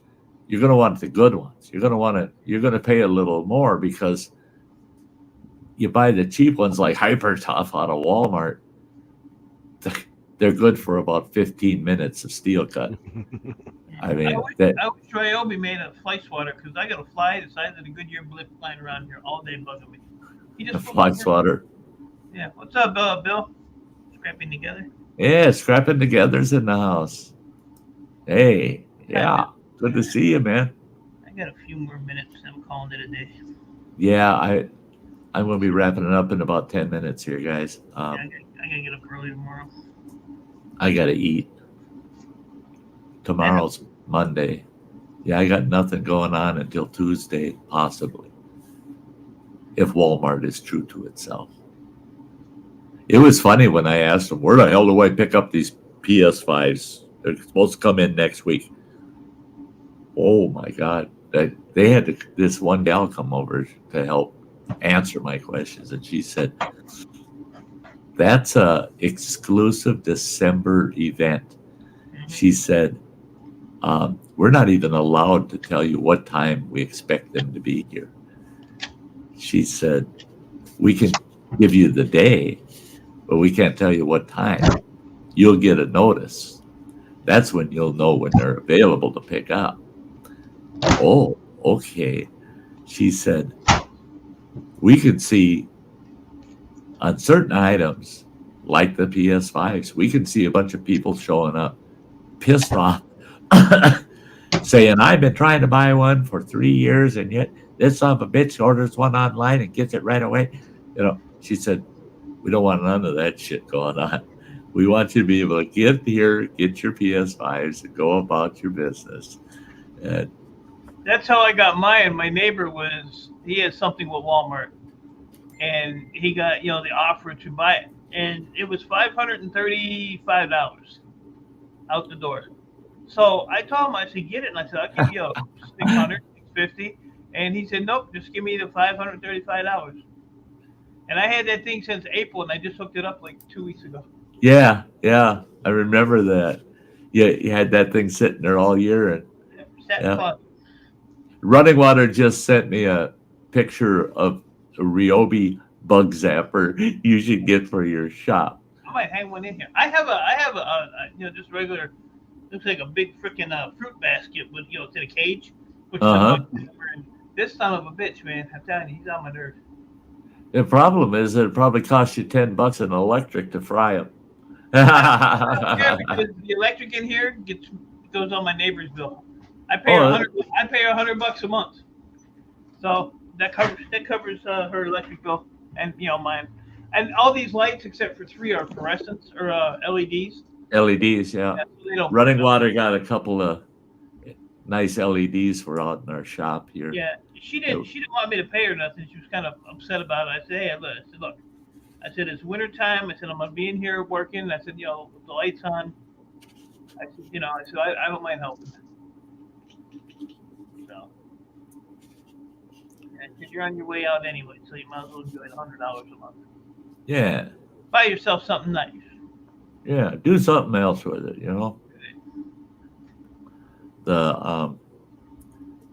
My daughter was saying, I totally understand, Dad, if you can't make it down before Christmas, budget's tight, I get it, I understand. And I said, yeah, gotta pay the rent. And so talking to Running Water, he says, I got you a PS5 coming. He says, I'll tell you what, instead of me giving you the money to buy a PS5, because he said, if you want to buy a PS5, let me know. And whatever money you can put towards it, I'll kick in the difference, help you out.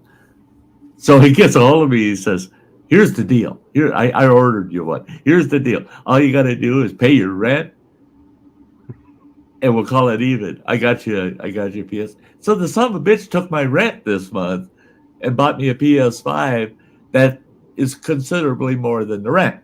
Right. I mean, well, I took 2 months of rent to buy a PS5 for you. Yeah.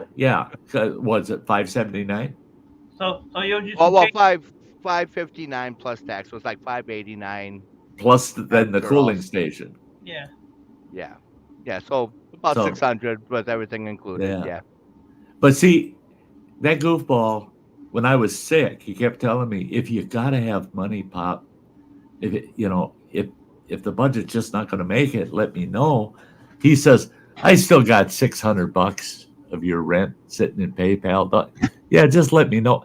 I mean, I'm not used to that shit. I'm not used to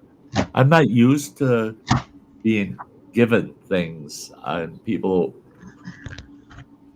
going out of their way. Yeah, the only satisfaction I get from it is the fact that I know everything I got becomes his when I'm gone. Someday I'll have 2 PS5s. Yeah, and you'll have just think of that though. One in your bedroom, one in downstairs. It's just he'll have 2 studios. He's got the monitors. He's got everything. I got my studio sitting in his office. Sounds like a setup to me. But what do I know? Well, yeah, it's kind of a scammy way to get past probate, or them doing probate on me dying. I told the other kids, if there's anything I have that you personally want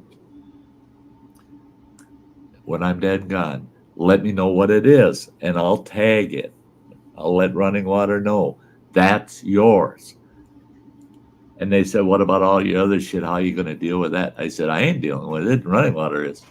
I said, because when I'm dead and gone, the things you said you wanted, you're going to get those. You can just get hold of Running Water. When can I come pick up that painting? When can I come and get that or this? And he'll tell you when.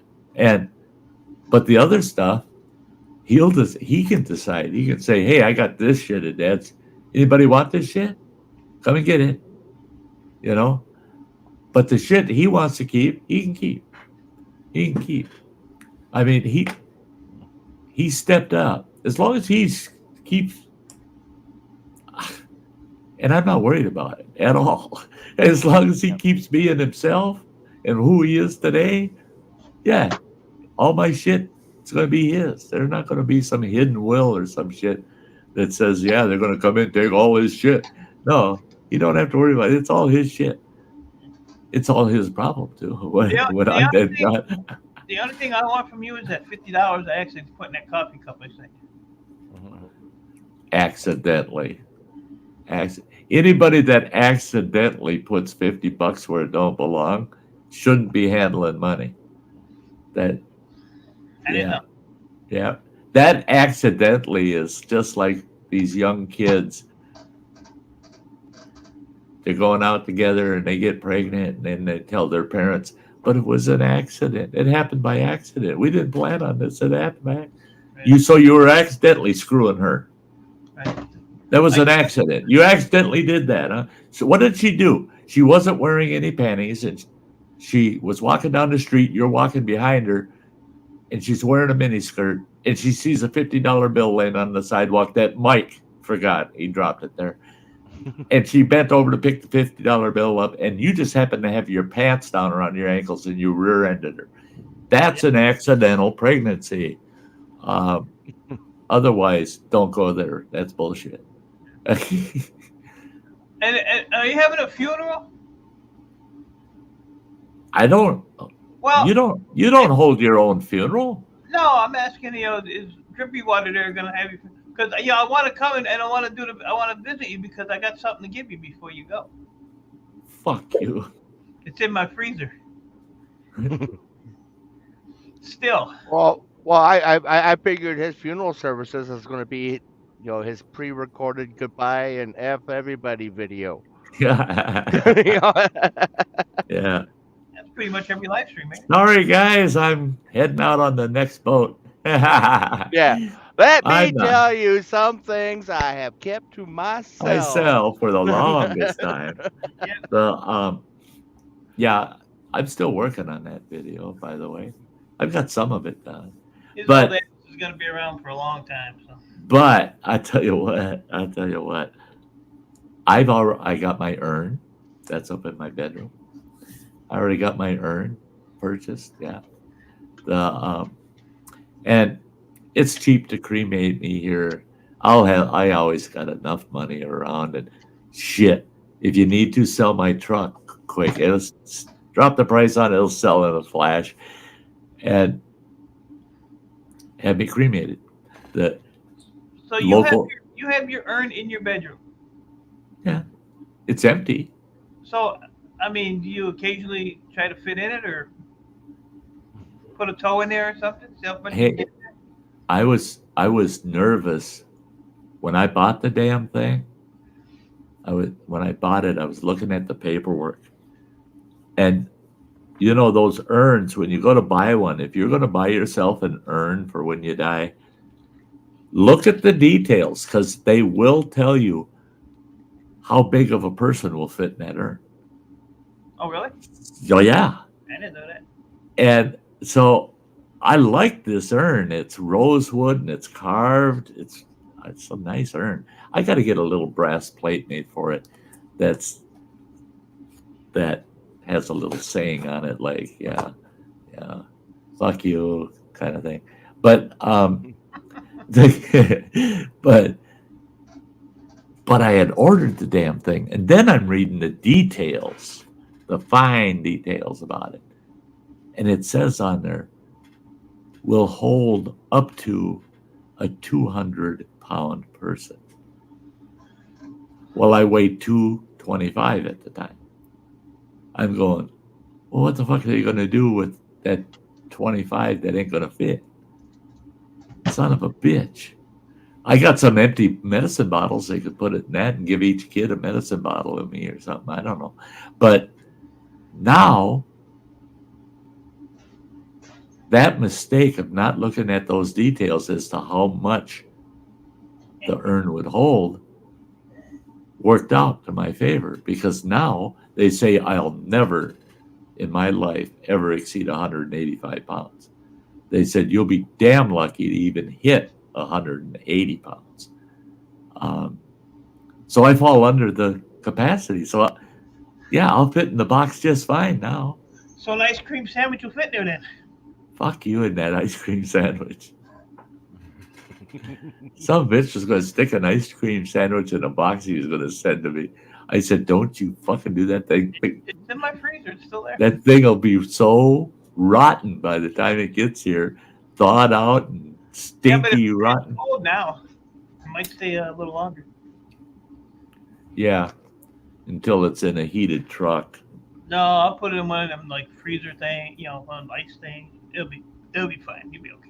It'll be fine. I mean, when did I send you that box? 2 years ago or something?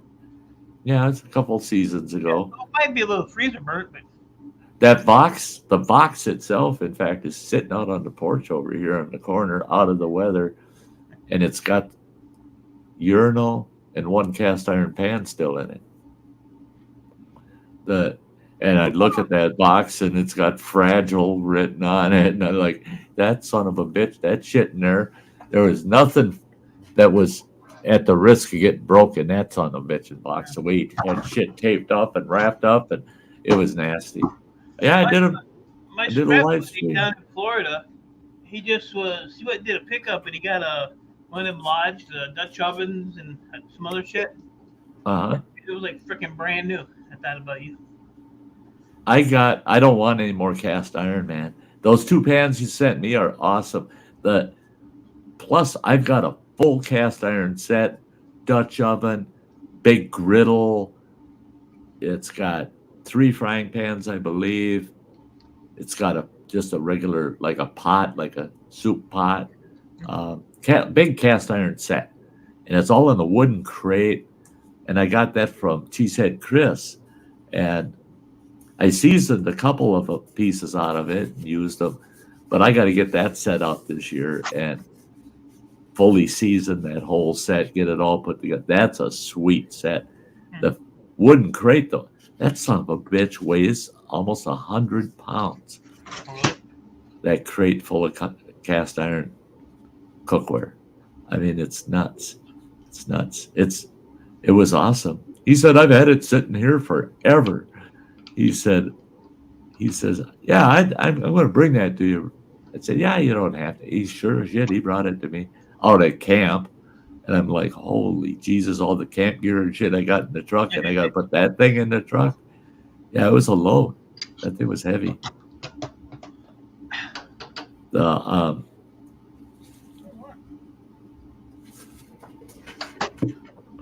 And cast iron's not cheap anymore. No. Looking at Walmart at some of their cast iron pans and shit, just out of curiosity, going, holy shit. Yeah, thank God I don't have to buy any of that shit. I got all of it I ever need. The only place cast iron's cheap is a scrapyard. Yeah. You want cheap. That's the thing, too, is if there's something you need, you go to the scrapyard, sit in the parking lot when guys are hauling truckloads of shit in, you ask them, do you have this? Do you have this? because I'll buy it before you go in the scrapyard because they're going to screw the shit out of you, man. The prices are so low. That's one thing I got to get next year is I need 4 scissor jacks. You know, the kind that you get with your vehicle now. When you buy your vehicle, them damn crank up scissor jacks. I want 4 matching scissor jacks because I want to use them for levelers on my trailer, and I want to mount them underneath the trailer. They're going to be mounted upside down, actually. But with the rod that you stick in them to crank them, you know, I take that rod, cut off the end that plugs into the handle, cut that end off, and just grind 4 flat edges on it. And I'll use a cordless drill to put all of my levelers down. It'll work sweet. Then I crank them up tight to the bottom of the trailer. They're out of sight, out of mind. But when I get to the campsite, I don't have to worry about, the damn trailer's leaning too much to this side or that side. No, just throw some blocks down and level it out. Yeah. But I went to the scrapyard and I asked them, you guys get those scissor jacks? Usually we just leave them in the rig and crush them, you know, with the rig. And I go, well, could you pull me 4 matching ones? And they said, well, we could. Yeah, we can. I said, how much you want for them? $20 a piece. I said, fuck you. You're paying $120 for that whole fucking car, and you're going to charge me $20 just for that little scissor jack that you're going to maybe make 15 cents in scrap on? No, fuck you. I'll watch the yard sales and shit. I'm not paying the scrapyard $20 for a goddamn scissor jack come out of a wrecked car that they're going to crush. Fuck that. The whole world is full of the, look out, I'm out to screw yous. You know, that everybody out there is looking to screw you, man. Well, hell, you can get them on Amazon for $21. New. Yeah, new. Yeah. I might end up just doing that for convenience sake, you know, this spring. It's just ordering 4 off of Amazon. Yeah, I looked at them on there too. I need to find 4 that got the holes in the feet. They don't have to. I can drill holes in the feet too, you know. It's so I can run bolts up through the floor, you know. Because I want them suckers bolted right into the floor so that if they ever do hit the ground, they ain't coming off the bottom of that trailer. They got to be pretty damn solid, you know. Yeah. Well, guys, I'm thinking we're going to wrap it up. All the folks watching out there, it's been great. 4.5 hours. Yeah, that's long enough. I'm going to have to eat something. So I'm going to have to eat something and go play some Skyrim on PS4 while I have the chance, because PS4 is going to become a thing of the past here in a couple days. Well, actually, it's going up in my bedroom, being that I can play the PS4 games on my PS4 and the PS5. I didn't know. I thought, okay, if I load those games onto my PS5, then I won't be able to play them on the PS4. No, found out no. That because your PS5 account is your PS4 account. I didn't know that. They said, no, you don't get a PS5 account. Just transfer. You just get access to the PS5 games. Right. You're using your PS4 account to initially set up your PS5 system. And then after that, your PS5 system is your PS4 plus it's the PS5. We'll play PS5 only games. So I can play Skyrim down here and say, I'm going to bed, go to bed and fall asleep for a couple hours, wake up, go, what the fuck? and I can fire up Skyrim on PS4 and play it where I left off on PS5. Yep. I just don't have the PS5 quality and features, you know. So what? So I can play my games in 2 locations in the house. I'm good with that shit. So that's what I'm looking forward to. Yep. So, Next step is mounting a screen in the bathroom. no, we're not going that far. I spend enough time in there. I don't, but not enough to play PlayStation. I don't want to just live on the crapper, you know. That's, you know, having a TV tray and having dinner in there while I'm playing PlayStation and sitting on the throne. That's getting excessive. It really is. That Mike might do that. I would. I mean, that. Well, we had to get one of those memory foam seats. Yeah, your legs fall asleep. Yeah. You know, I had a house. First house I bought, I had a telephone put in the bathroom. You did. Back before cell phones, and yeah, I had it hanging right on the. I had the toilet paper and the phone. Sure did. Oh boy, yeah. You don't. Yeah, it's a good place for someone to call you and piss you off, right? You would be surprised how often I talk on the phone taking a crap. That. Oh, I usually haul my cell phone with me to the can. Just never know. You just never know. You just might have to take that call. Yeah. So hey guys, it was fun having you guys on the panel. It's been a good stream, guys. I want to thank everybody for showing up. And again, next Sunday, 2 p.m. Central Time, I'll be back.